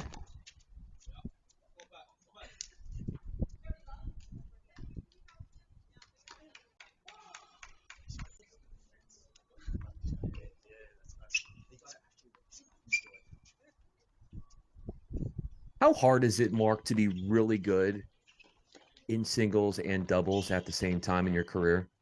Very hard. I obviously have a great reputation and a long-standing relationship with the Bryan brothers, who were very good in both singles and doubles through juniors in college and played on the futures and challenger circuits. And Bob qualified 6 times in 1 year on the ATP tour while him and Mike were winning all those titles. So it's very difficult to do. Bob won the Triple Crown, winning singles and over Goldstein, and doubles with his brother, and they won the team. So he won the Triple Crown, which only happened a couple of times. And they just went into the ITA Hall of Fame in Orlando a couple of weeks ago. So that's difficult to do. On the Pro Tour, Patrick Rafter, Jonas Bjorkman, Stefan Edberg, Martina Navratilova. John McEnroe actually is it's funny, people only talk about Djokovic and Nadal and Federer, but to John McEnroe's defense, John McEnroe won 77 singles titles on the ATP tour and 78 doubles. So he won 155 titles. So if you think about it, John McEnroe is the winningest man that's ever played professional tennis. McEnroe is. No one thinks about it that way, because the Bryan brothers have 109 doubles titles, right? Federer's got about 97 singles. Jimmy Connors is the record for the 109 singles titles. So Jimmy Connors doesn't have, 50 some odd doubles titles, right? So no one in combined, but because McEnroe only won 7 Grand Slams in singles and 77 singles, McEnroe's not in the conversation. But to go and play singles and doubles the way John McEnroe did, when, scheduling wise, he had to play them both on the same day often. Yeah, that's extremely hard to do. And so Johnny Mac doesn't get especially in 3 out of 5 sets too. Yeah.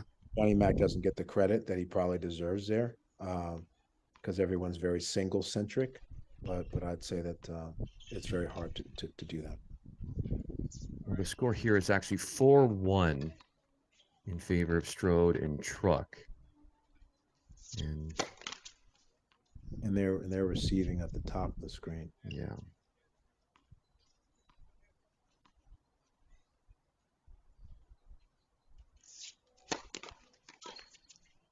And De Jong and Rogers, they were fortunate to get in. They were either the last one in or a wild card. Wild card.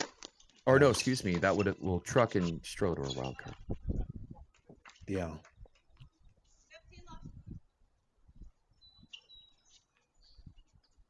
No, De Jong and Rogers were an alternate team. They got in because someone else pulled out. So they weren't going to even be in the draw. And they've made a run to the final.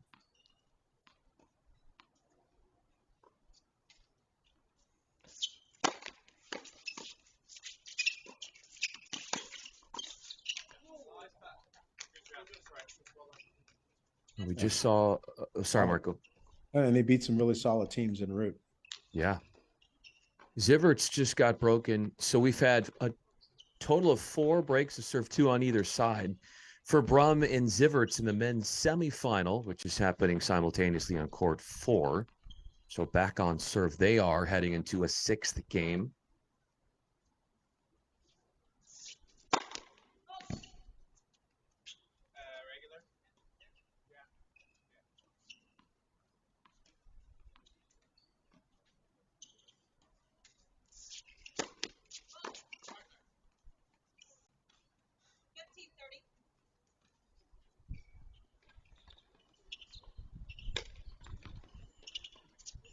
And there we go. There's Zivert's and Brumm.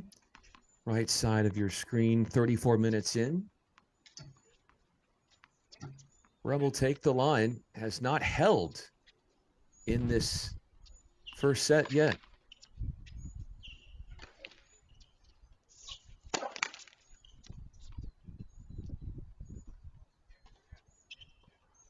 Was broken at love 1 in a 14-point second game.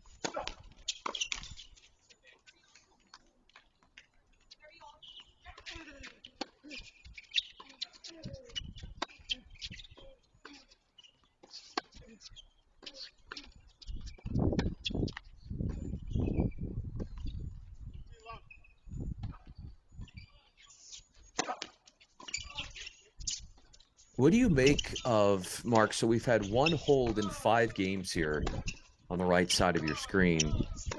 Is that a trend that you think we'll see throughout the course of this match?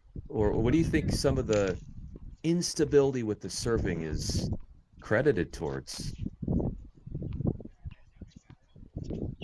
It's a great question. I think Brumm's a little stiff on the serve. I think Zivert's, the toss varies a little bit. I think there's some technical things that's causing them to miss first serves, but I think they're fairly evenly matched. And sometimes just being evenly matched without glaring, like Keegan Smith has big weapons, right? And that allows him to sometimes hold easily.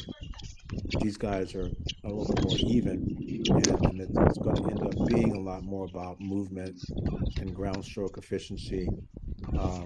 And Zivert's is proven so far that he's probably a little steadier.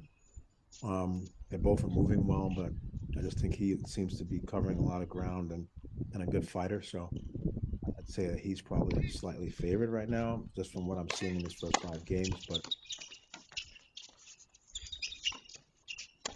part of it is that after 5 games where you've held or broken or at least served twice and received twice, now this is the time where both of them have to figure out what their winning formula needs to be.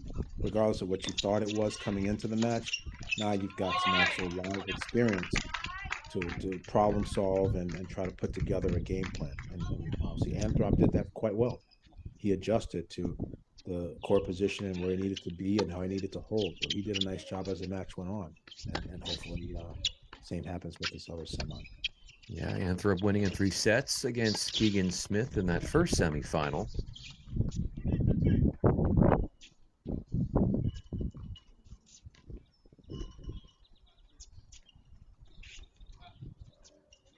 Just a total of 2 breaks for Anthrop in that match. One at the first one was in the last game of the second set to even it up at 1 set apiece, and then had one in the third, and that was all he needed.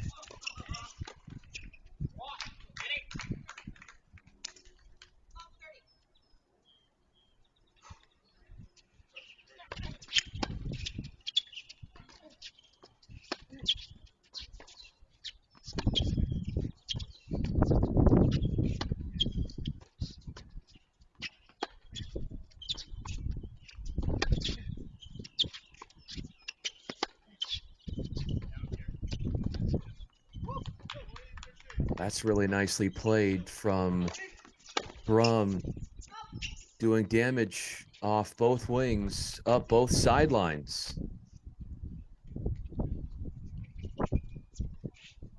He'd be thrilled to add a hold after he was broken at love in game 4.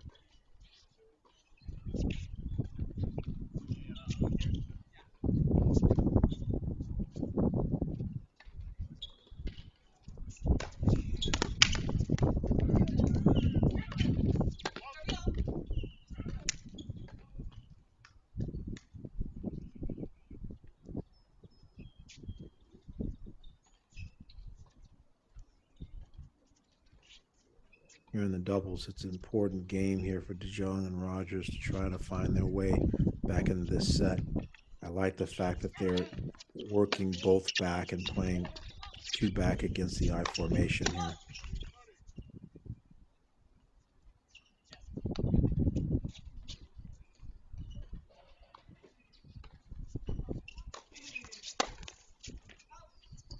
Overplayed the return.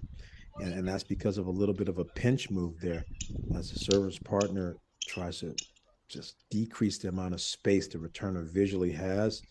Sometimes you have to just go right at the net player instead of missing wide like that. That was too big of a moment not to get the ball in play, but Track and Strode here have a chance to go up 5-2. I just think that 4-3 to 5-2 is a big chasm.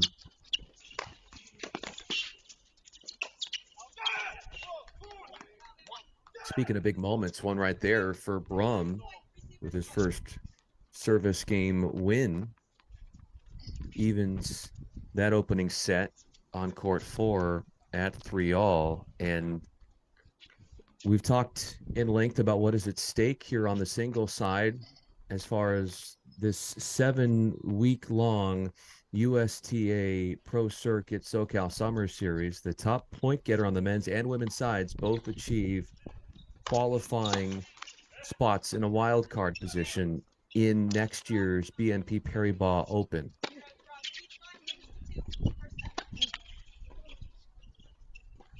And you have to either be a SoCal resident, a native, or be someone who is playing college tennis in Southern California.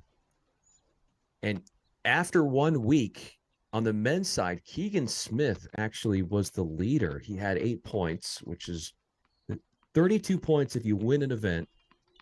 16, you reach the finals. 8 points reaching the semifinals, which he did. So another 8 points will give him 16. So as Mark mentioned earlier, there are others that are in these events this summer series that are either not from SoCal or go to a SoCal college, so they don't qualify for this prestigious wildcard spot at Indian Wells.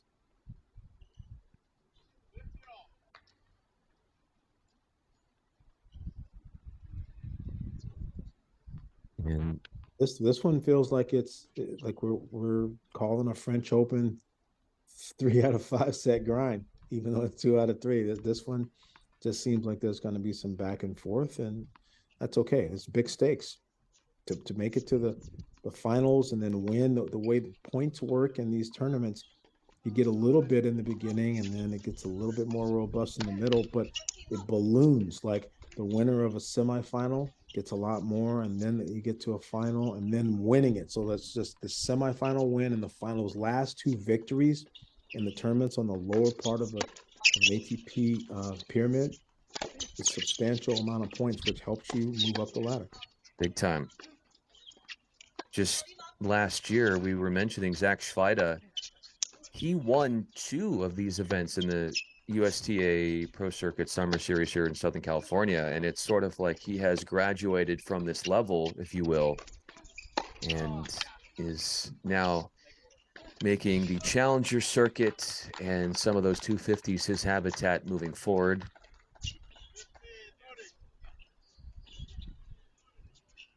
Just 20 years old is Schweida, but one of the many positive stories of up-and-coming players who are using this really well-planned and put-together summer series spearheaded by Chris Boyer as a total launchpad springboard for confidence, as you said, ranking points, a little bit of cash, and some great competition.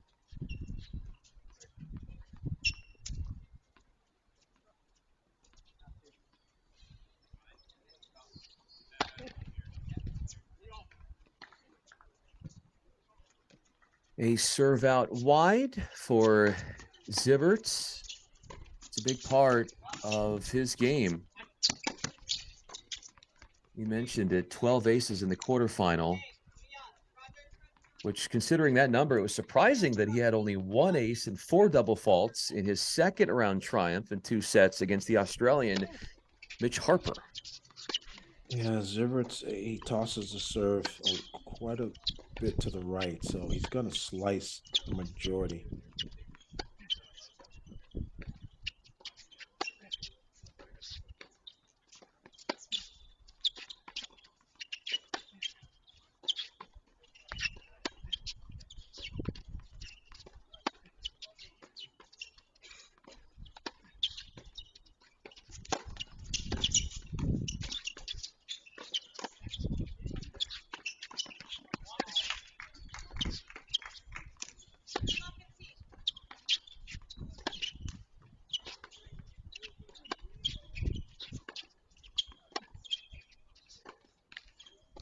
There was one of those long, drawn-out rallies that, Mark, you thought would be commonplace in this match, and Zivert has a chance at a game point here. I wanted to throw this other question, actually. You're talking about the ball toss from Zivert. The best returners, how good are they at knowing the tendencies of the servers based upon where they detect the ball tosses going? That's great. That's a great comment, and they're outstanding at it. If you watch Djokovic now, who's probably obviously the top returner in tennis, he's in that crouch position. He's extremely focused, and he's watching the ball toss. And if there's any variance, I mean, Pete Sampras and Federer are probably the best in the history of the game at the ball toss being the same and them having all the different options of what they want to do with it. Maybe Kyrgios now too, but there's some slight telltales if you pay attention to people's shoulders in the ball toss, and you can pick up things. So if you're really locked in with your focus, you can sometimes read the serve and then be in better position for that. Let's go full screen on the doubles. Let's Strode and Track here trying to close out. Now 5-3. Up 30-15 here. They're communicating, obviously. They're running the eye. He's going to go left. Oh, I told it because I saw the signal. I'm not a mind reader.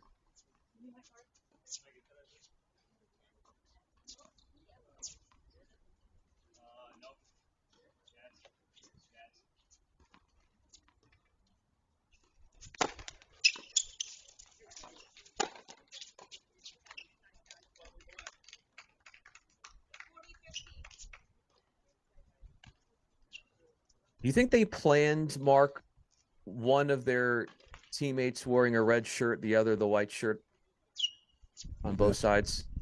Accidental unity.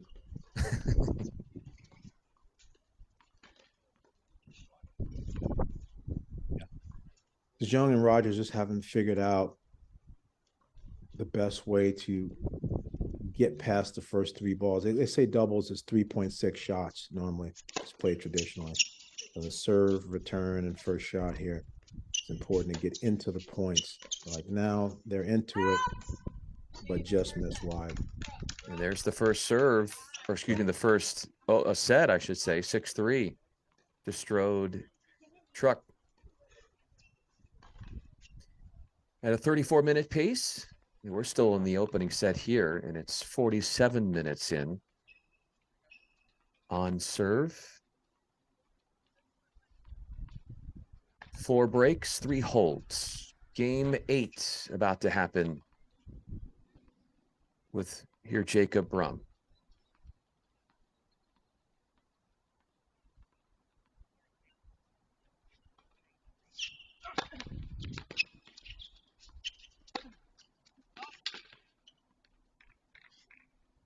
Out was that forehand approach shot from Brumm. Trying to carry himself with a little bit more aggression in the transition game. But he's been broken twice. One of those was at Love. Has battled back, got the rebreak.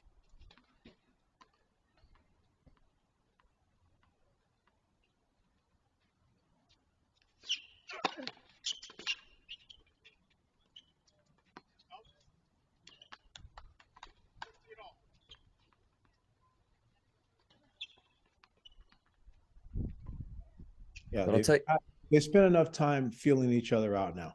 They've said hi, they've sniffed each other's noses, they wagged some tail. It's time now to lock in and have someone take control of this set.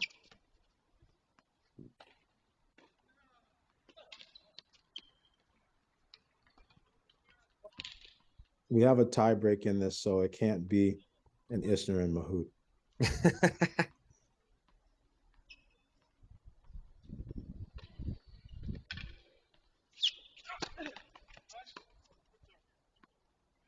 What was that? A match that took 3 days to finish? 70 to 68 in the final set. Yeah.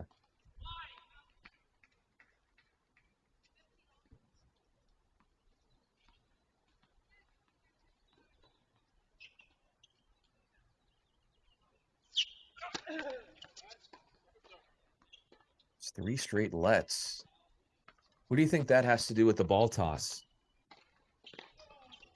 Sometimes if the ball toss drifts a little bit forward, if you chase it too far forward, then it comes very close to hitting the top of the net, being a fault or being a net. That or sometimes the server, pulling their shoulders and their head down too quickly.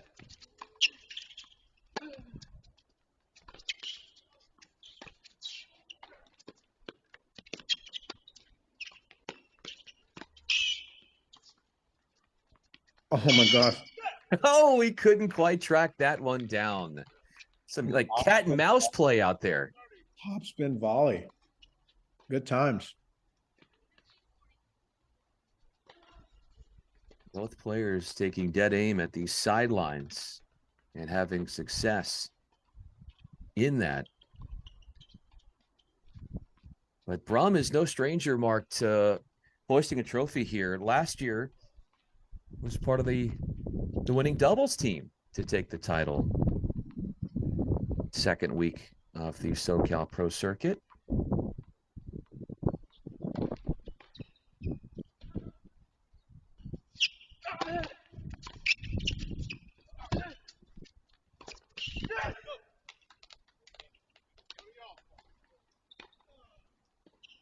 Got his first ball forehand in the firefight with some added width after serving up the middle. What did you think about that short-lived 4-point rally, which had Brumm's fingerprints all over it? I think that Zivert's for sure is maybe a little bit more vulnerable if you can pressure the forehand, but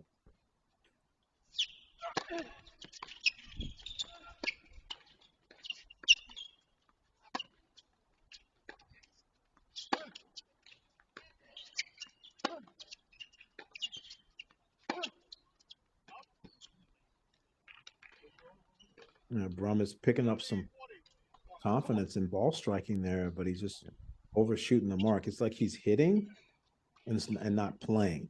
And I think that it sounds easy off my tongue, right? Hitting versus playing, but I think a player understands the right speed of shot and choice of shot and the movement and all that kind of flows in the moment. I think a hitter sometimes is just trying to hit the ball harder, hit the ball better, hit the ball bigger, hit it to a perfect target. And sometimes you can definitely hit well and lose. Sometimes you can play well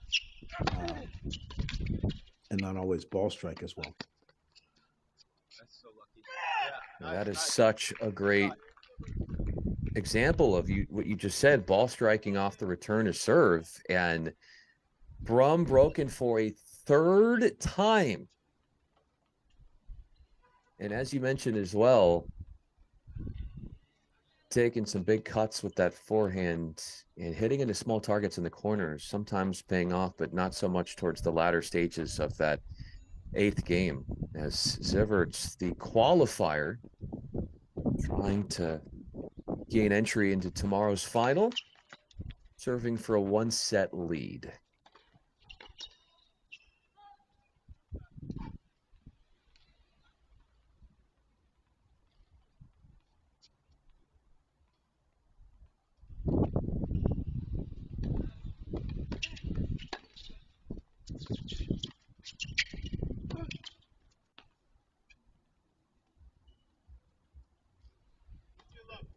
One stings. Backhand approach. Clips the net cord and doesn't eclipse the net. Zivert is 5-0 this year in pro events. This is his first futures event this year.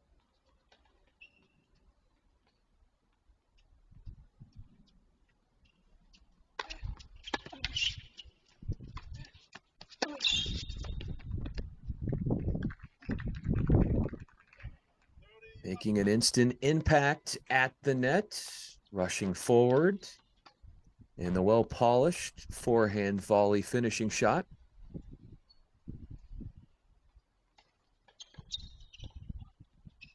Just one hold for Brumm. That's all he's had through 8 games.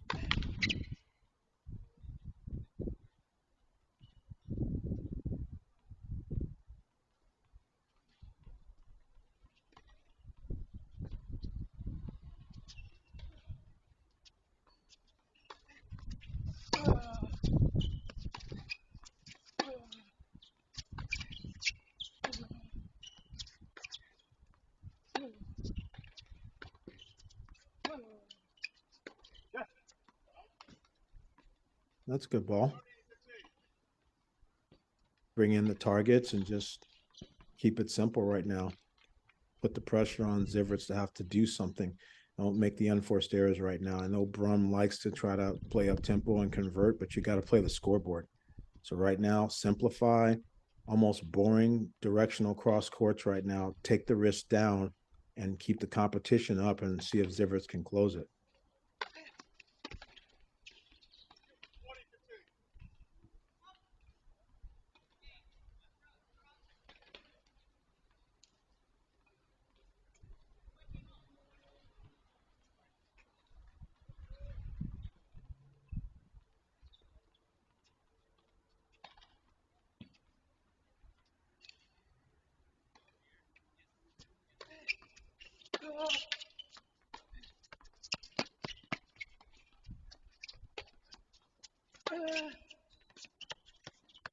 Oh, that's cute.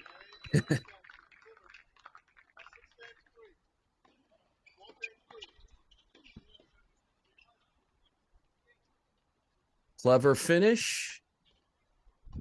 Seems to be more of an emphasis for Zivert to play the whole court and, Mark, not just stay on the baseline. And it's a 1-set-to-love lead for the native of Sweden.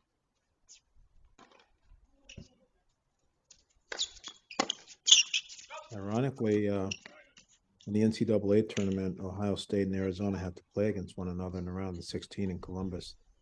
Zivert played higher in the lineup, so he and Anthrop did not have a match. Anthrop played lower in the lineup, so that wouldn't be a recurrent a rematch or revenge type of match for either one of them if Zivert was able to win today. But Ohio State did get out of there with a very tight 4-2 victory and route to get into the finals of NCAAs and losing to eventual champion Virginia.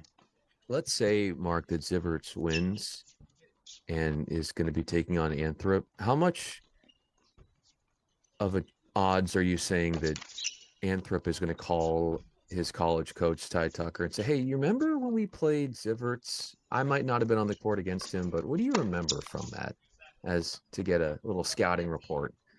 What are the odds of that? Yeah. On a 100% scale? Yeah. 120. Ty Tucker is one of those few guys out there that has notes on. He has notes on your grandma. He's got notes on your dog.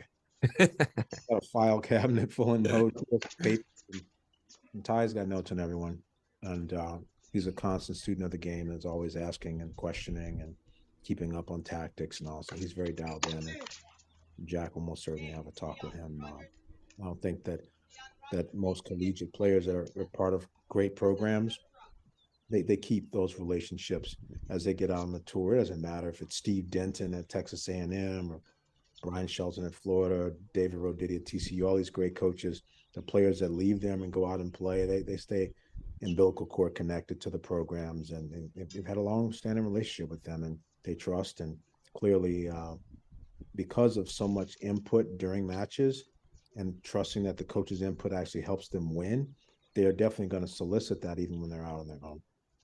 Well, yeah, and when you have players that go on from your program and have success at the next level, what a great recruiting tactic and tool for you as a coach to say, hey, look what I've done. Look at all the talent that I've cultivated.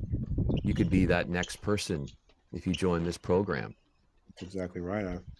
I understand it quite well. Actually, I have a 17-year-old in my program that's going to be a Buckeye. Nikita Felon's going to be going there and being part of this Buckeye tradition. So I understand it quite well. It's all part of the process for sure.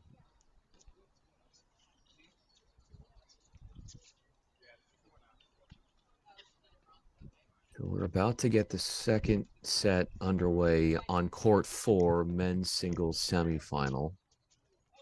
Until then, yeah, I just like the fact that DeJong and Rogers now have held twice for the first time in the match, in a row. So they're able to keep Strode and Track having a hold from behind. Just Martina Navratilova talks about this all the time, and a lot of people don't know this, but holding from even is different than holding from behind. It's even more pressure holding from behind. Because when you don't, the person is up by 2 games.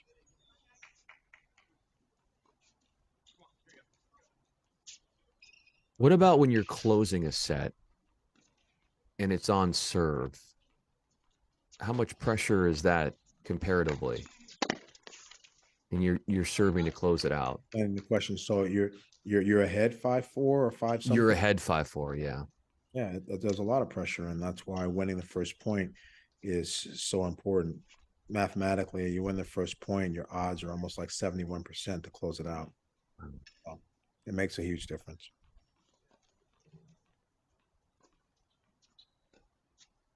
And that's why when Anthrop closed out the match and Keegan Smith winning the first point was so huge. Yeah. So here, as you see, as these guys are trying to battle here, they're having a few more rallies here in this early stage of the second set instead of the traditional immediate serve and put away. They're having a little bit more cross-court cat and mouse here. I like this play. Young and Rogers moving up. But I also love that play. It's a second serve. It's a second serve. So a lot of times people don't move on the second serve and they let the return get through. Well, that was a stretch return without a lot of pace on it, and immediately a decisive poach and spiking. So now you're up 40-15 instead of maybe that return gets through and you lose the point and it's 30-all. Your job is to help the partner and take as many balls as you can up there in that service partner position. Is there a point, though, Mark, when in doubles being overly assertive can actually not go in your way? Where you want, like you're talking about, you want to be assertive, but there's... Oh, my God, like that right there. He whiffed it. I thought maybe he nicked it. It was almost like he was holding a badminton racket in his hands. That was really strange.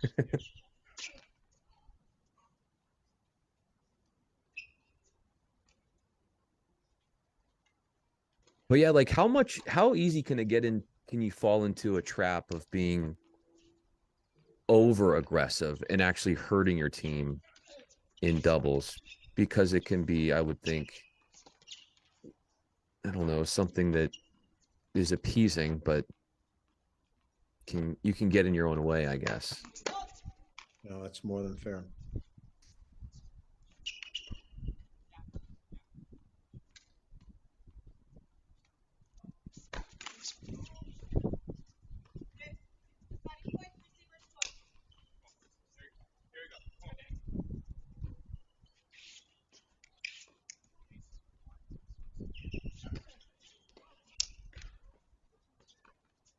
Well, this wouldn't be a deciding point. This is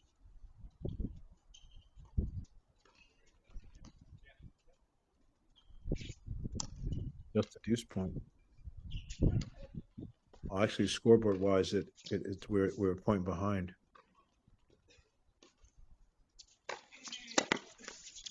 Oh, actually, the doubles is actually Nomad scoring, I think. Yeah, I think you're right. I think But it's doubles is no at the 15K level, so that was nice job.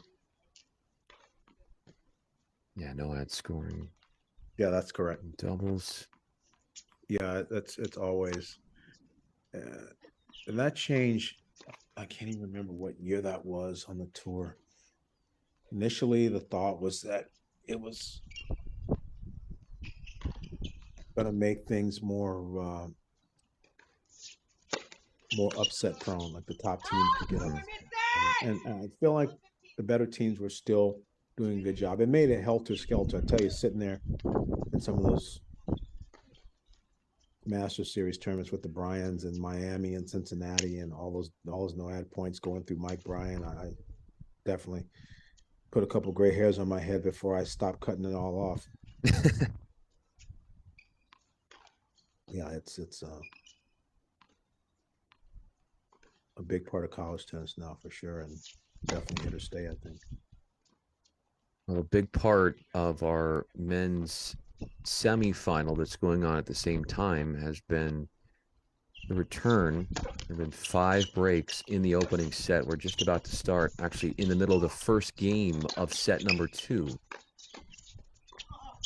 between Zivert and Brumm. He's right there.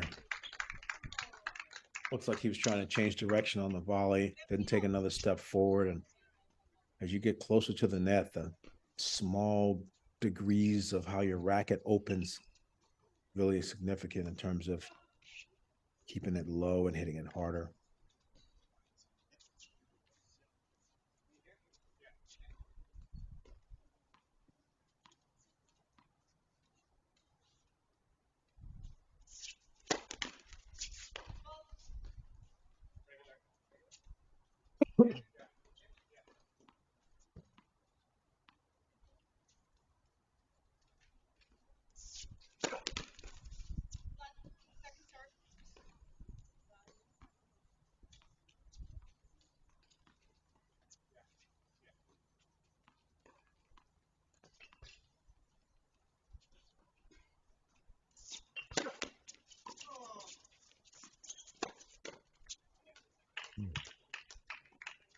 Tricky situation in terms of staying up or going back, since the return didn't have enough on it.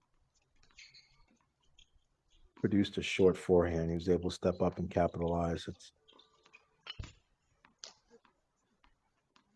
It requires a little bit more strategy when, as a server, you're not going to serve the volley. You're going to stay back. You have to really think carefully about your formations and your coverages.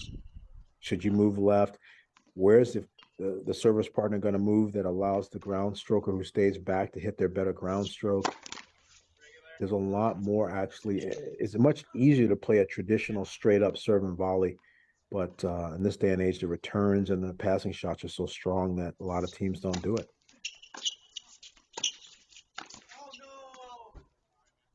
Now there, I don't even know what to tell you. That's a wide open forehand volley that he just flagged, and the target is the service line. So that's a 21-foot mistake. We do have the action going on. I don't know if it's okay if we 2-box on the men's semifinal. Brumm won the opening game of the second set at 15. Now into game 2 of set 2.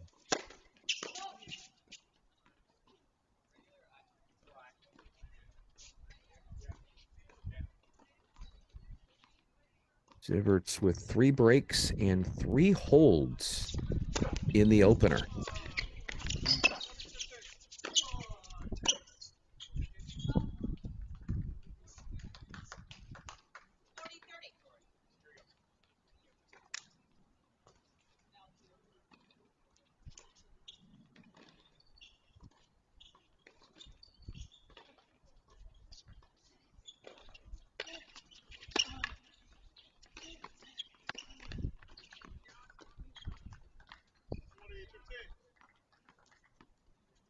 That's where you force Brumm to have to defend the width of the court.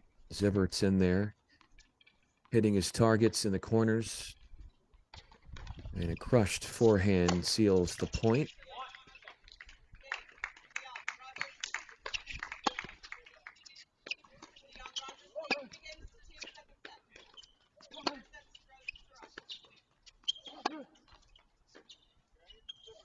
A little bit too stiff.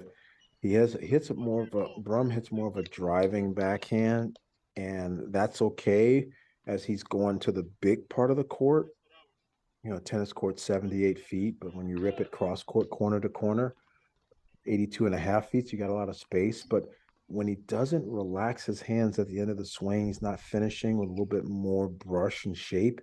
It makes the taking the ball up the line just a bit more risky. He needs to do the up the lines from inside the court, not from behind the baseline, given the way he produces the backhand.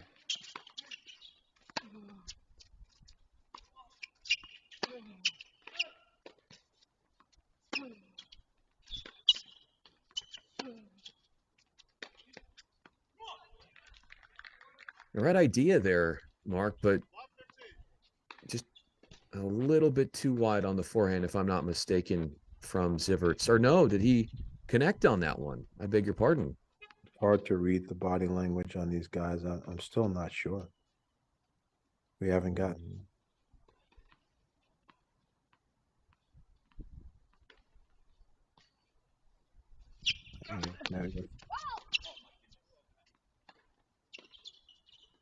And it looks like they've added a one official to the court for the far sideline. So that's a partial official crew.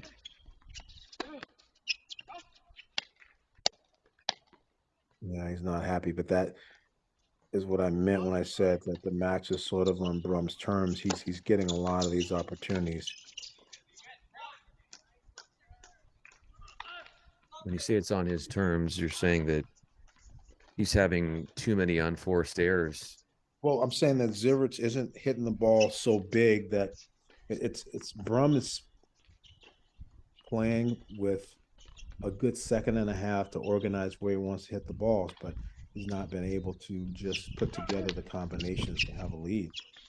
Zivert's is okay with just being consistent and making balls and competing, daring him to do that, saying, okay, how many winners a game are you going to make? And as we've highlighted, the ability to hit through the court is not an easy task.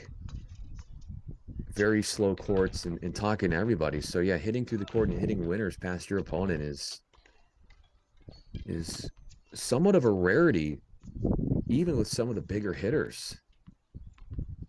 Tennis is still a game that's based on error management than it is on amazing offensive winners. That's exciting for the ESPN highlight reel, but not necessarily what wins matches.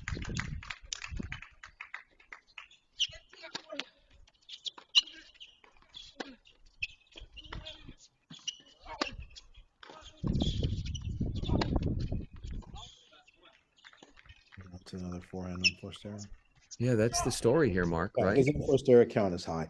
He's over 20 in the unforced error category right now in this match, and that's why he's on the backside of the score. And it's not only that they're unforced errors, but many of these points he's ahead in the rally in an offensive position, and he's just, I don't want to say giving the point away, but kind of in a way, just considering some of these mistakes. He's missing big moments over there in doubles, though. Strode and Track have saved one break point. They're still facing two more, serving at 2-3 in the second. The Jong and Rogers trying to sink their teeth deeper into these service games.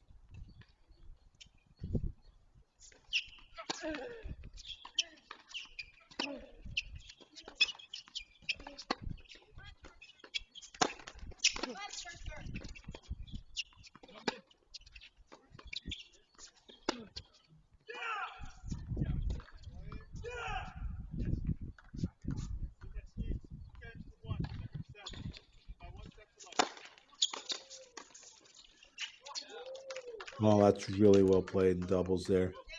It's an outstanding volley. So that's 2. First break point was saved with a big serve down the tee. Second break point was saved with a great serve and a stab volley. And now here we are on a deciding point. To me, it feels rather significant here. I think DeJong and Rogers can get the break and hold, and we could be pushing into a super breaker possibly for the third. So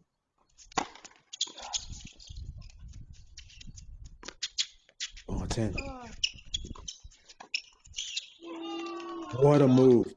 First of all, what a serve. Second of all, what a reflex to get it back. Third of all, an overhead from the baseline is not easy. And then for the partner to have the willingness and the courage to dive on a stretch volley. Like, how many things that were just doubles amazing that just happened in one point? It's a heck of a. Yeah, and having to save multiple break chances and 15 games played, an hour and a minute in. Truck and Strode avoid the scare.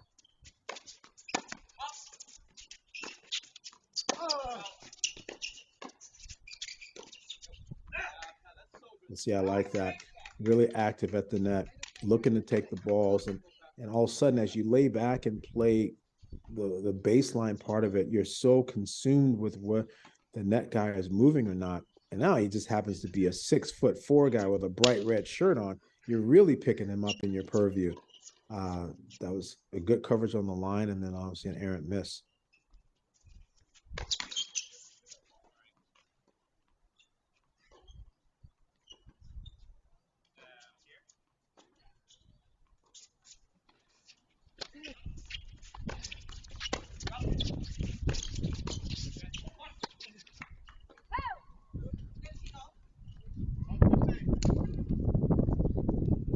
Lost that forehand wide, did Zivert, as we take you to a 2-box. The native of Sweden on the near side. Break lead and a set lead.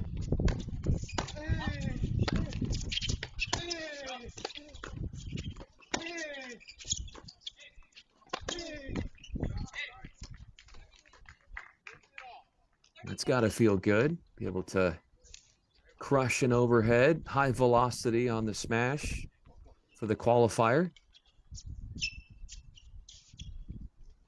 Trying to win his 6th match this week.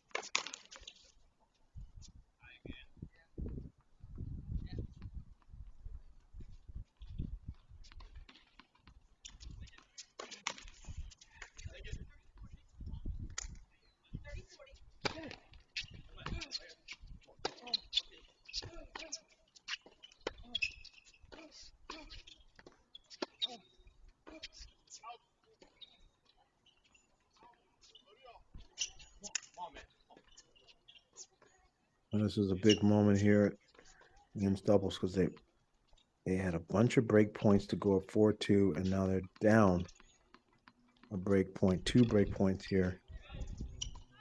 He strode and tried. Oh, he missed a return. That's one save. So important to get the first serves in. It's a broken record statement that'll never, ever, ever get old. First serves in our sport are paramount.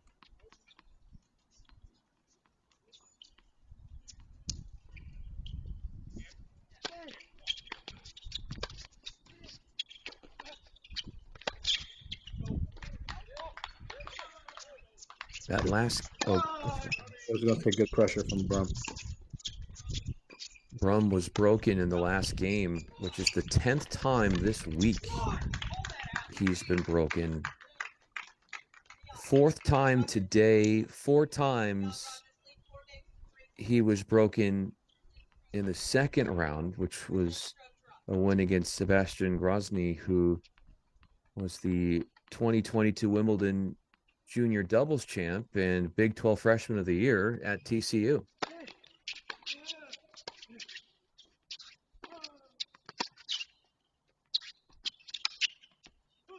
Good choice on the drop shot. That's a good read of court position. This day and age, with 3 months of red clay on TV every day, everyone's seeing Alcaraz put in those drop shots, and it is important, not just when you're against the wind, but also if your opponent is on their back heels and they're deep in the court. It's obviously a good choice then as well. What do you make of the fact, Mark, that in this match, we've had in 3 different instances in that match, trading breaks one after another at 3 different stages of a match? Just a break, broken back, and that happening 3 different times.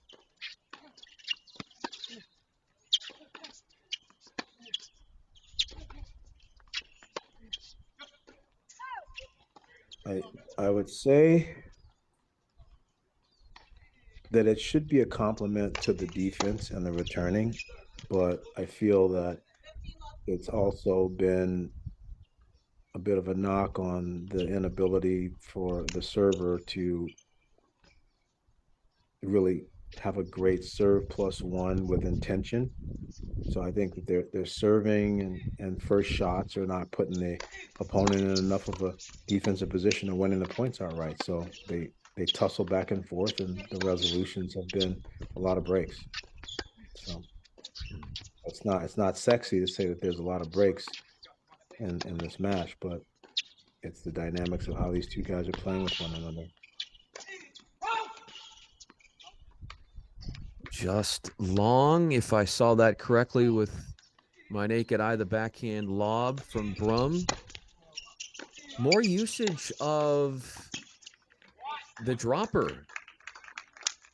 Or is it just me notice? Is that me saying that there's more of that recently for Brumm, or are you noticing that too, or more of the dropper being implemented?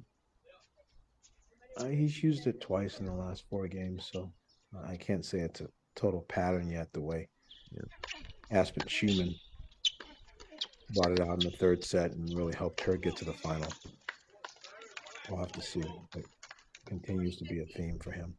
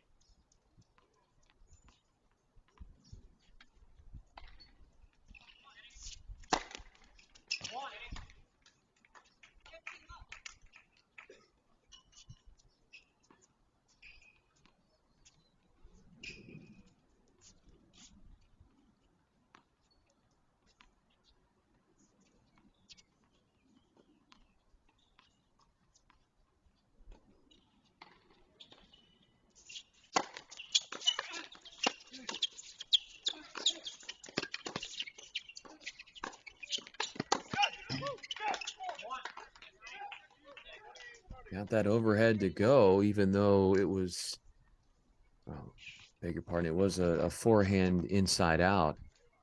I lost Zivert's off the screen, and I thought he was on one side. He was on the other, but Brumm would gladly get a hold here. Those have been very hard for him to come by today.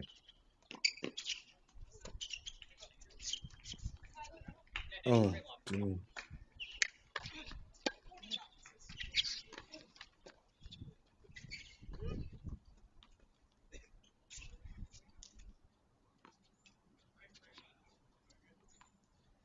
Feels like to me that if Ziverts is able to get this break here, he might be able to pull away in this match.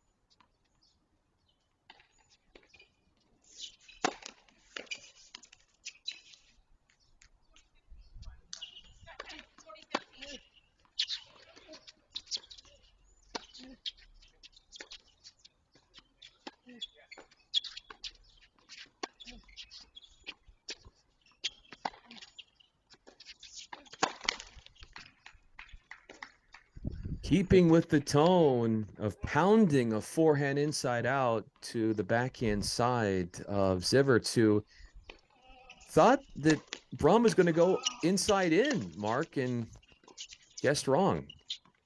That was a great shot. Nice court position, good footwork, good spacing. That was just a textbook inside out forehand winner. Great job.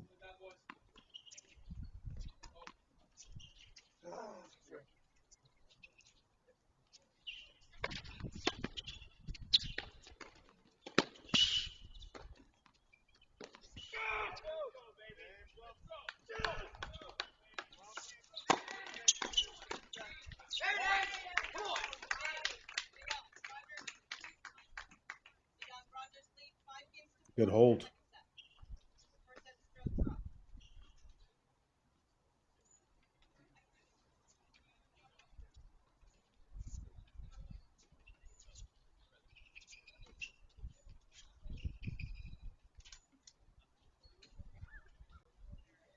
It's the third hold for Brumm in the match.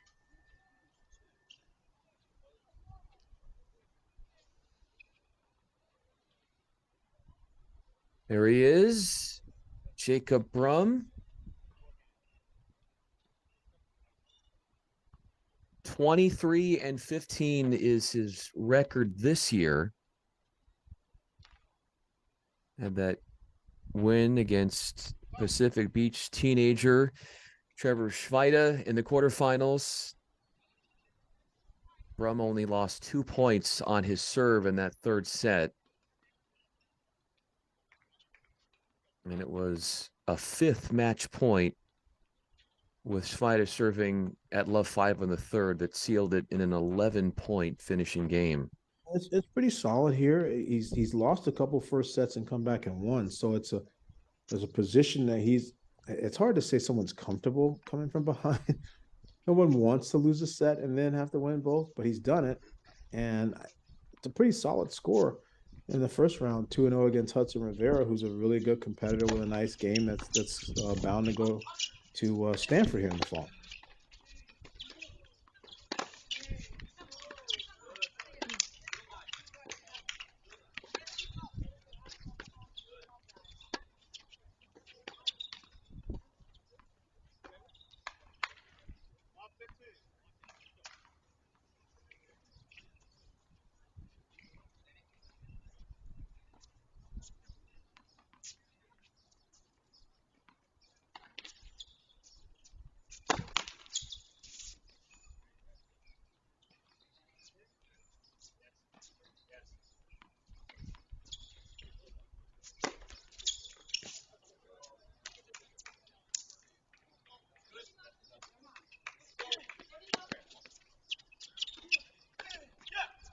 That's well done.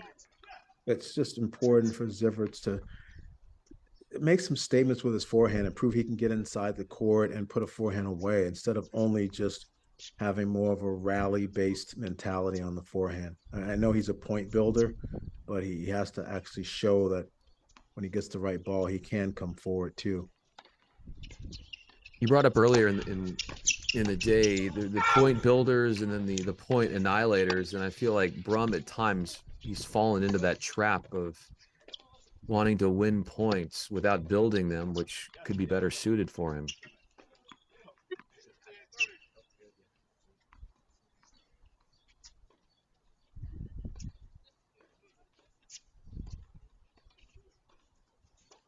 what has been an open field here on the men's draw in singles.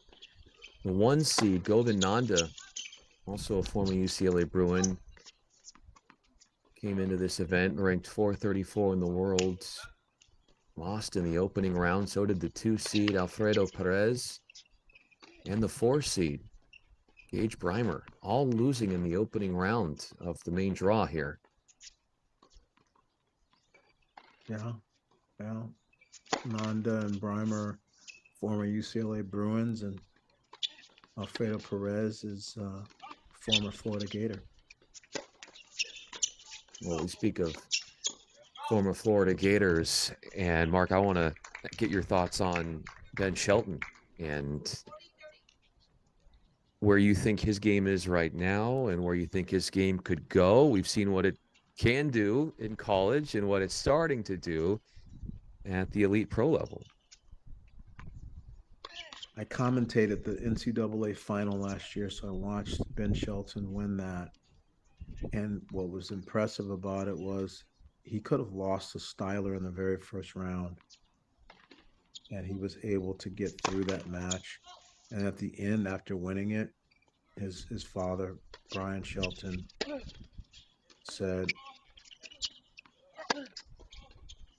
"Hey, what do I need to do to make sure that he's able to transition to the next level?" So right after he has one of the biggest wins of his life and guarantees a U.S. Open wildcard, Brian Shelton was more focused on what can I do to make sure he's ready to make the next level. He was looking for feedback instead of like pouring champagne or having a celebration. And so that attitude, by Brian right there probably typifies why Ben has made that quick transition, because they're constantly trying to work and get better. And Dean Goldfine, who worked with him out there on the tour, made that transition, is obviously one of the best in the business as well. So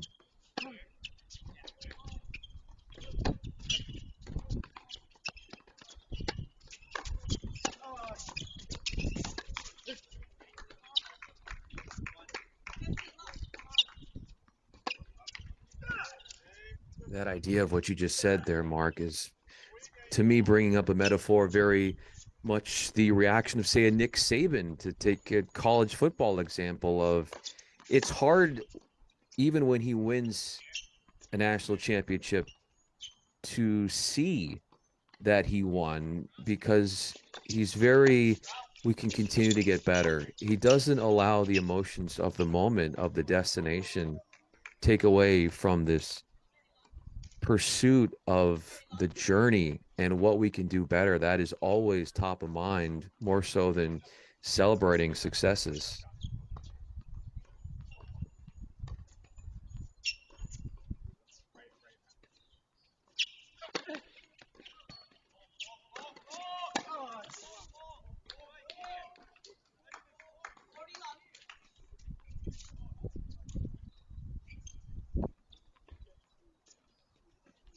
Jean and Rogers have settled in and really starting to figure out their patterns. They're running 2 completely different types of doubles on their different service games. The serve and stay back without much of a poach move on the first point, and then they're running an eye where the server stays back. So it's 2 different looks that they're running on their service games.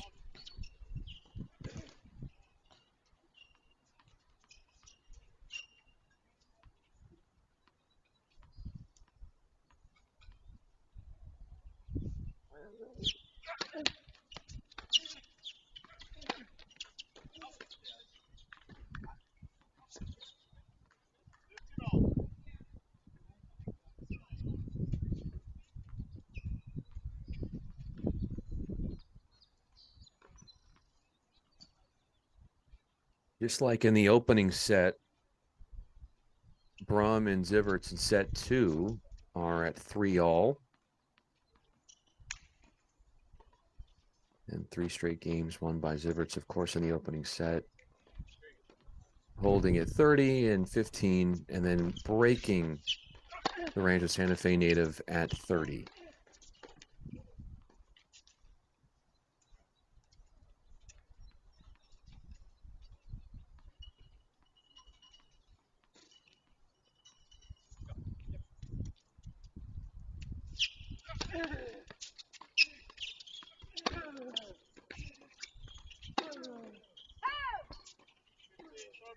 Off, trying to find space from the middle.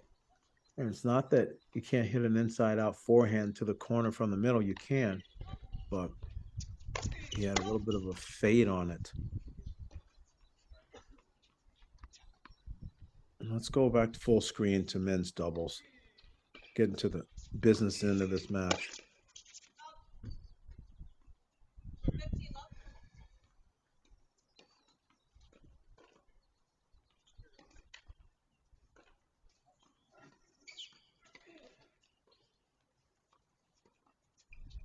Strode and Track trying to force a tiebreaker and try to close it out in 2. Young and Rogers trying to break and push it to a match tiebreak.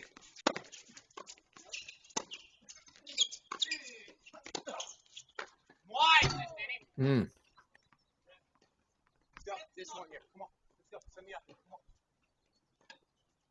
Very active at the net.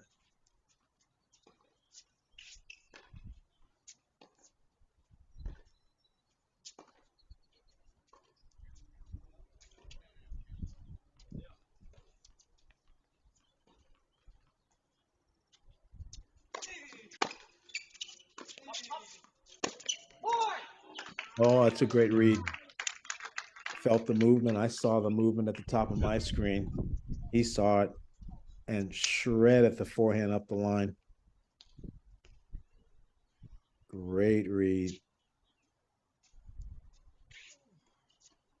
What hints, if let's say you're playing at the net there on the serving team side, what hints are you taking to say, all right, I'm going to move middle or I'm going to stay towards the sideline?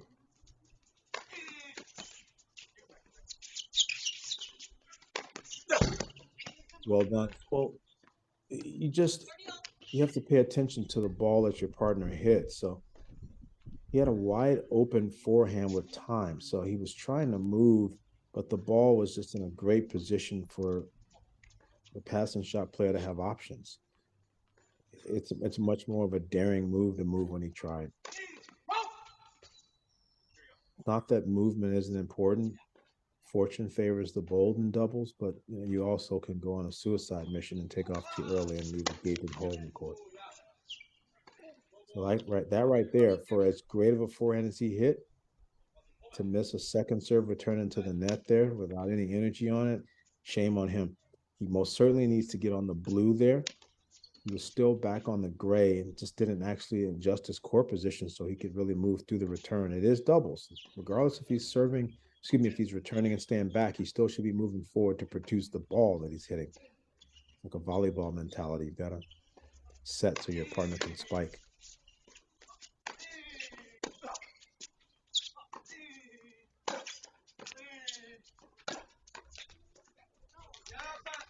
Wow. How about that? It's a great second shot. He's just ripping and challenging him, but they were able to just hit the little drop volley over the net. Thank you very much. And now we got a tiebreaker.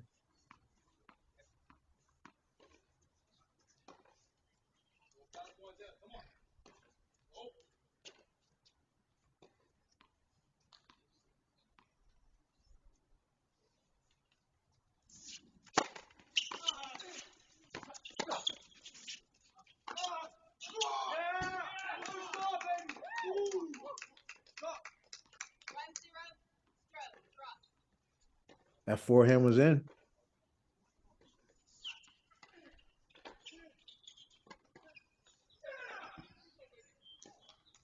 And how about this on court 4?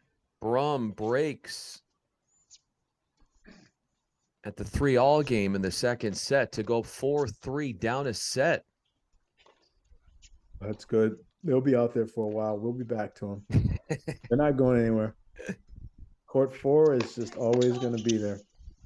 Court 1's the one that's moving fast, and if we leave it, we're going to miss results. So we got to stick around here.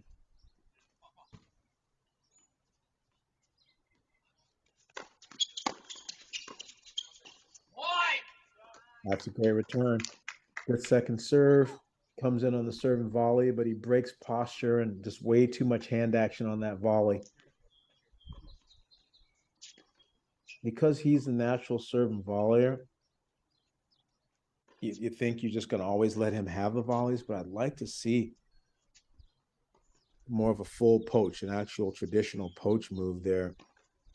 So, yeah, routine 2-all, 15-all point doesn't matter, but here at crunch time, it's nice to have some more teamwork.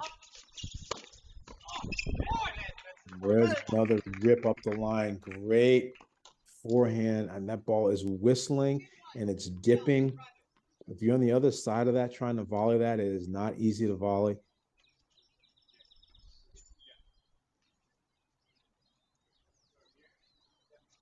If Rogers and De Jong win this buster, we're going to a super 10-point tiebreaker in place of a traditional deciding set.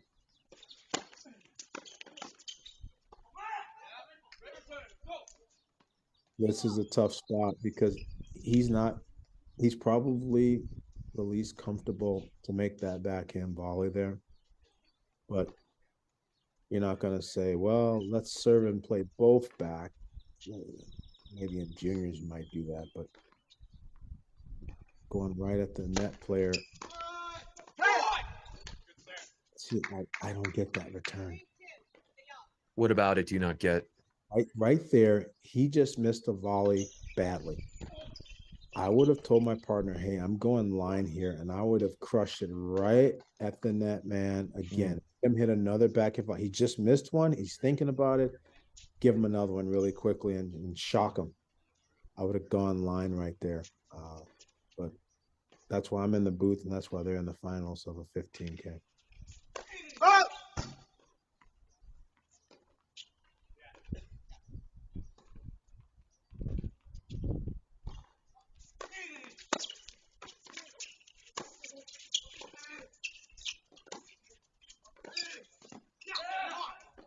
Oh, wow. How do you miss that one? It's a good move. The ball was fairly low. The ball was on his racket, but it was not above net level. So he has to stay down, stay with that volley.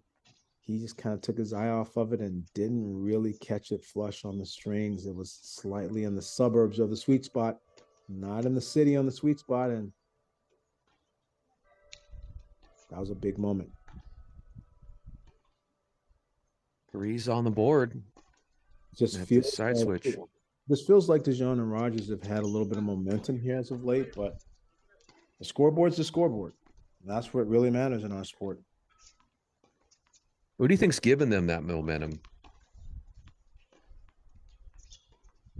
After losing the first set, they've problem solved how they need to win points as a serving team, and they've gotten some confidence with some of their ground stroke ripping, because that's sort of their role in this match.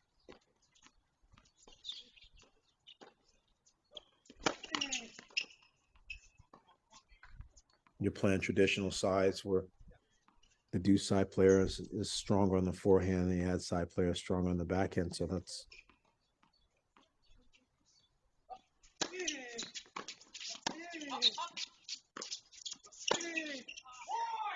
yeah. See, those are big time forehands. He's shredding those, absolutely shredding those. What kind of guts does it have to hit such gutsy forehands at this stage of the match, and to really have that belief in yourself that you can do it? Some people have just been playing that way their whole lives. I think it's just in their nature.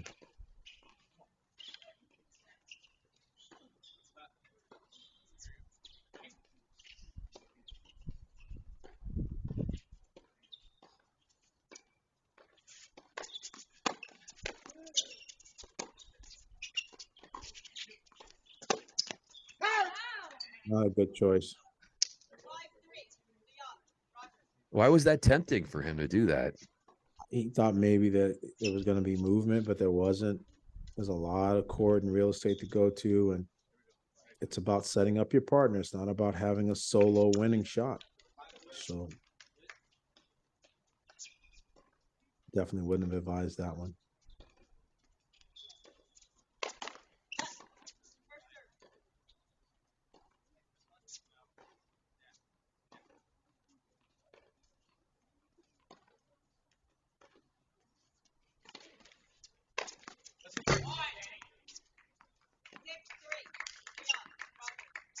Right down the gut. Oh, was that an ace? T-bomb. That's 3 points in a row. Yes, sir. I told you there was momentum. You did. Told you there was momentum. I don't have a crystal ball here.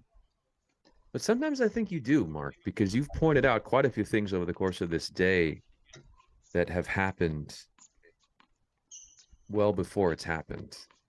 So sometimes I question if you have one. I think you might.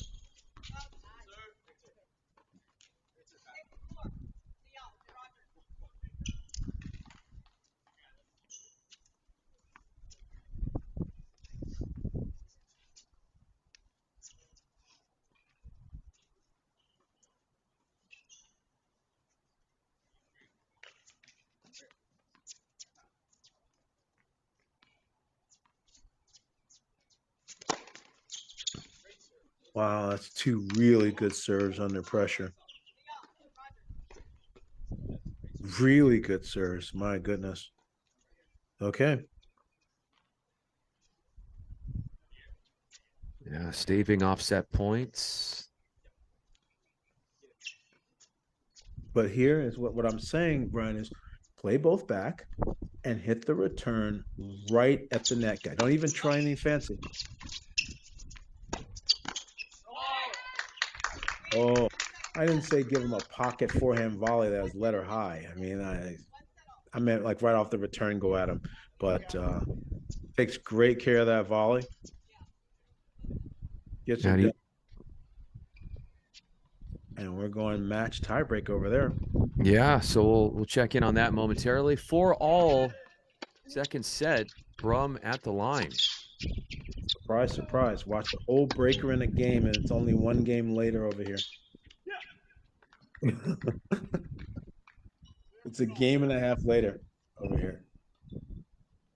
Yeah, and again, it goes back to another assessment that you made in previewing the way this match was going to play out.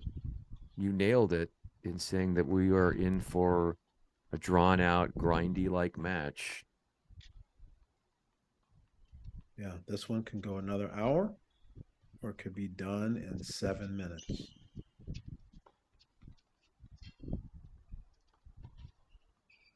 And Ziverts needs just 7 points, and he could win it.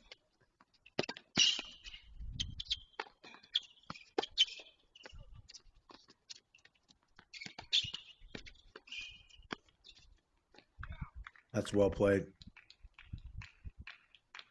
Brumm comes forward, can't handle the business, decides to throw the drop shot in. Ziverts covers it up the line, plays good position, and it's a great technique on the backhand volley. So even though Ziverts likes to hang back and grind and play the points long, he most certainly understood how to transition there. What do you like about the placement of that backhand volley and where it was in relation to where he was on the court?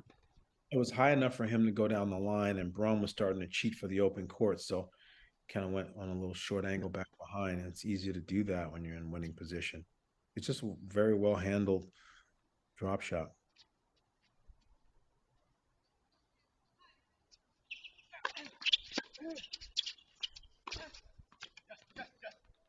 He's just backing up so far on the return that he's just leaving hanging curveballs in the middle of the court.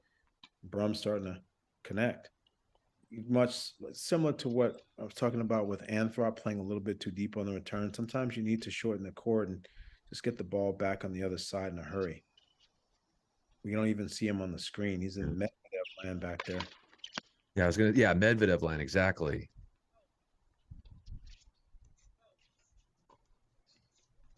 Just starting this super tiebreaker deciding set. Men's doubles final. Great stretch on the forehand. Attempt for the drop volley. Not well played.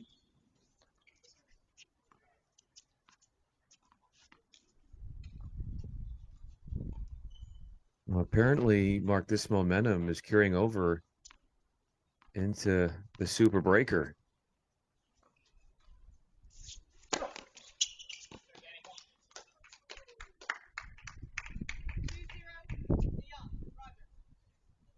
This is to 10 win by 2.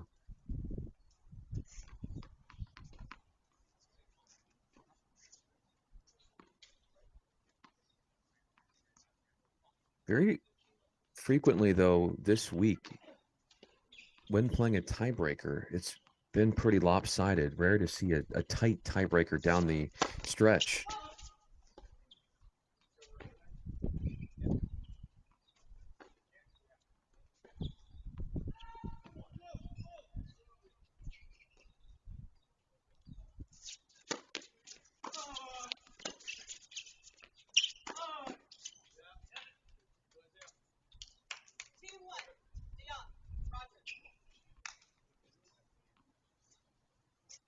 For Mark Bay, I'm Brian Fenley. Daniel Westhoff is our producer. You are watching Cracked Rackets and our doubles final here, the second stop of a 7-week thrilling USTA Pro Circuit SoCal Summer Series circuit, which is so much fun and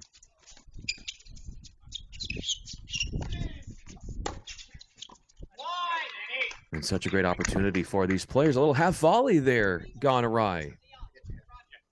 A huge backhand that was shredded to his toenails.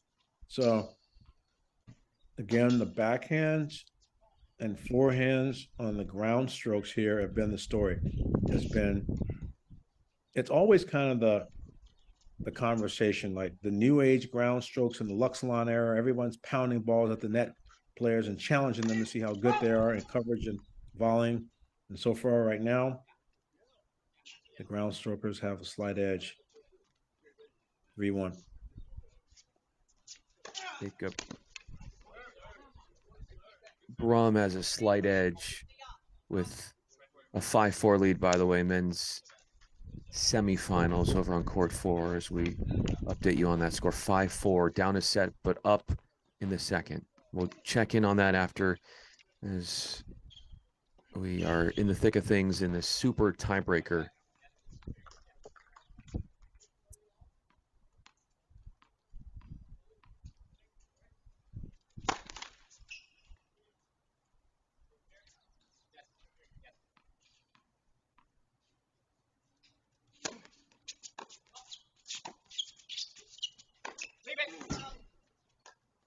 Look out there.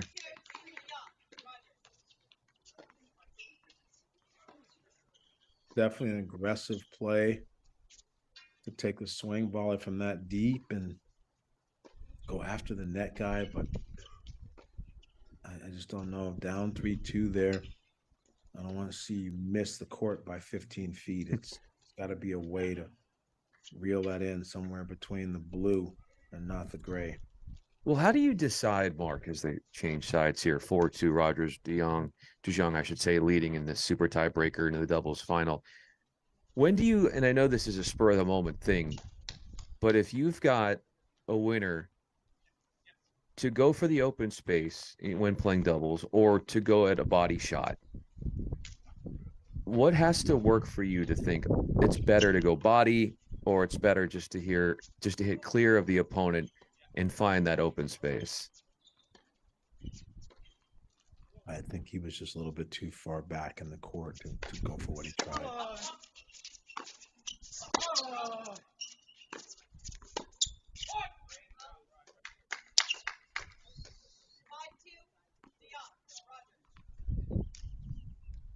And right now, DeJong and Rogers are making it about ground stroking.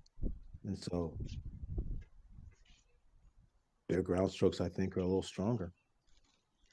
Strode and Track.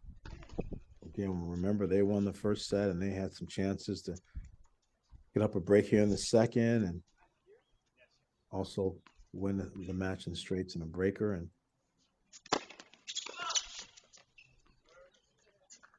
they're going to have to put together some good solid doubles here, because it's outside of a few free points on the serve, they've been outplayed in this breaker.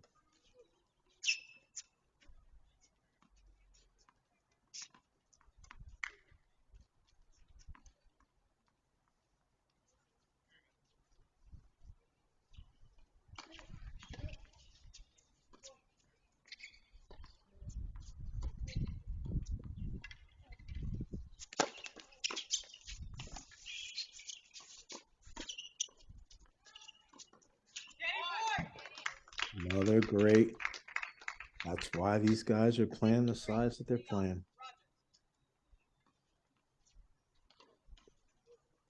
You say the size of their playing just because of the sharpness that they can hit, the angles they can find. The quality of the strokes that they can hit with their outside shots. It's common. There's lots of ways that you can organize the team on the return, but often the deuce side player has a forehand that they like, and the ad side player has a backhand or a great backhand return.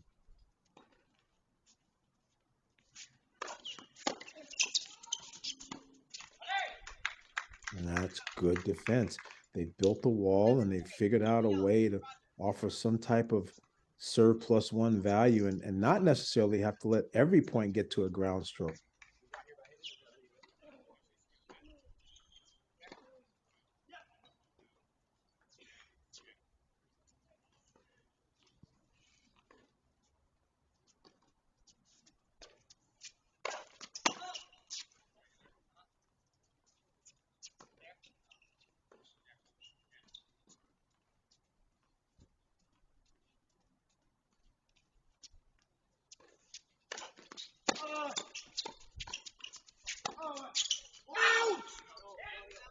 Oh, it was called out. Oh, that was close. Great reflexes by De Jong.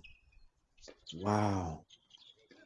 Everything going the way of De Jong and Rogers here. An alternate team. We're not even in the draw. And now stranger things have happened. 2 points away. What's the check on court number 4, Brian? Yeah, let's head over there and Let's not head over there. Let's just give me the update there. Oh yeah, as far as what's going on. So it's 5-all second set. Right.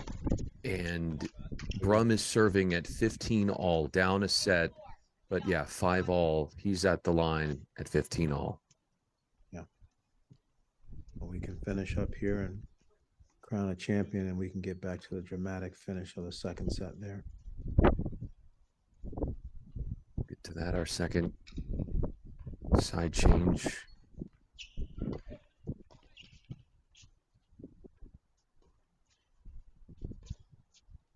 We still have women's doubles final to tend to today. But there's no telling how long that men's semifinal. It definitely has the makings of potentially going into a deciding set, which would not be a surprise. Put it out. I think they could put the match on this court. Professional tournaments always make a schedule of what court you're supposed to be on, but they reserve the right to move the court. Yeah. I think the ladies would probably come out after a awards ceremony here if these other guys split sets. Yeah, they'd probably do that.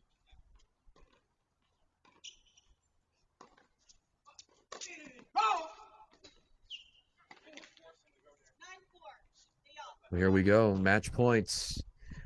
Championship points and a surplus of them. 9-4. And how things have changed after the first set disappointment, the setback, the loss from De Jong and Rogers, and how they have turned things around.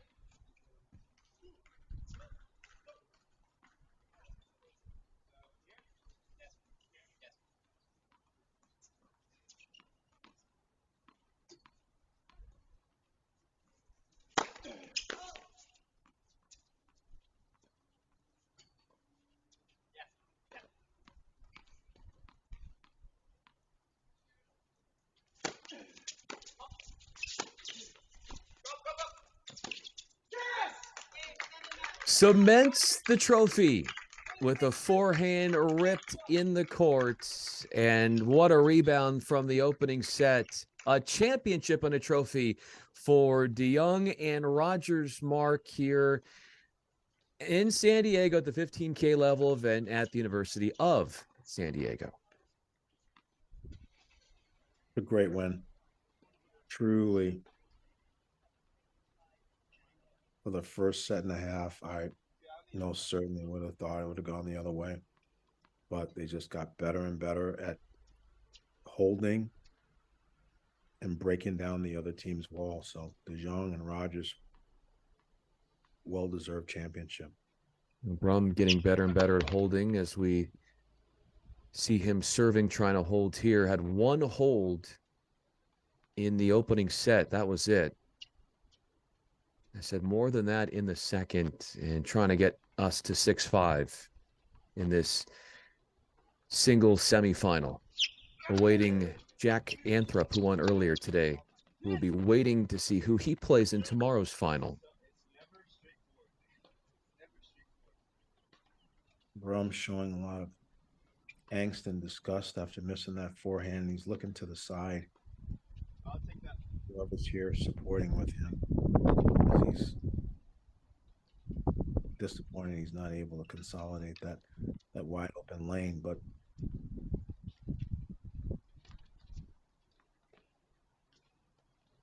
there's no such thing as an easy shot in tennis. Sometimes the same shot that you'd make under no pressure, when the pressure is different, it's not that easy.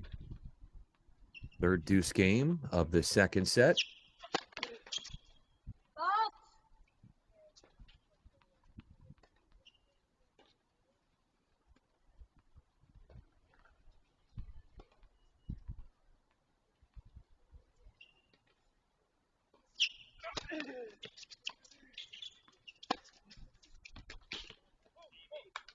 Well, there's that forehand. He's been, what I have to admire, Mark, is that even when it's not working, he's stubborn a little bit. And if you stay with it, sometimes it pans out pretty well for him. I think he's just in a see ball, hit ball kind of mentality. I think that if it's short, you're supposed to step up and cooperate. Like that's so it doesn't matter if you've been missing or not. If Zivert is backing off and giving him opportunities, and he needs to take advantage of them.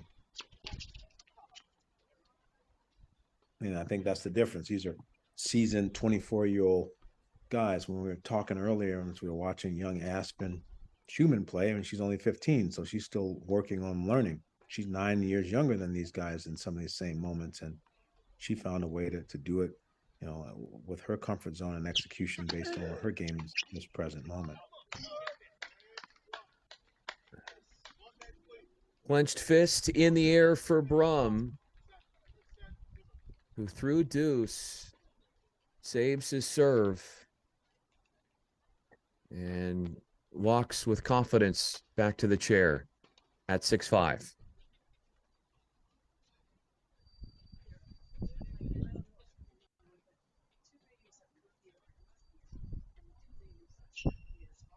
We are going to have a bit of a trophy ceremony here for our doubles champ.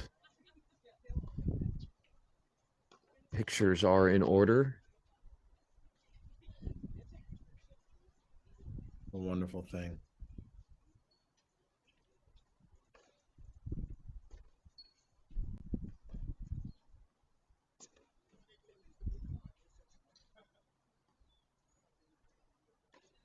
You'll see those pictures on each one of their Instagrams in about 2 minutes.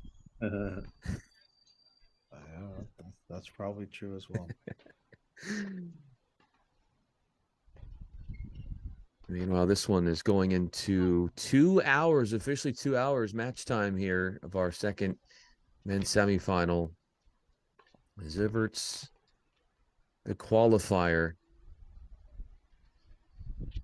Lost a break lead after the re-break here in the second. What's his mentality going into this one in fighting to get it to a tiebreaker? I don't think anything's changed. I think he's just going to get the serve in play and start getting consistent with working the forehands.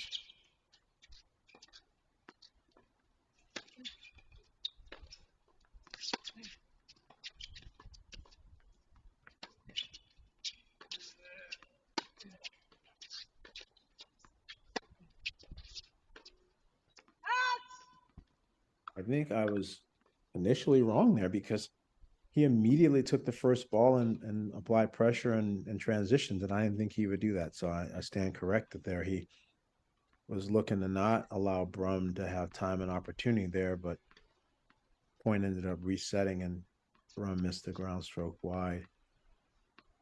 Not sure if he'll keep that, if he'll keep this or not. Let's see. 3 forehands, 3 backhands from Zivert in that last point. Misses that one. Falling backwards. Got to hit with a lot of height as he did, but somehow still missed the mark. Not enough spin on it to bring it back down. What do you think about his first serve? Could he be putting more behind it, or he just more of an onus on getting it in?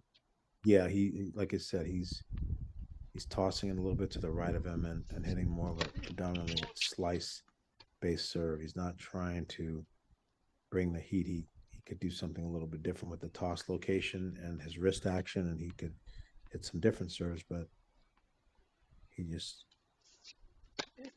goes with that one. Able to get a free point on it. If you keep it in the box, good things will happen. Yeah, even when it's a slowish moving second serve, and Brumm threw his hands in the air in disgust after he couldn't attack and do much with that second serve from Ziverts. Well, he knows better. He's up 6-5 and 15 all.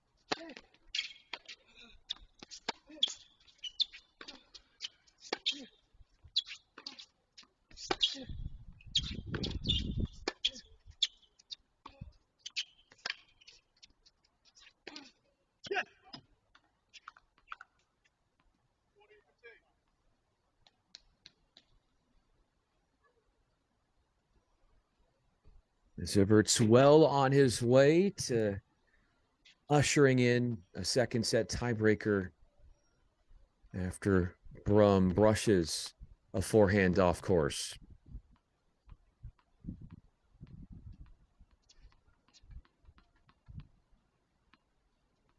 Yeah, it looks like as we continue on with this men's semifinal, the women's doubles final is going to happen on court 1. So we'll check that out as that gets ready to go within a few minutes.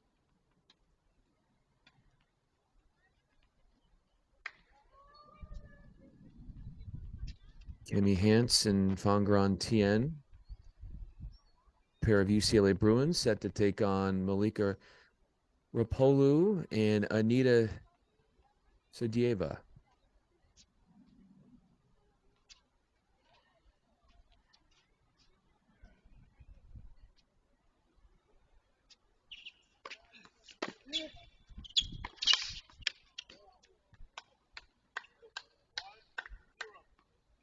No holding back with that rocket of a cross-court forehand from Brumm. This would be his first tiebreak set this week at this event. Zivert's, this would be number 2 for him. Needed a second set tiebreaker to win in straights against Mitchell Harper in the second round and won that 7-3.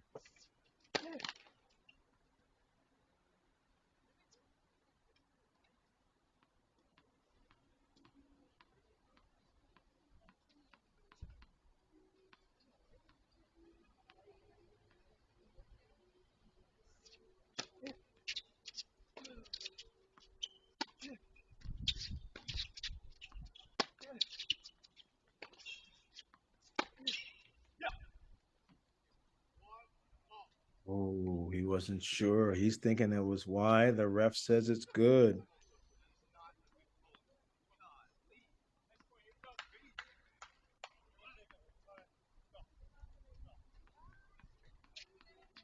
Two cross-court winners, both on the forehand side, have been the outcomes of these first 2 points of the breaker.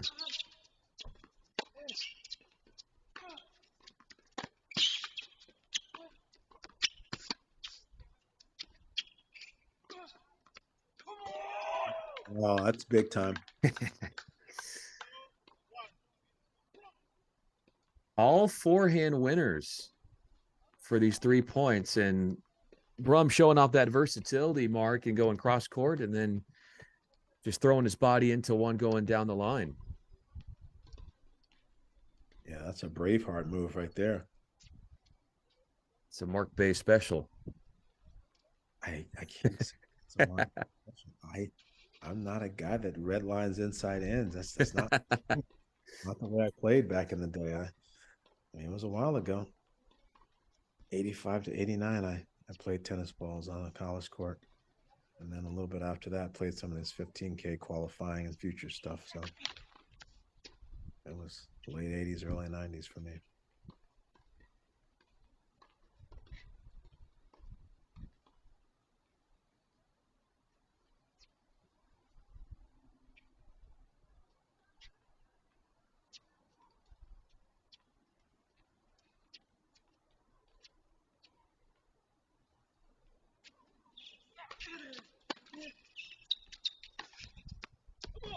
Oh my goodness. Where is this coming from? He's From feeling- Brumm. Well, that's what Ziverts is saying actually right now. Where is this coming from, bruh? BRUH, bruh. Got to use the current phraseology, the way these guys would use it. It's great timing for Brumm, though. See if he can maintain it.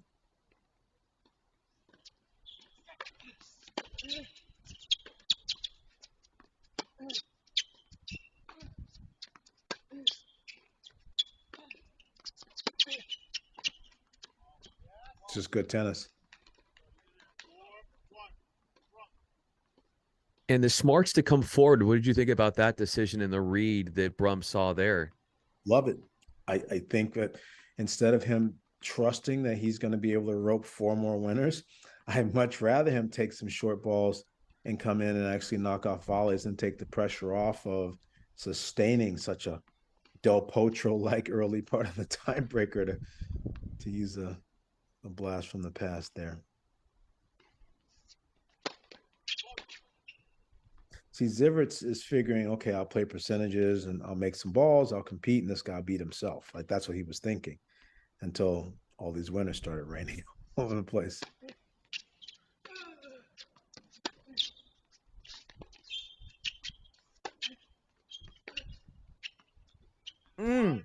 Got it past him on the backhand. Understand, but Ziverts is thinking, okay, maybe I need to come in now and apply some pressure.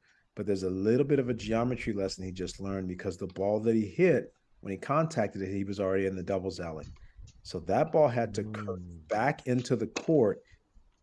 Didn't mean that Brumm had to move very far, and it creates a nice lane for the passing shot. So, yeah, this one is really gone in a different direction. Well, we're about to see what kind of direction this women's doubles final is going to go, with it about to start here. Malika Rapulu and Anita Sadieva taking on Kimmi Hance and Fangaran Tien.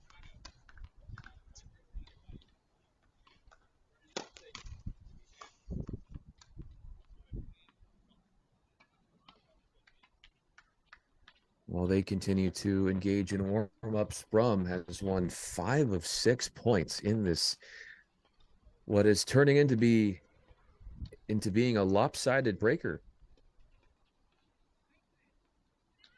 Been a lot of blowout breakers this tournament the last couple days. Been a bit of a theme.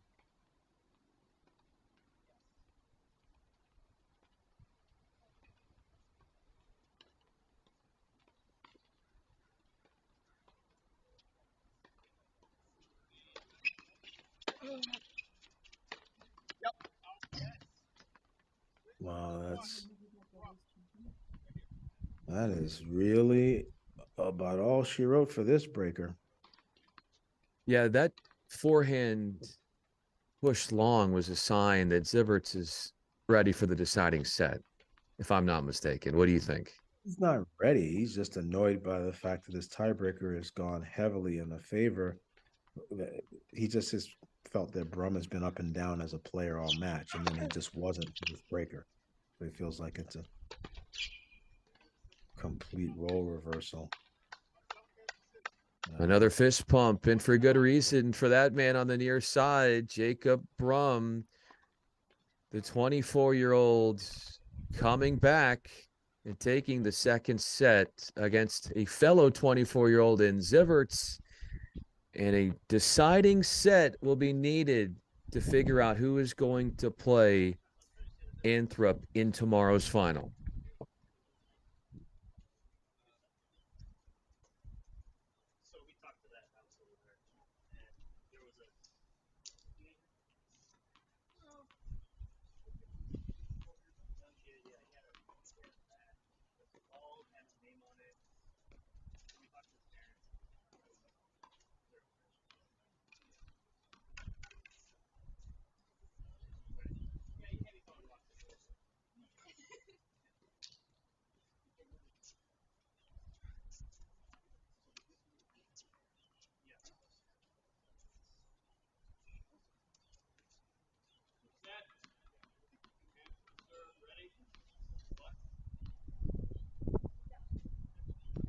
Kimmi Hance will start at that service position to kickstart the opening set.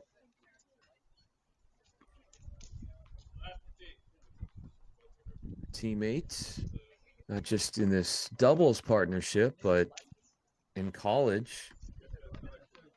Bangran Tien came away with a single semifinal win earlier today, knocking off the 1 seed, Samantha Crawford.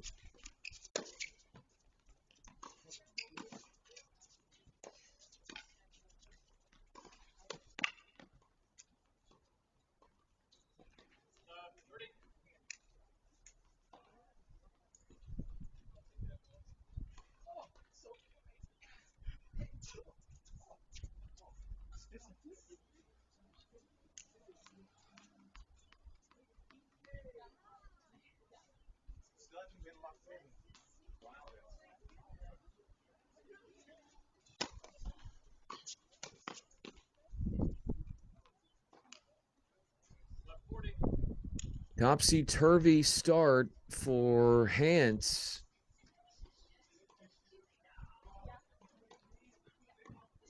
In danger of getting broken at love out of the gates.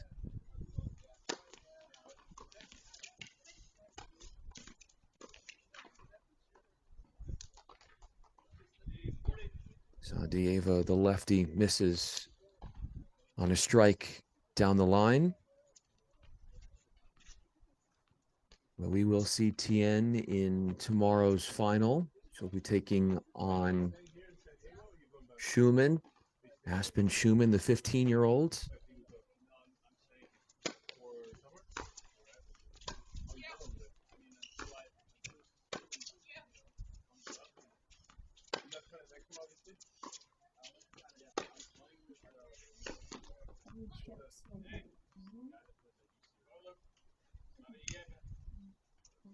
So not the ideal beginning for Hansen Tien, surrendering the break at the onset of this opening set.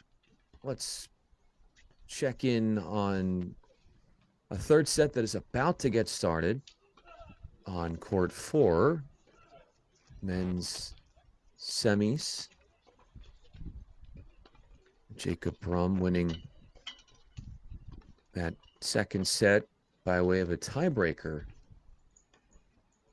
with a multitude of forehand winners of the cross-court and down-the-line variety. He had multiple forehand winners, multiple fist pumps in the breaker, and for good reason.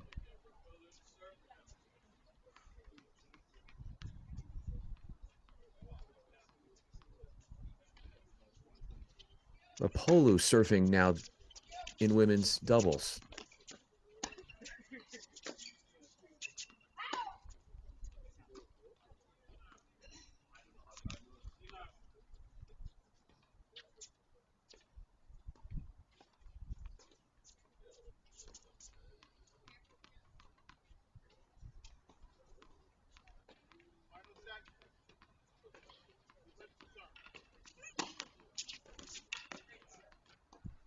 All the while, here is Zivert ready to get this third set underway.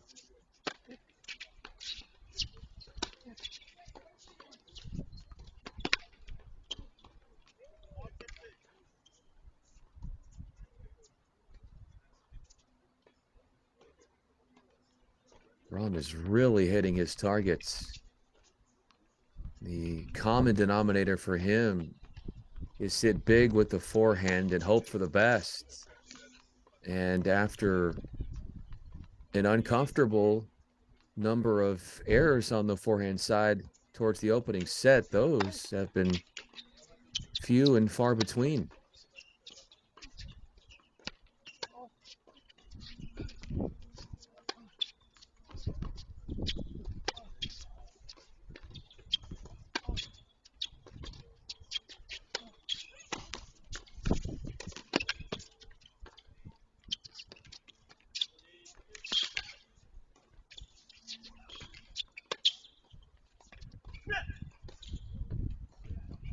Great defense, covering the line so well. Zivert's on his backhand side, having to deal with some really hard struck down the line forehands from Brumm, and weathering that onslaught in a match that has gone 2 hours and 15 minutes. Where service holds have been seldom achieved, to put it plainly and to put it succinctly.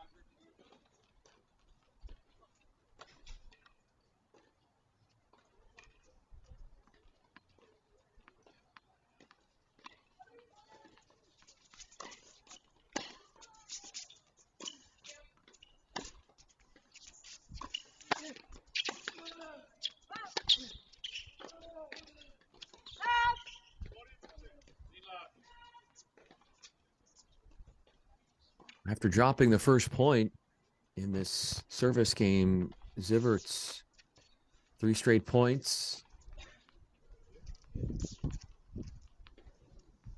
and shut the door on this game here with this upcoming point.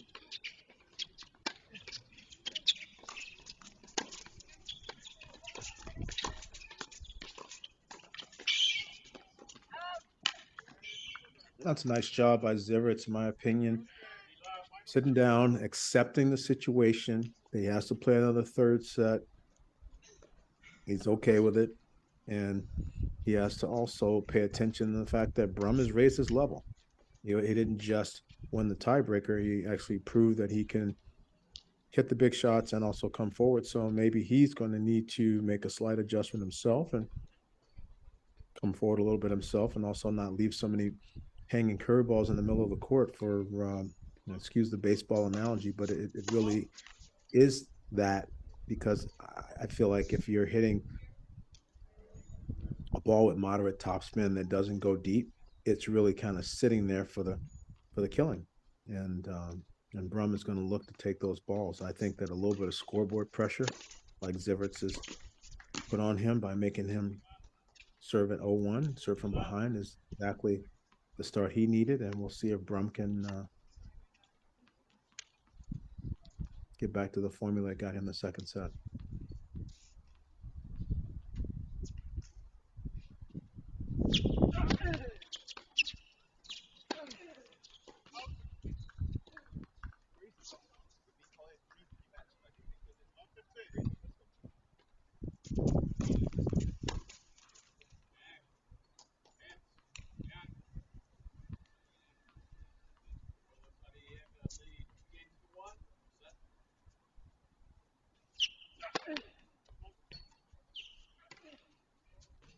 Last service game for Brumm, he held at 5-all in a 7-point game.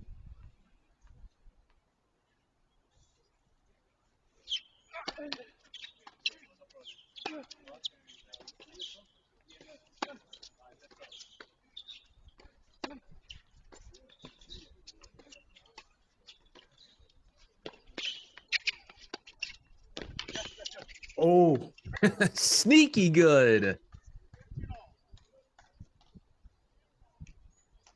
You said the level raise, Mark. How about the confidence raise as well to take shots like that and then to execute them?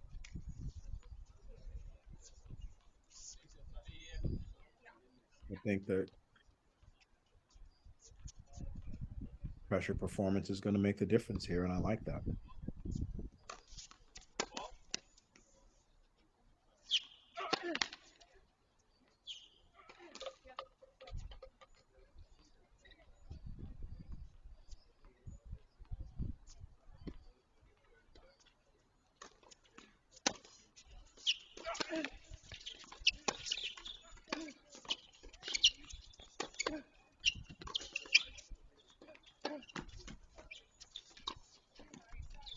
Oh, some great points at women's doubles. Oh, nice close by Brumm.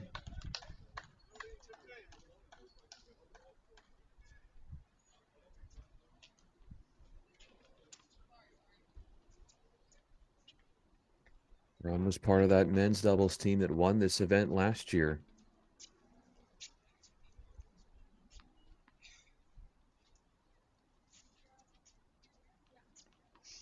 Has never won an ITF singles title.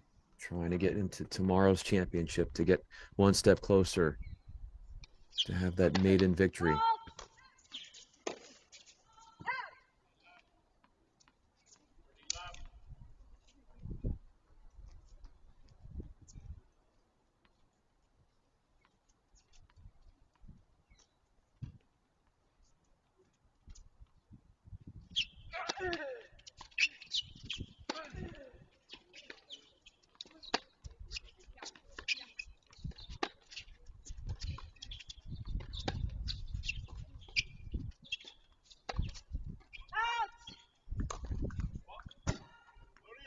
A little tentative with that forehand cut.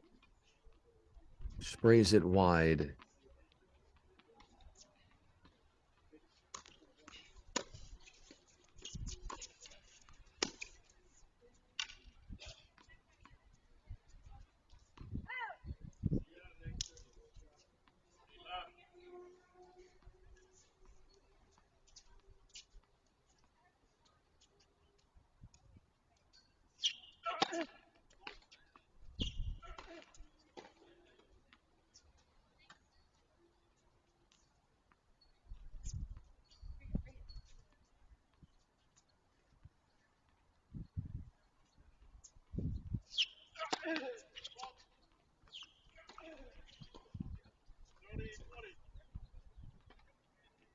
Five. Oh, go for it, Mark.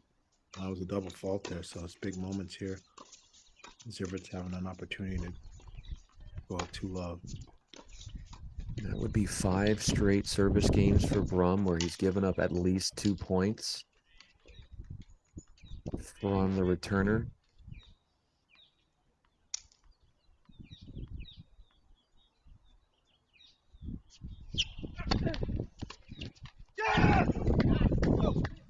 Oh, wow. You let it all out there, knowing what was at stake, and saves a break point, which if it went against him would have been, I don't know if cataclysmic would have been the right word, but certainly momentum shifting.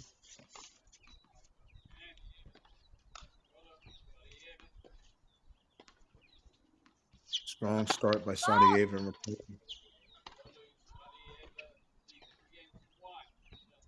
Up 3-1 in the final.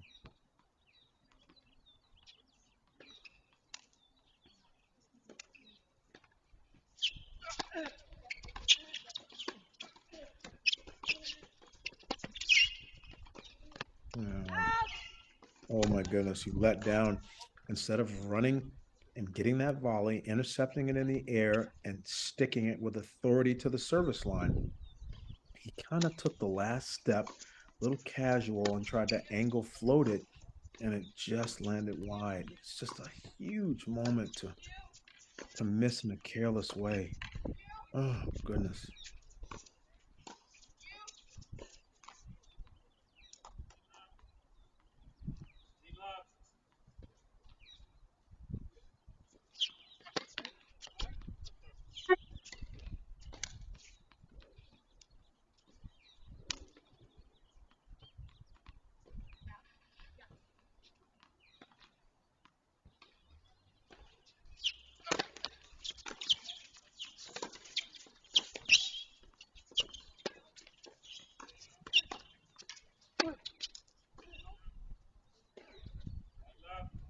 And lost traction with that forehand, and it seemed as if Brumm was falling off of his normal balance when taking that cross court, hitting it off of his back feet.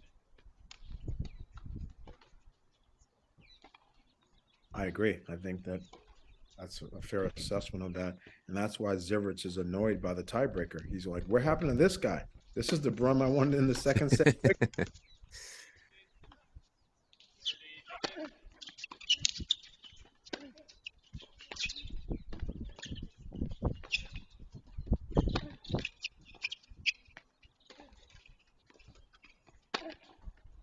Yeah, Brumm does a great job on the overhead. Simple technique, good shoulder turn. Athletically gets back and covers well. Great job on the overheads.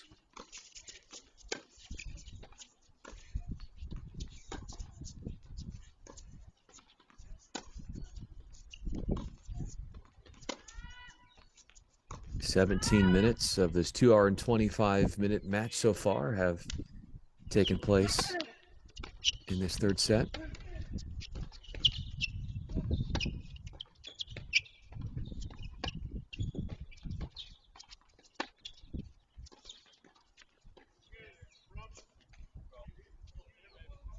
Yeah, great job. Great hold. For sure. Was up against it a little bit.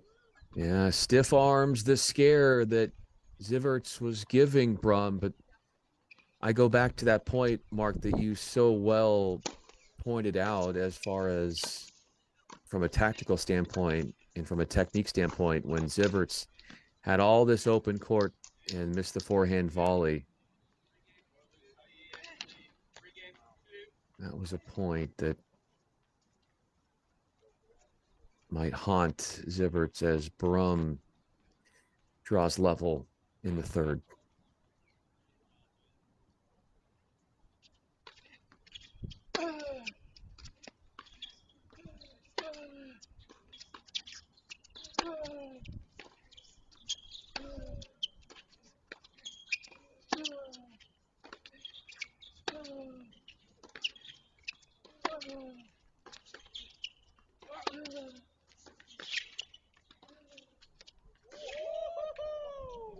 Carving that one off very nicely, sawing it off, if you will, for Brumm.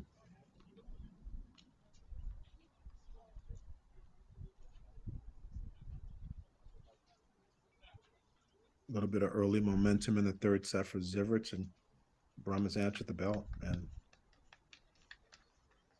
clearly is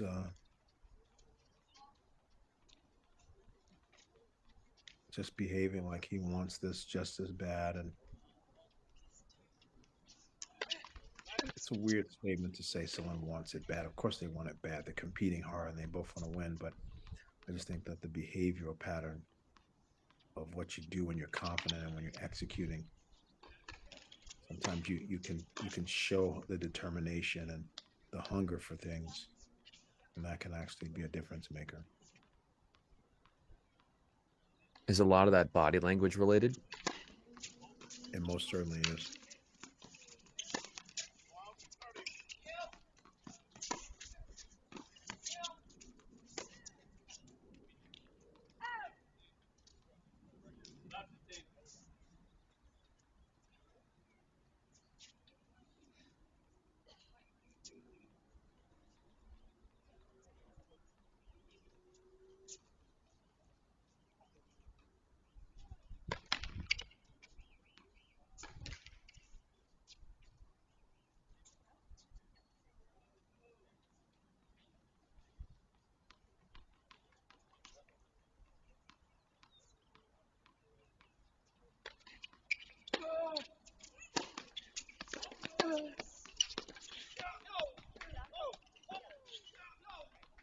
sure if that was going to be in that passing shot. It was so close to the line.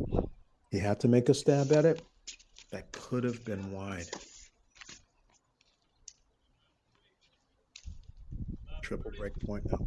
Yeah, this is not a place that Ziverts has ever been in this match. Triple break point on his serve.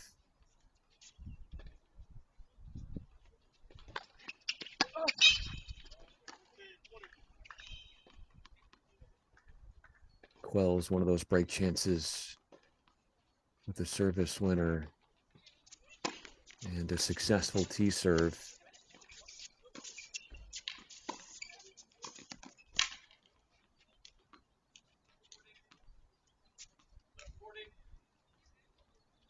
Here come the Bruins over here on court 1. They're trying to pull off a love break themselves. Hance and Tien gotten their teeth in this match finally. A little bit of a slow start, but now they're starting to step up their returns and their crossing.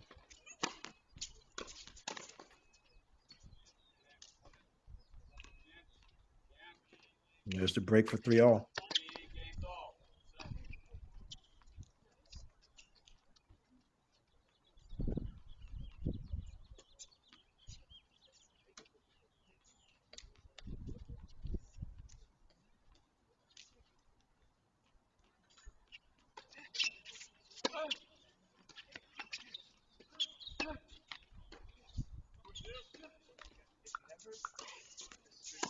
Chances gone awry for Brumm. 3 break chances evaporate. The third because of a backhand mistake. And now we go to a deuce. Brumm had tons of opportunities to sink his teeth into this third set.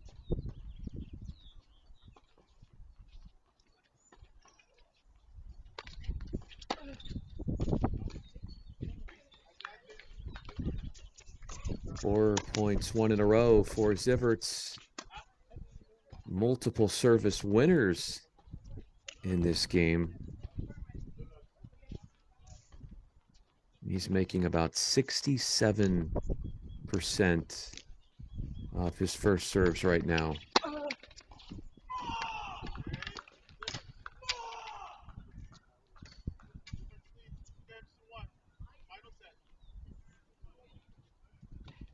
So Ziverts holds. Backed himself in a bit of a quandary, but didn't seem to be phased. 5 straight points, keeping things on serve in the deciding set.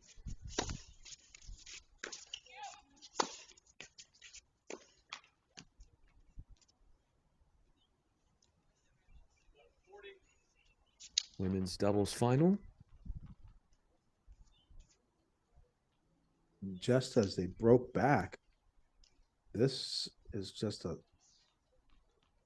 seesaw swing of games. Tien serving and down love 40 here.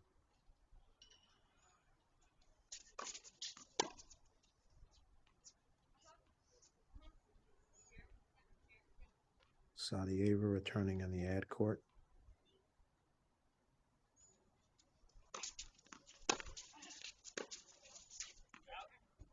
Putting a lot of pressure.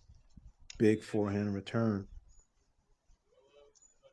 Couple of errors there from Tien at the end of that 7th game. Polu and Tadeas have the lead returning to them. Ball got on a hurry. Might have been a decent idea to put a lob up there, but it also had a lot of lefty spin on it.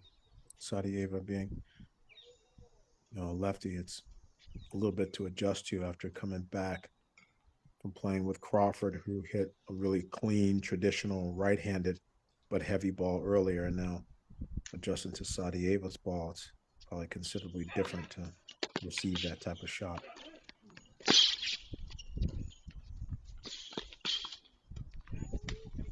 There for the What would you call that, Mark? A blocked back volley, just in the right place. Just good coverage. Good down the line net coverage. Bit of a block volley to the open court.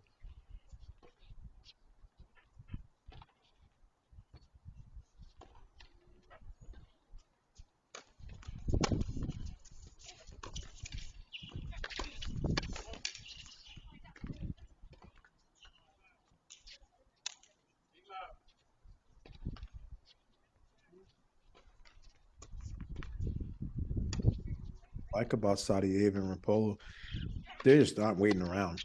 There isn't a long patience game with how quickly they're going to cross. If they have a ball with any type of moderate speed to it, they're going to intercept it.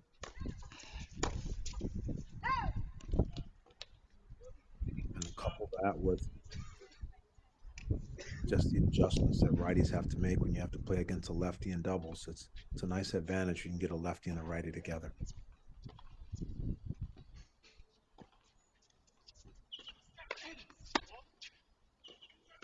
Brumm serving on the right side and on the far side. What kind of chances does Brumm have, Mark, when he's making only 51% of first serves? That's a fair question.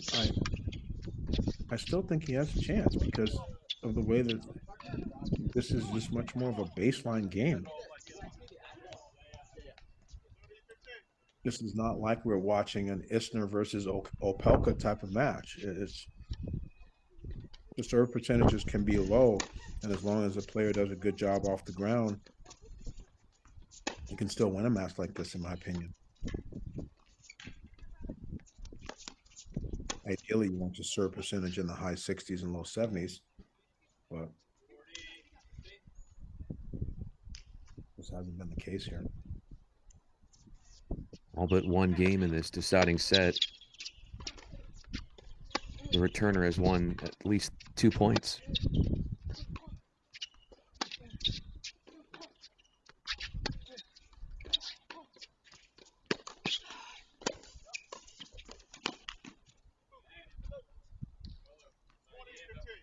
I love the move by Ziverts to change clothes, give himself a fresh start, accept the responsibility of having to go back to work again. I love that.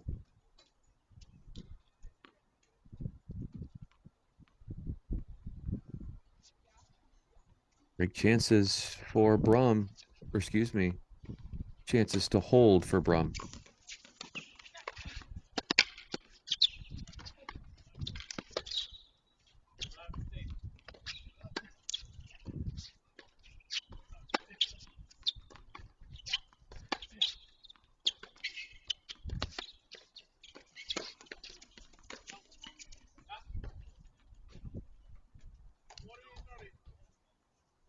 Tags the forehand wide. That was close. Or was that? Yeah. Just out.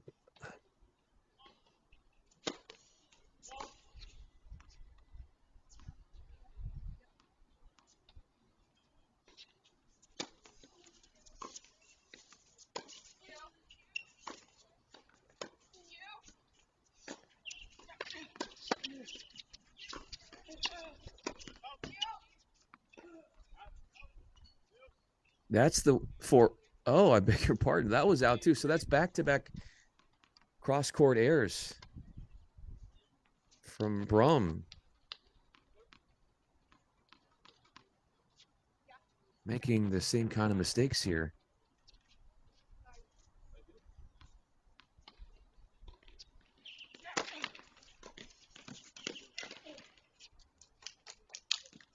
Nice stretch by Tien. It's important.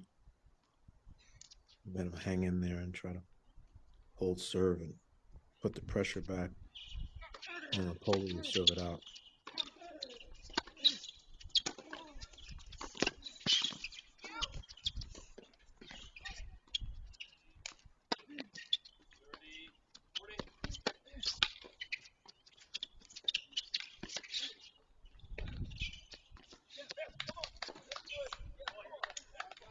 Did he get that one to go, Mark? I felt that it was long. If it was called good, then I think they missed the call there. It most certainly, I saw a little bit of space. He's a daredevil. He got it. It looks as if he did. At least that's the call. That's the call. I think it was just a wee bit long, but without an instant replay, can't be sure.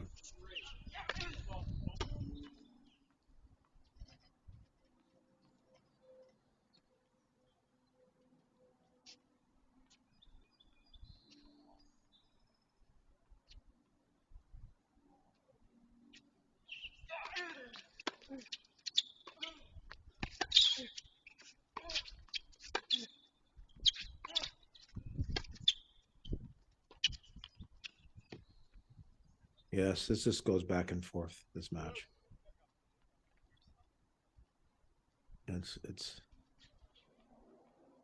It's hard to believe.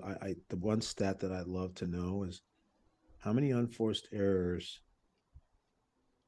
have happened when someone has actually had game point. So they've lost the game point by making an unforced error back. I would like to venture to say that that statistic is a very high number in this match. I could tell you that we've had 3 straight deuce games. To your point about this being a teeter-totter like match.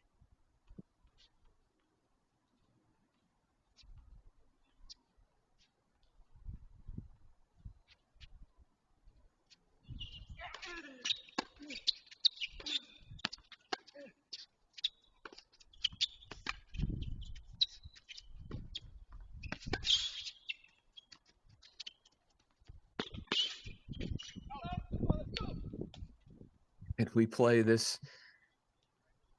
Yeah, we play on here after a forehand approach shot sent long by the moving in Ziverts.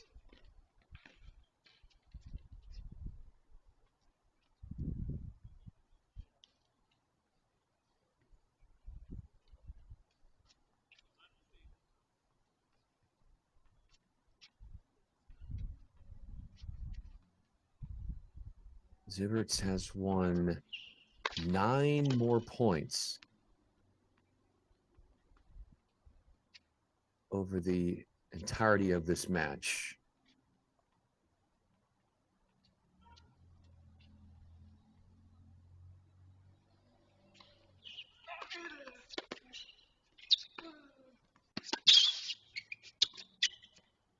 Oh, that's just not gonna go. That's just a severe angle he's trying to chop a drop shot on. Just hit another forehand. It's a good serve, and it's a good backhand up the line in the open court. So he's ahead in the point off the serve +1. So I like it. And then that defense by Ziverts creates a super hack drop shot angle, severe. Oh my goodness, that's got to be another forehand, inside out. End of story. Just too many game points erased by unforced errors.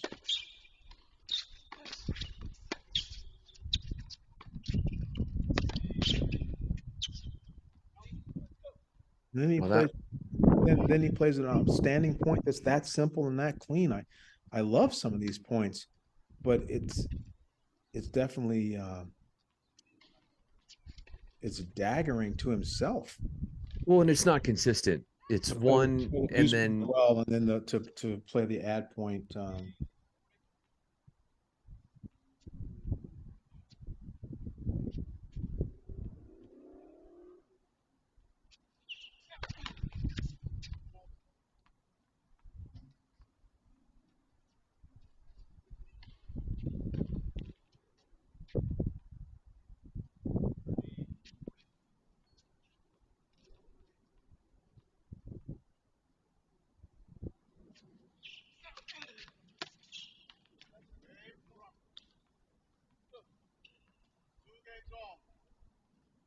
a 4th game point is what we needed to solve this 4th game of this 3rd set, Mark. 2 hours and 43 minutes, and no signs of that one ending anytime soon. Well, first set goes to Sarajevo and Rapolu. But now with a double fault there, Hance and Tian start off the second set with a break and maybe a chance for some new life.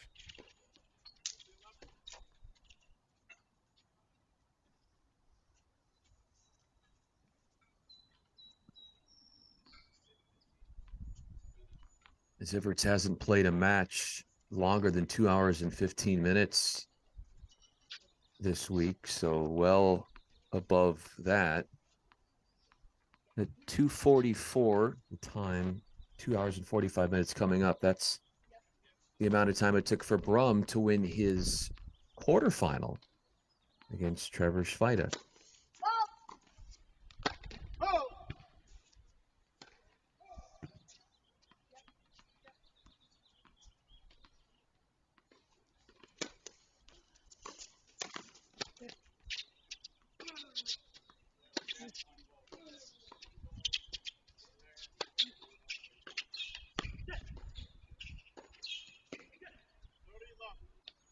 Well, we have 6 matches scheduled today, and only one of them was a quick one. And this is the semifinals and finals of 15K level, and talked about it before. It's really an any given Saturday type of atmosphere out here, and it's going the distance with a lot of great competition and adjustments, and obviously there's some ebb and flow, and some mistakes are going to be made. I don't want to be tough on Brumm right now. I sound a little bit callous or challenging relative to some of those mistakes on game points. I think the type of mistakes she makes in a message to the opponent, and mistakes are inevitable, but you want to be careful about the types that you make, and everybody knows the definition of insanity, right? So yeah, I'm going to try to limit the amount of bad mistakes you're making in key moments. Well, if you are thinking about Ziverts and Brumm and their push to climb up the rankings, eventually get themselves into challengers, and then grow from there, is it what is, and I don't want to say hindering them, but what they need to work on to take the next steps in their games? Is it that consistency?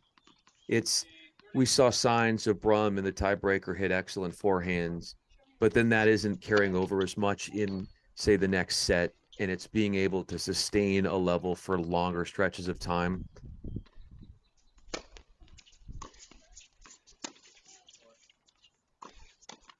That's the mark of any true professional, Brian. Doesn't matter. Are you Joker in tennis? Are you Joker in basketball? Are you Jordan? Are you Tom Brady? It just doesn't matter. Whoever it is, the hardest thing to do in all sports is to maintain your level. Many people can do some great things, but to do things for extended periods and extended periods of time, extended parts of careers under the highest of pressure, that really, separates good from great. So yeah, these guys will have to be more consistent in what they do.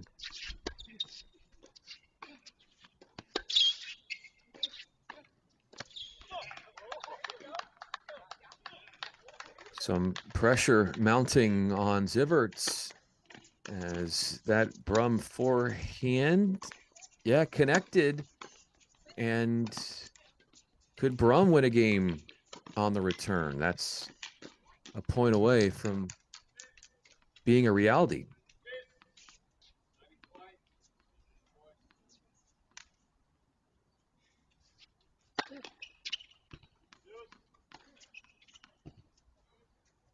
And there goes that threat with an ace. Targeted out wide.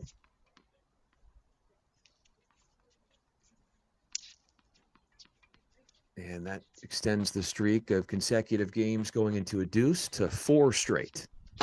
We have a deciding point here in the ladies doubles final. And they go up 2-0. The Bruins. Here they come.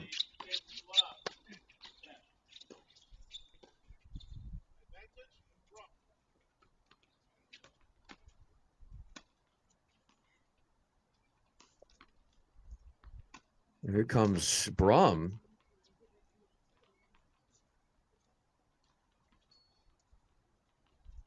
With his eyes on a break. He has broken Ziverts 4 times.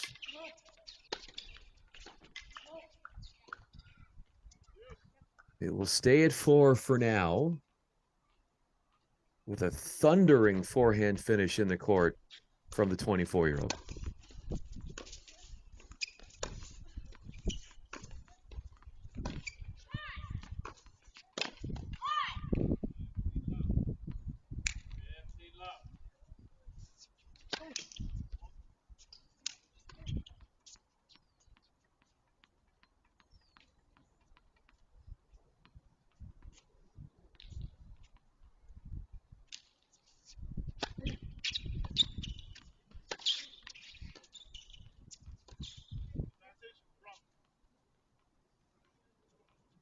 I think all of the pressure that Brumm has been applying is starting to take a toll on Ziverts. He's clearly not covering the corners and digging out some of those first balls as well as he did early on in the match.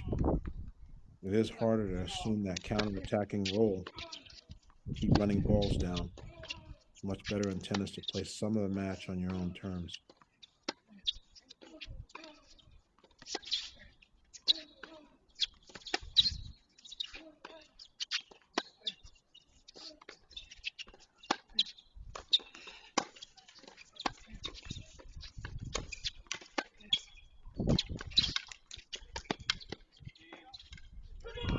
How about that? One of the best points of the match, actually. One of the best points of the match. Great moving, great ball striking from both players. And a courageous backhand up the line from Brumm. Yeah, and anytime you can get a full extension air punch in, you know things are going your way, as they are there, breaking his opponent for the 5th time on 15 break chances. In the ladies doubles final, I like Tien trying to rip that ground stroke and come in behind it and build the wall with Hance at the net. But immediately as they sensed that the wall was there, Sadieva played a great topspin lob up over Hance. Tien tried to go and cover, but couldn't get there. Great shot selection on the lob. So 6-3 for Sadiego Rapolu, serving at the top of the screen. 2-love in the second set. Hance Tien. Hance receiving deuce court.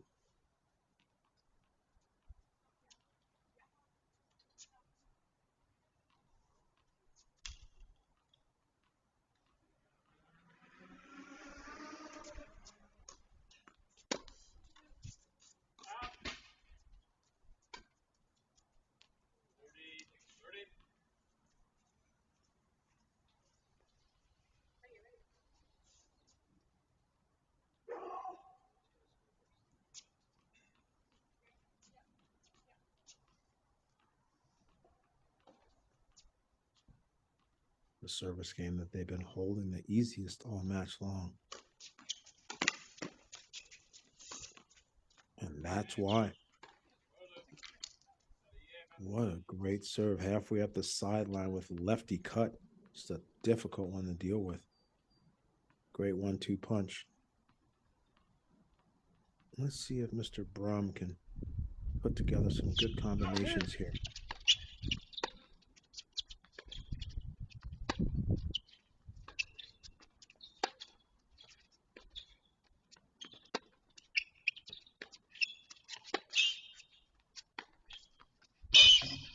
That's really well played. I think Ziverts has really picked up his level on the forehand here between set 2 and set 3. There's a lot more of a just trying to shape it and keep it going. And he's starting to hit it a little bit better, a little bit harder, a little cleaner. I think he can, because he's moving well, I think he should be able to take more risk. The going further down the lines is all in relation to how well you move and what position you're in.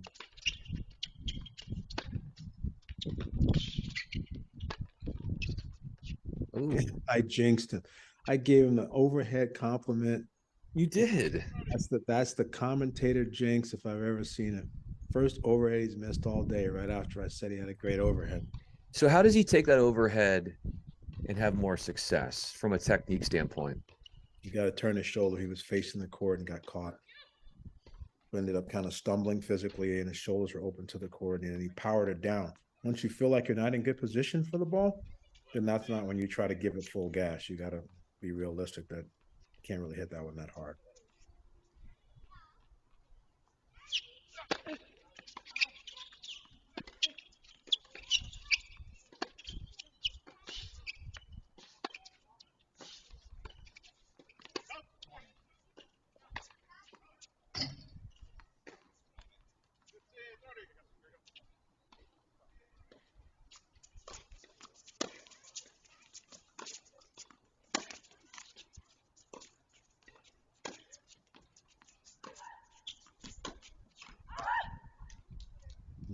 Not happy about that. The down the line was open.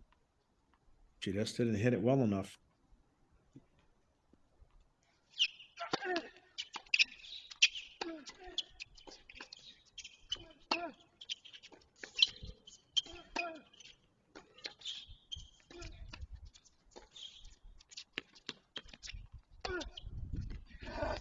Oh, that pass is in there. Mr. Brumm is getting hyped. I tell you one thing.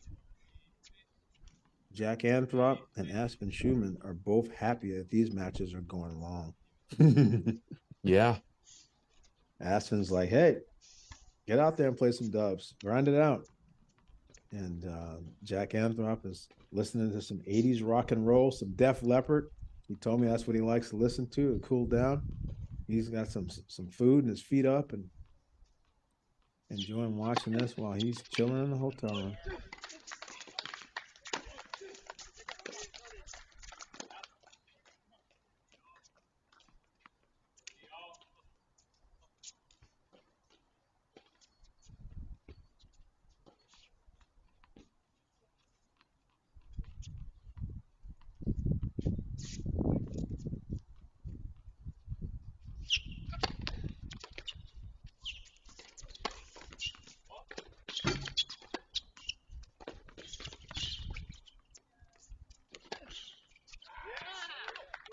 Looks to the heavens and says, Mark, that's what you told me to do with the overhead smash. Much better results. And how about this, Mark? I want to throw this at you really quickly. So that's the 11th, or excuse me, we stay at 10 breaks to serve because of the hold. But only the second time where we've had a break, and in the next game we didn't have a break or a re-break. So we've had that happen, back-to-back breaks 4 different times, spanning over this match, and just the second time we've had a break and then a hold after it, which is interesting, I think. Well, I think.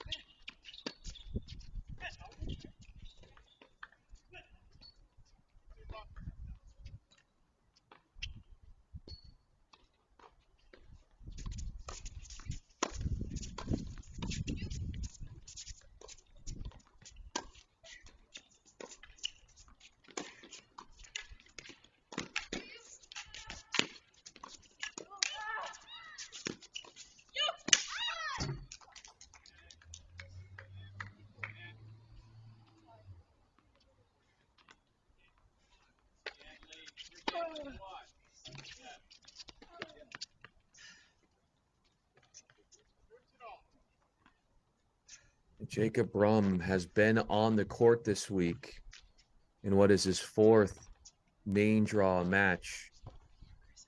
9 hours and 16 minutes. And this is a 3rd set. That is 50 minutes in.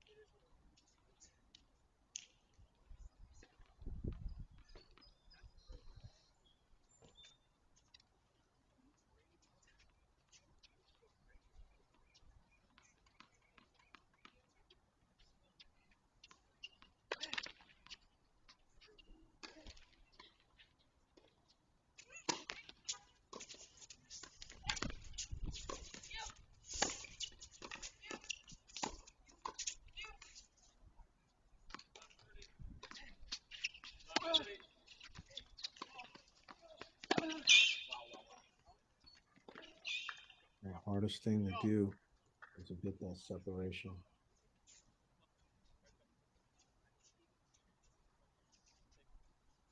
What makes it the hardest part? Because I see exactly what you're saying. In a match that's just had a certain conversation and ebb and flow to actually change the narrative.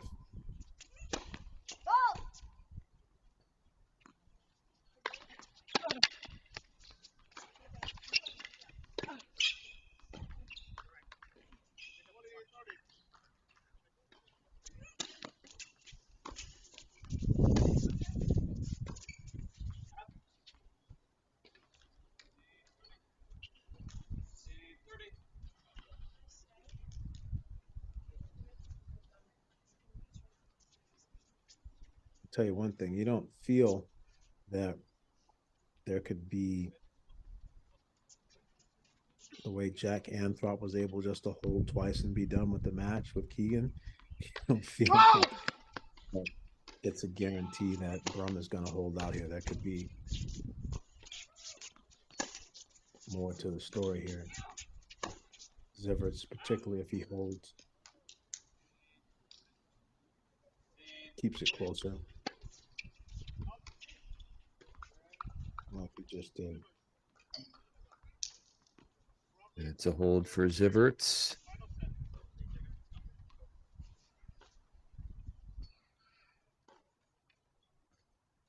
Back-to-back holds. We had our break a serve at 2-all. Only break a serve in the third set.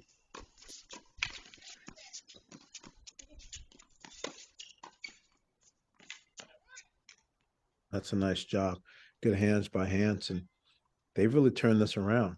They have found a way to do a better job on returning, and they've actually made a lot more plays at the net, and they're starting to do a good job of serving down the middle. So UCLA Lady Bruins have turned this doubles final 6-3 for Sadieva and Rapolu, and now 4-1 Hance and Tien.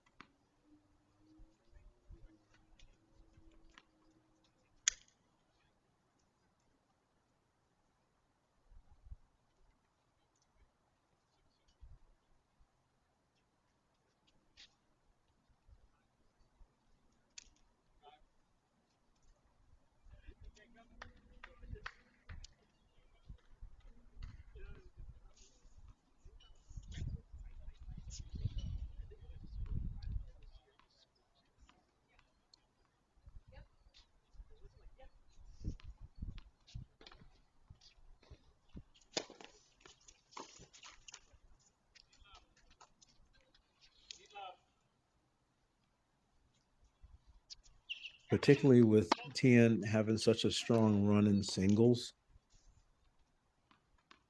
She's been one of the best players on the court during the beginning 2 weeks of this pro circuit tournament. It's up to her, I think, right now. She's a little bit more laid back and quiet. She needs to compose herself on this match a little bit. Not just in emotionally picking up Hance, but to cut across, make a few plays, take a few big groundies or returns, and make some statement shots. Most certainly in college tennis, some of the top players on teams can take over doubles matches emotionally and with shots, and I think it can hold true for a 15K level as well.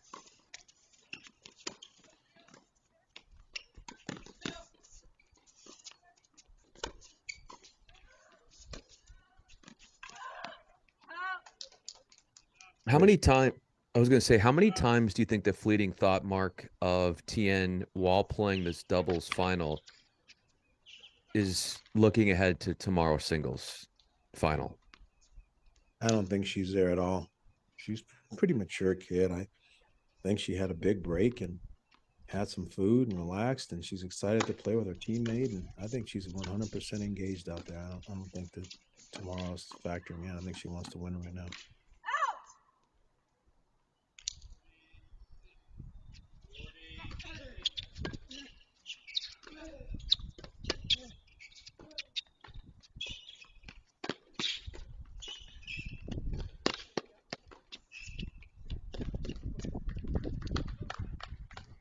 Good counter from Brumm.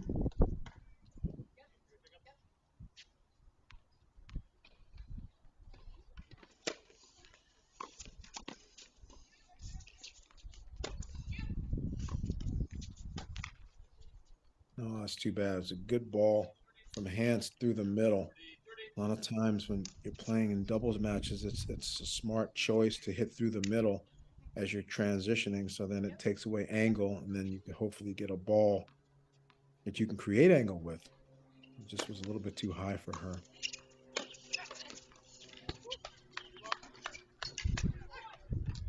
And I love how the ladies are all looking to come forward and comfortable with their net games and their volleys. And there's none of this yours and mine and blame game. And everyone's really trying to get touches and be active.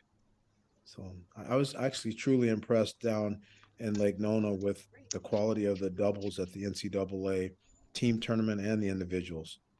It was really a pretty high level all the way across the board.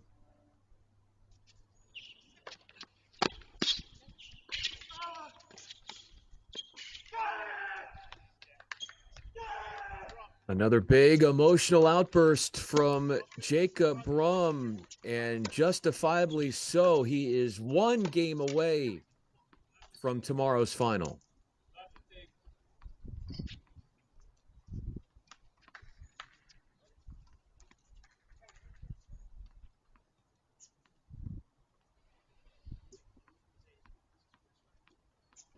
Has not been broken, Brumm, in this third set.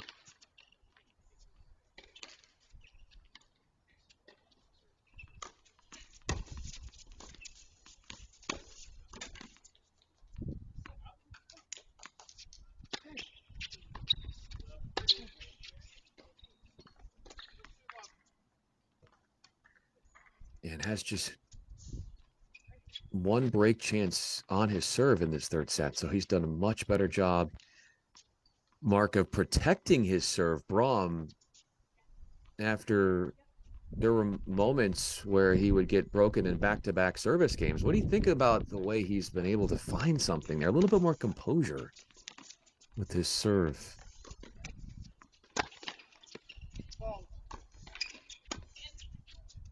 I think he's just been able to limit some of the poor choices this set. He's had more great shots than poor choices in this set as just a relationship to overall points he's played.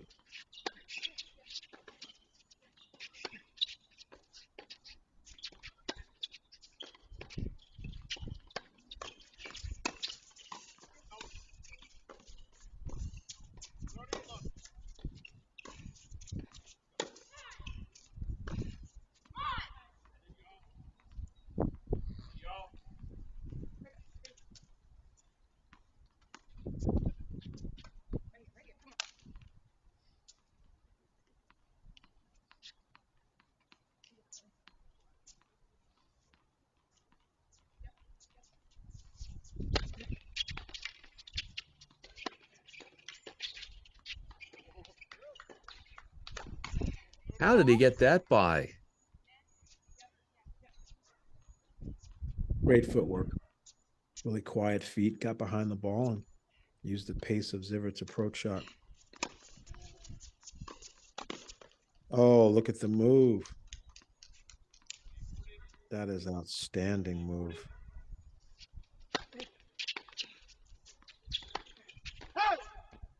And that is a very painful miss with a full swing backhand approach shot well wide. But Zivert, if you counted how many times he's hit a backhand approach with the intent to come forward this match, it's a low number. So even though it looks like it's an easy shot, he just actually hasn't gone to that well and tried to use that shot that often this match.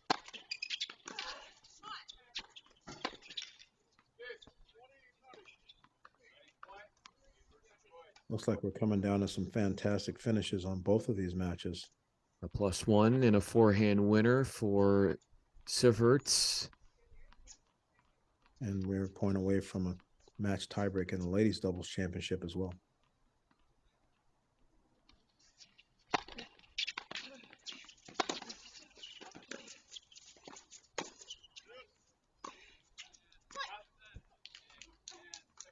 And there it is. Game in second set. Hance 6-1. So they're going match tiebreak in the ladies doubles championship. And let's see here if Mr. Brumm can close on the returning end.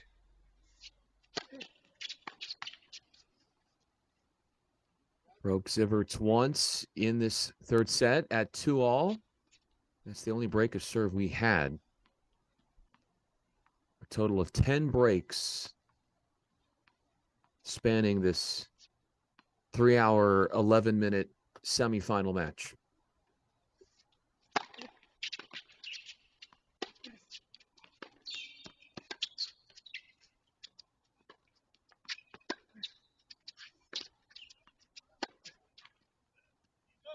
Got too close to it. I don't get that one. The moment it was too close to his hip, most certainly is not a down the line choice. What would you have done instead?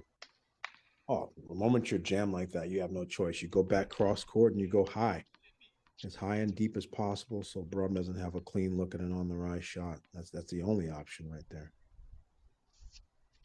Fault.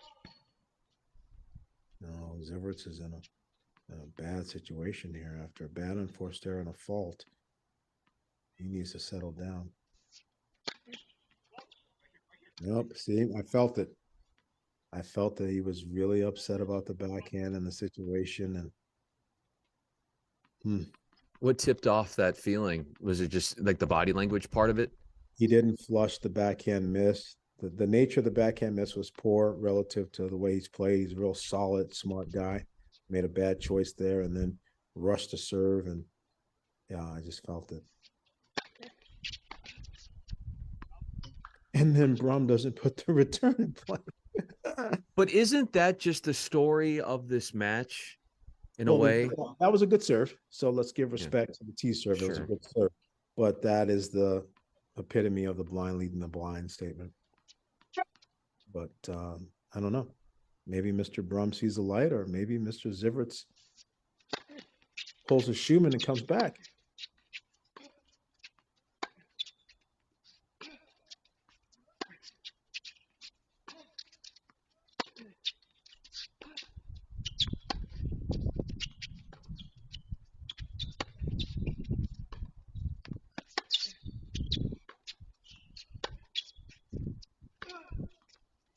Oh, wow. He had that shot in the bag, and that's going to work so well. He is feeling it. And I mentioned it before when he missed down the line early in the broadcast. I wasn't ripping on the technique. He's got a nice compact backhand, but it's much better if he's closer to the baseline inside the court going forward like that. He's hit some great ones here in the last set and a half, but it's been from closer to the baseline, not as deep in the court. Here's the second match point.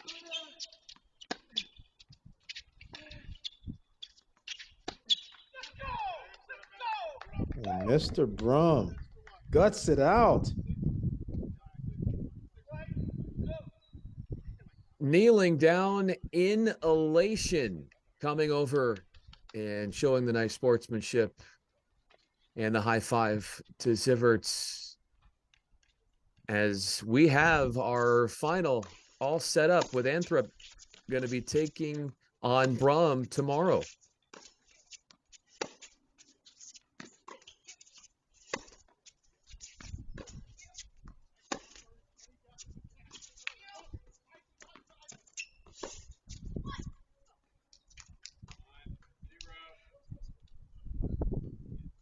We've got the exaggerated tiebreaker for this third set. Non-traditional 10-2.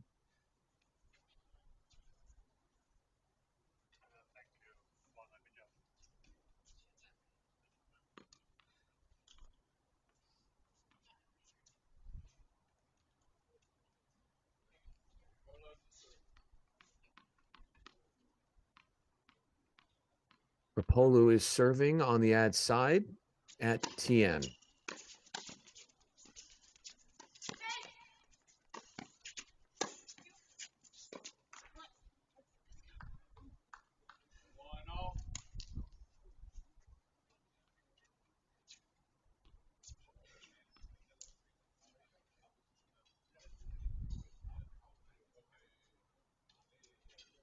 I asked after the semifinal win for Tien earlier today in singles how she's going to use the time in between matches until she played tonight / this afternoon's doubles final.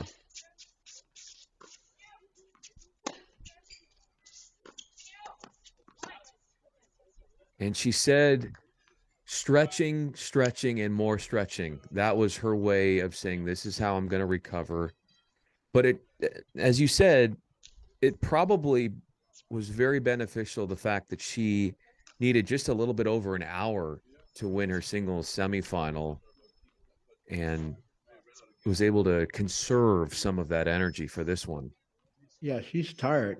She's sore, but again, this is only an hour of tennis, and the singles was only an hour. So let's face it.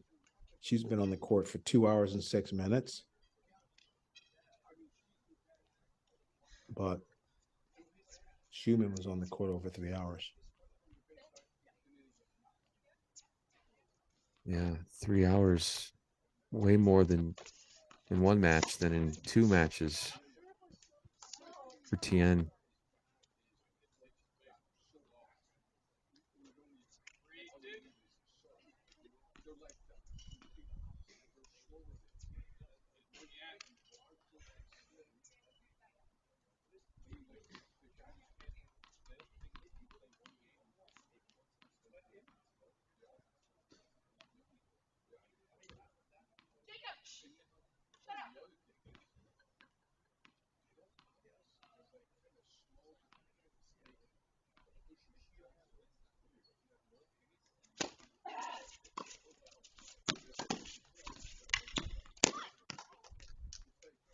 That was a heck of a return. She got some great angle on it, and even though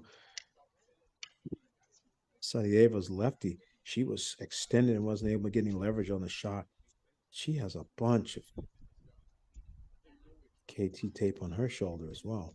So everybody towards the tail end of the tournament is getting a little dinged up, and it's a bit of a survival of the fittest out here. How much tape would you use in matches when you were at the height of your career? I had a piece of KT tape on my body ever. I don't even know if they had it back then. I played in the Stone Ages, but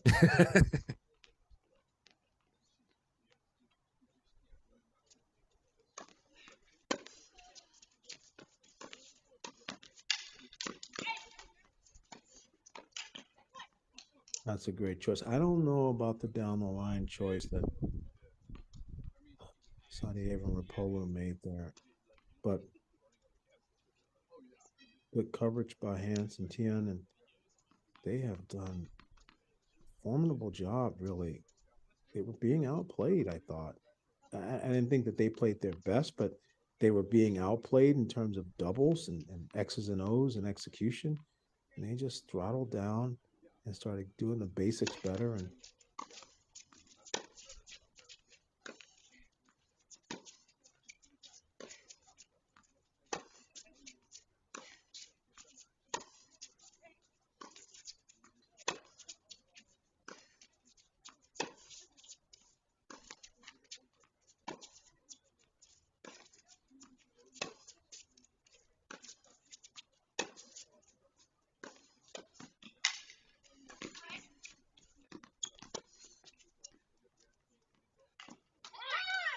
oh my gosh. How did that stay in the court from Tien? Ooh, but I tell you, that was some serious ground stroke patience. And Sadieva was just like, hey, I'm going to wait you out. And Tien was like, girl, you don't know how steady I am. And they're just going putting a little, I'm not going to miss first, that conversation. And then they go line at Hance, and Hance really should have put the volley away and didn't. That's how it became a scramble point there at the end. But yeah, it's just a little bit of this competitive toughness and resolve that the Bruins are showing here at the tail end of this match. They've taken the momentum from the second set and they've kept it going.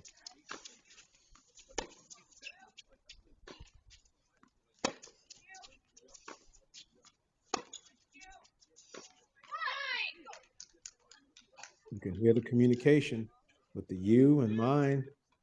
I love that they are so good at having a captain out there and quarterbacking and letting the person know which ball is theirs and not. That's a big part of it. But to me, Sarajevo and Rapolo have made this about trying to hit through TN off the ground. And there's a reason why she's in the singles final. She's solid. It's gotten away from doubles for them.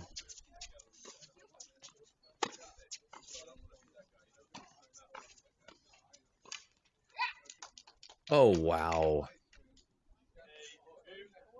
How about that get off the court early in the point from Hance, somehow to flick it back over on the other side?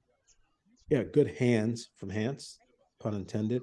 But I like I'm saying before, this is a momentum shift that they have just run with. They've had great energy, but more importantly, they've executed. How many?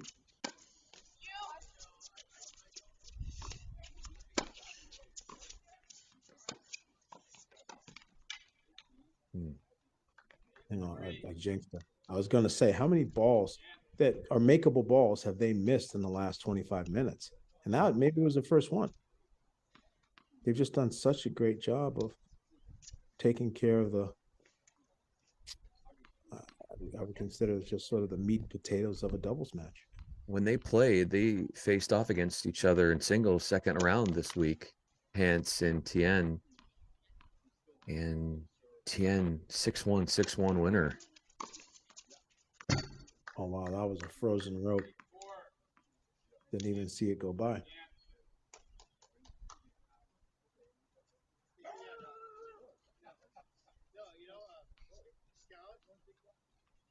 What's it like when, like, so this doubles duo of Tien and Hance are in the lead here. They're playing really well together. But what can you learn about your doubles teammate when facing off against them in singles? I think in this case, they train and practice and travel with each other. I think they know everything already, I'm sure. Yeah. So I think it might be a little different if you're playing with someone and you don't normally play with them and you pick up things just in the way you guys play a match, and then that can help you in a singles match against them. I think it'd be a little different.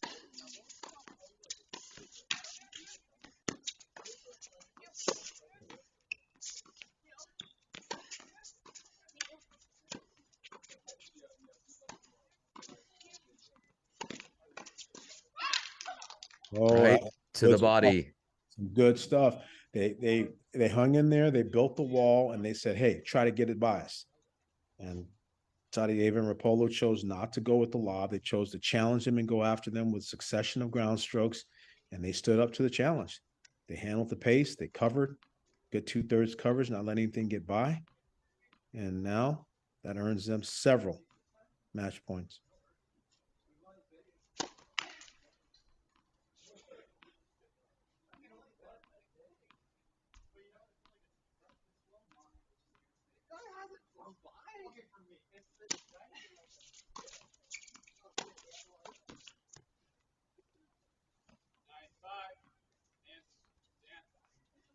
I like the move.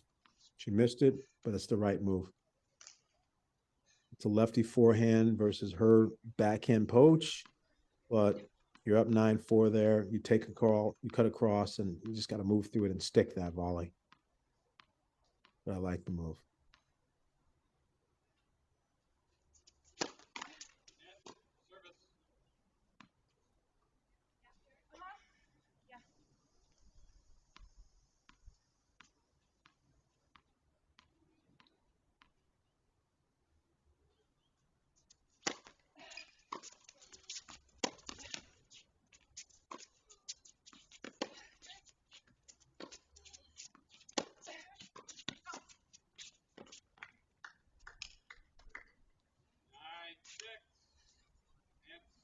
Staying in it, fighting off a couple of match points. And that's how big comebacks start. You start it small, you just got to go one at a time. Saudiev and Rapolu are both pretty even here, and let's see what kind of play the Bruins come up with.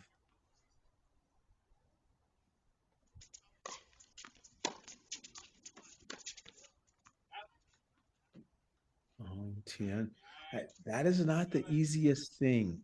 To take a ball you're receiving from a left-hander that's coming into your body like that, and then try to run around. She ended up getting really late there. May have needed to take it as a backhand, but now it gets serious.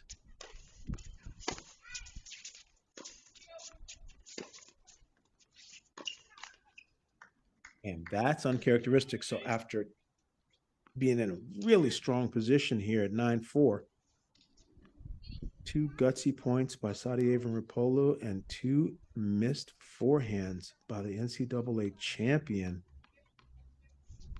And it's 8-9.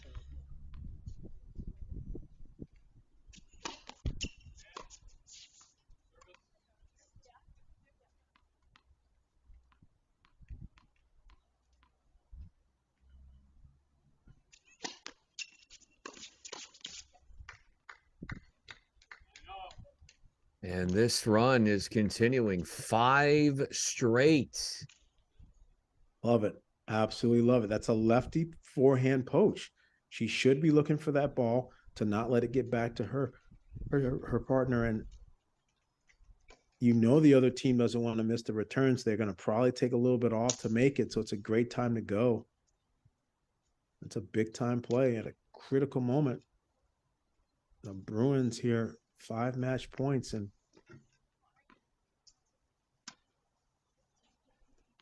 all gone by the wayside. yeah, that's a thing of the past now.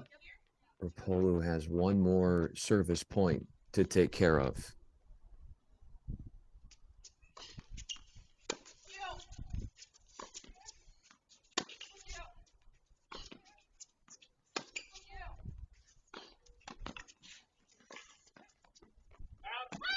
That, oh, what a great decision, Mark, for Tien to go over like that.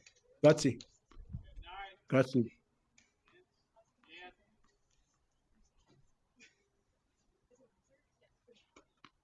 I have a saying. It's a Mark saying. You have to do what's right because it's right. And looking for the ball and making a move like that is much better than being nervous and scared about the last few points you've lost.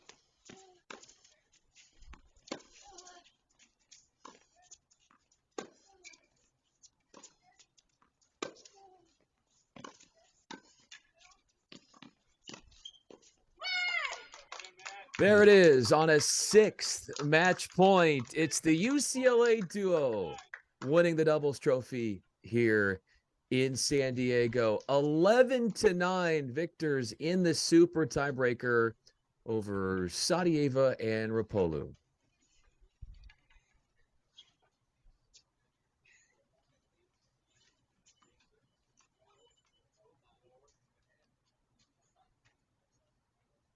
It's a big, big victory. Really, really nice.